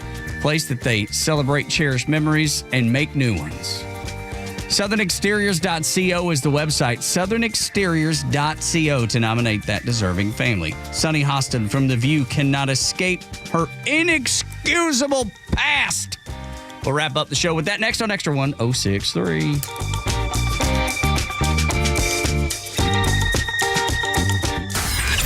The legend Neil Bortz is only on Extra 1063. Hey, it's Pete, and here's what you missed from the Talkmaster.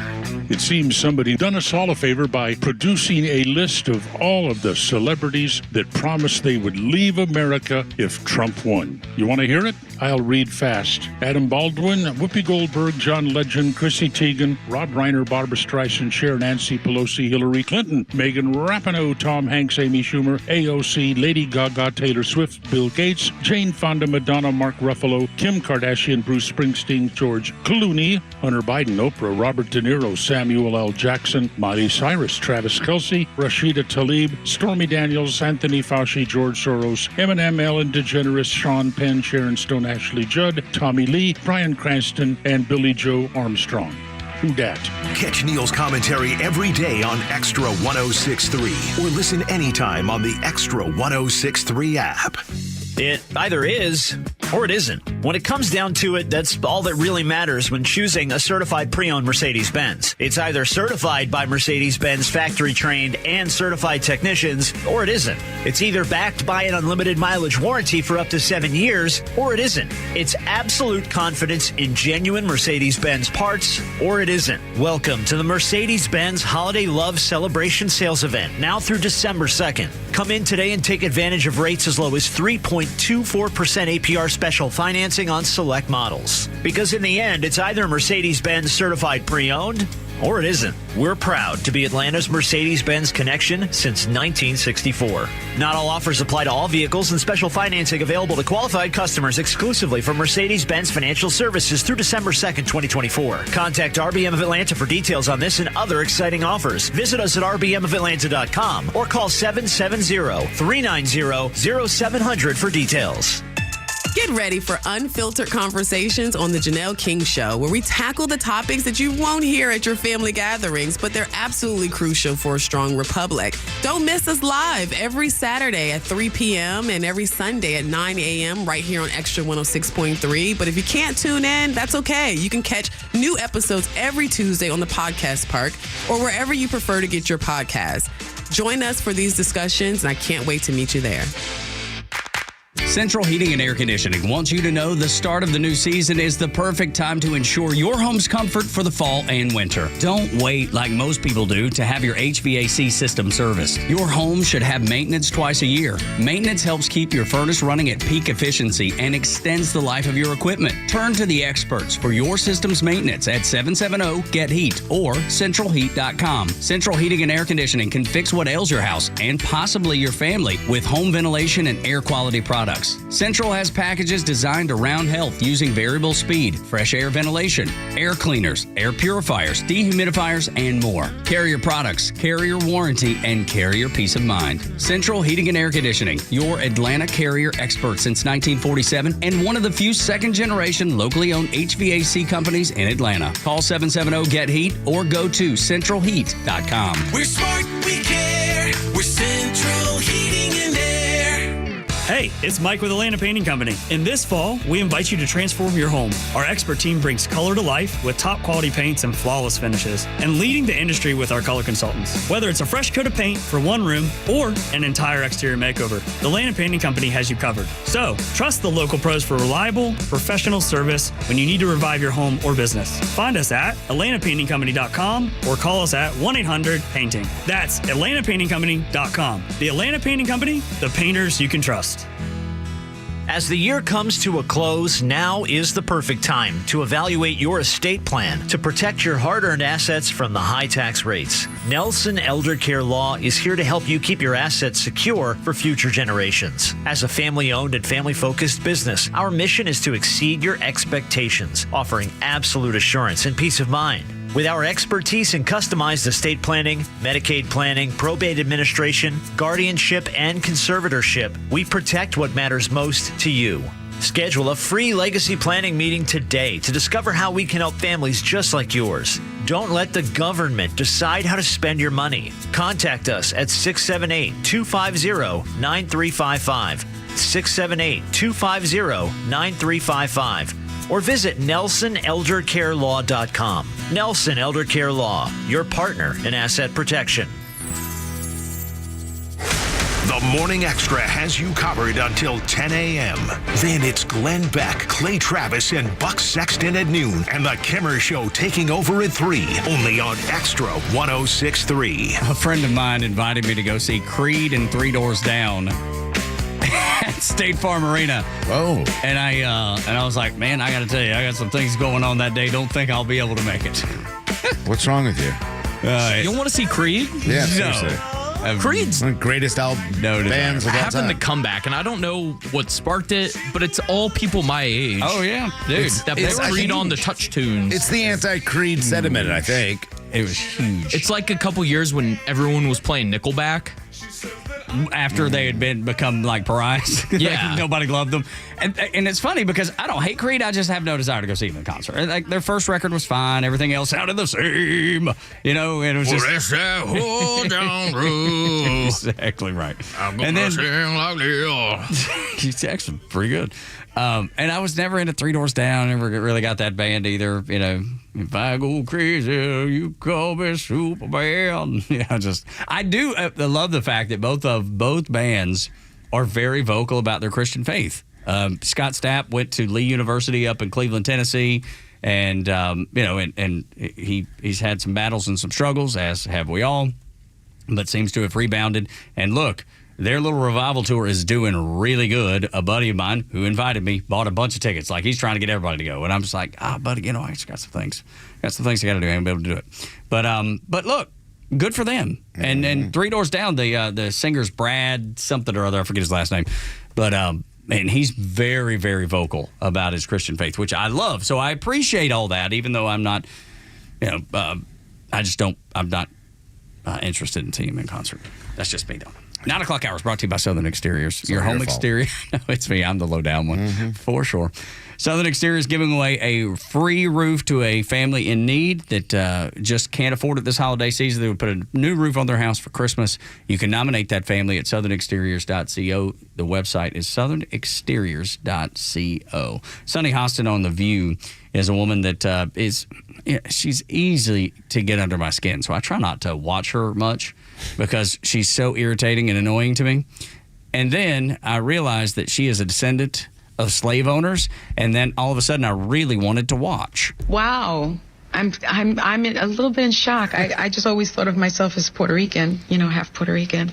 I didn't think I was, my family was originally from Spain and slaveholders. Yeah. So how are you feeling, my friend? I think it's actually pretty interesting that my husband and I have shared roots. Yeah. So I do appreciate that. And I think it's great for our children to know this information. I guess it's a fact of life that this is how some people made their living, on the backs of others. Yeah, which was meeting your family. Because remember, if this was a Republican or a conservative, holy cow, they would never be able to wipe the stain away. I think, Sonny, you need to go ahead and liquidate everything you have. And give it to somebody. Give your homes back to people. Give your money back to people. Property. Don't forget property. Yeah. Land. All the land. All the land. The ridiculous idea of what Democrats are trying to do and play this game, it's done. It's over. It's stupid. No, we need to move forward. They want to bring everything back. They want to bring hatred back. They try to divide people to bring racism back. Now they're trying to undo everything that we've done. Look, the reality, they're trying to run from everything, but at the same time, they're actually going backwards with all of this. We're all okay with a lot of things that have happened over. Look, because you can't gay marriage, control any of fine, it. go. It's all good, and then you want to keep pushing the envelope to ridiculous ideas. Why? You've run out of things because you realize there's a lot of common sense out there. Nobody wanted to be a part, or nobody now wants to be a part of any kind of slavery, but we don't really fight any human rights issues that actually happen all over the world. Nobody's talking about what's happening in other countries. You know why? It doesn't fit the narrative. It's not the white man who's selling slaves all the time. It's a lot of other groups that sell their slaves or have slaves right now in this world. There's more slavery going on right now in the world than ever in the history of the world and written down history. A lot of it in Africa, a lot of it in China, a lot of the places that it's always been a struggle. They're not white men. That's the problem. No, definitely not. Definitely not. No, does that admonish or forgive our guilt in that? The fact that our ancestors, no, but I had nothing to do with it, so I don't feel guilty at all. Does that change the fact that some people did the wrong thing for hundreds and hundreds of years? No, it doesn't. But there's no fixing it. So I'm not going to condemn Sunny Hostin the way that she would condemn us. No, not at all. And I'm glad that, you understand now that this is bad, because it didn't take much for me. I went to school and we went through the history of the Civil War, and I turned and I went home to my dad and I go, Dad, that's horrible. Like, we can never allow that to happen again, no matter what. I didn't need any other kind of white guilt thrown onto me or be told that I had white privilege or anything, because none of that was true. You can't break me down into that small category. We can move forward. Slavery is bad. It won't happen again. Never in this country. Never in this country. Not even close. We need to fight it all over. That's fine. You can go and get on a plane and go fight it somewhere. The Queers for Palestine need to go out there and fight for the Palestinian people and continue to fight that. But it's not going to happen here. We're not going to allow terrorists. We're not going to allow slavery. We're not going to allow hate. We're going to move forward and fix things for all Americans, like the economy, like the border, and everything else. It has nothing to do with hate. I'm sorry, Sonny, that your family were a bunch of slave owners. Funny, this white extremist has zero connection to slavery. Right. I don't know. Well, my family were slaves, basically, because they were Jews and killed, but, otherwise. I don't know about my lineage. I have no idea. I don't have any knowledge of my lineage, really. I just know that it's kind of scattered all over the place. You know what I mean? It's like I'm like a Heinz 57. Just a mixed it's breed. funny. You're probably the reality is a lot of families were too poor to actually have slaves. That was my family. Right? For sure. Now, going back... You guys were probably like, man... we got to work on our own stuff. We don't have time for that. We got a life to live, and we're going to take care of our family. We're going to take care of going to church and family, and that's it, and we're going to work our land. I think that's probably the way it goes. It was all in, northwest Georgia, southeast Tennessee, maybe even just East Tennessee is where all my family comes from. And they're, pretty much the only stories I know are being broke and picking cotton as children, because both of my parents did. And people, something a long time ago, when I would say that to people, you should see their face. Oh, yeah. Their eyes would light up like, you're not even supposed to say that. I was like, why? Because they actually did it. My grandmother made made shirts for my dad and his brothers, and she just made all the clothes out of these bags that they would put the cotton in, and when they were worn out, she would make clothing out of it. So I mean, it's like dirt floor poor. Is what they were. So I don't think we have much of a connection. But if we did, I wouldn't be responsible for it, because I have nothing to do with it. No, and that's the thing that's the thing that always irritates me about the way people of that mindset think. They're like, yes, because your family did something, you're responsible for them. You are the bad one. It's like, that just couldn't be further from the truth. No, it couldn't. It just in the same way with Sunny Hostin. Yeah, I don't. From the truth. Sonny shouldn't be punished for that. She shouldn't have to. Obviously, I'm joking about her having to pay reparations and everything. But I mean, if it is hurting her, if it is on her, conscious that her family was horrible and her family just used people and actually, made their way off their back. She comes from generational wealth. Obviously, she went to a private school. She benefited from everything she speaks against.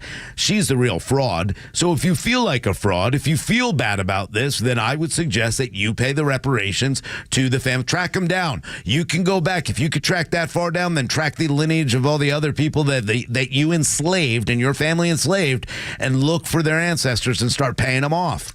Nobody feels that way, dude. It's just it's just a talking point. Exactly. That's all it is. You think she'd actually take that on? No. And nobody would. What a great special it would be. Maybe MSNBC would get some ratings if she did a special for them.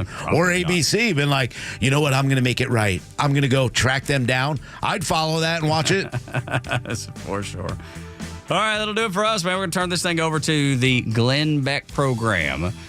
Beck is up next. He will go until noon, then noon to 3. Clay and Buck, local afternoon show. Not Drunk Kimmer, just regular Kimmer. But if you want to hear Drunk Kimmer, he was on the show earlier. Go back and listen to it here on the Extra 106.3 app. And for that, I think you'll get a good chuckle. You'll get a good laugh. So for Lowe's and Rhino, Board Up, Captain Goey, Virgin River, my name is Tug. Y'all come back now here.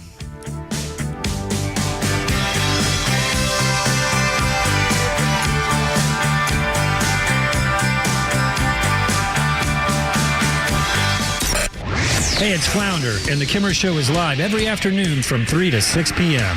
This is a man who was a Nazi, and he just got the Jews and the Muslims to come together and vote for him. He's the worst Nazi ever. And the black people. You got and Nazis don't really like black people either. I mean, Jews and Muslims came together. The Kimmer Show, every afternoon from 3 to 6 p.m. on Extra 106.3 and the Extra app.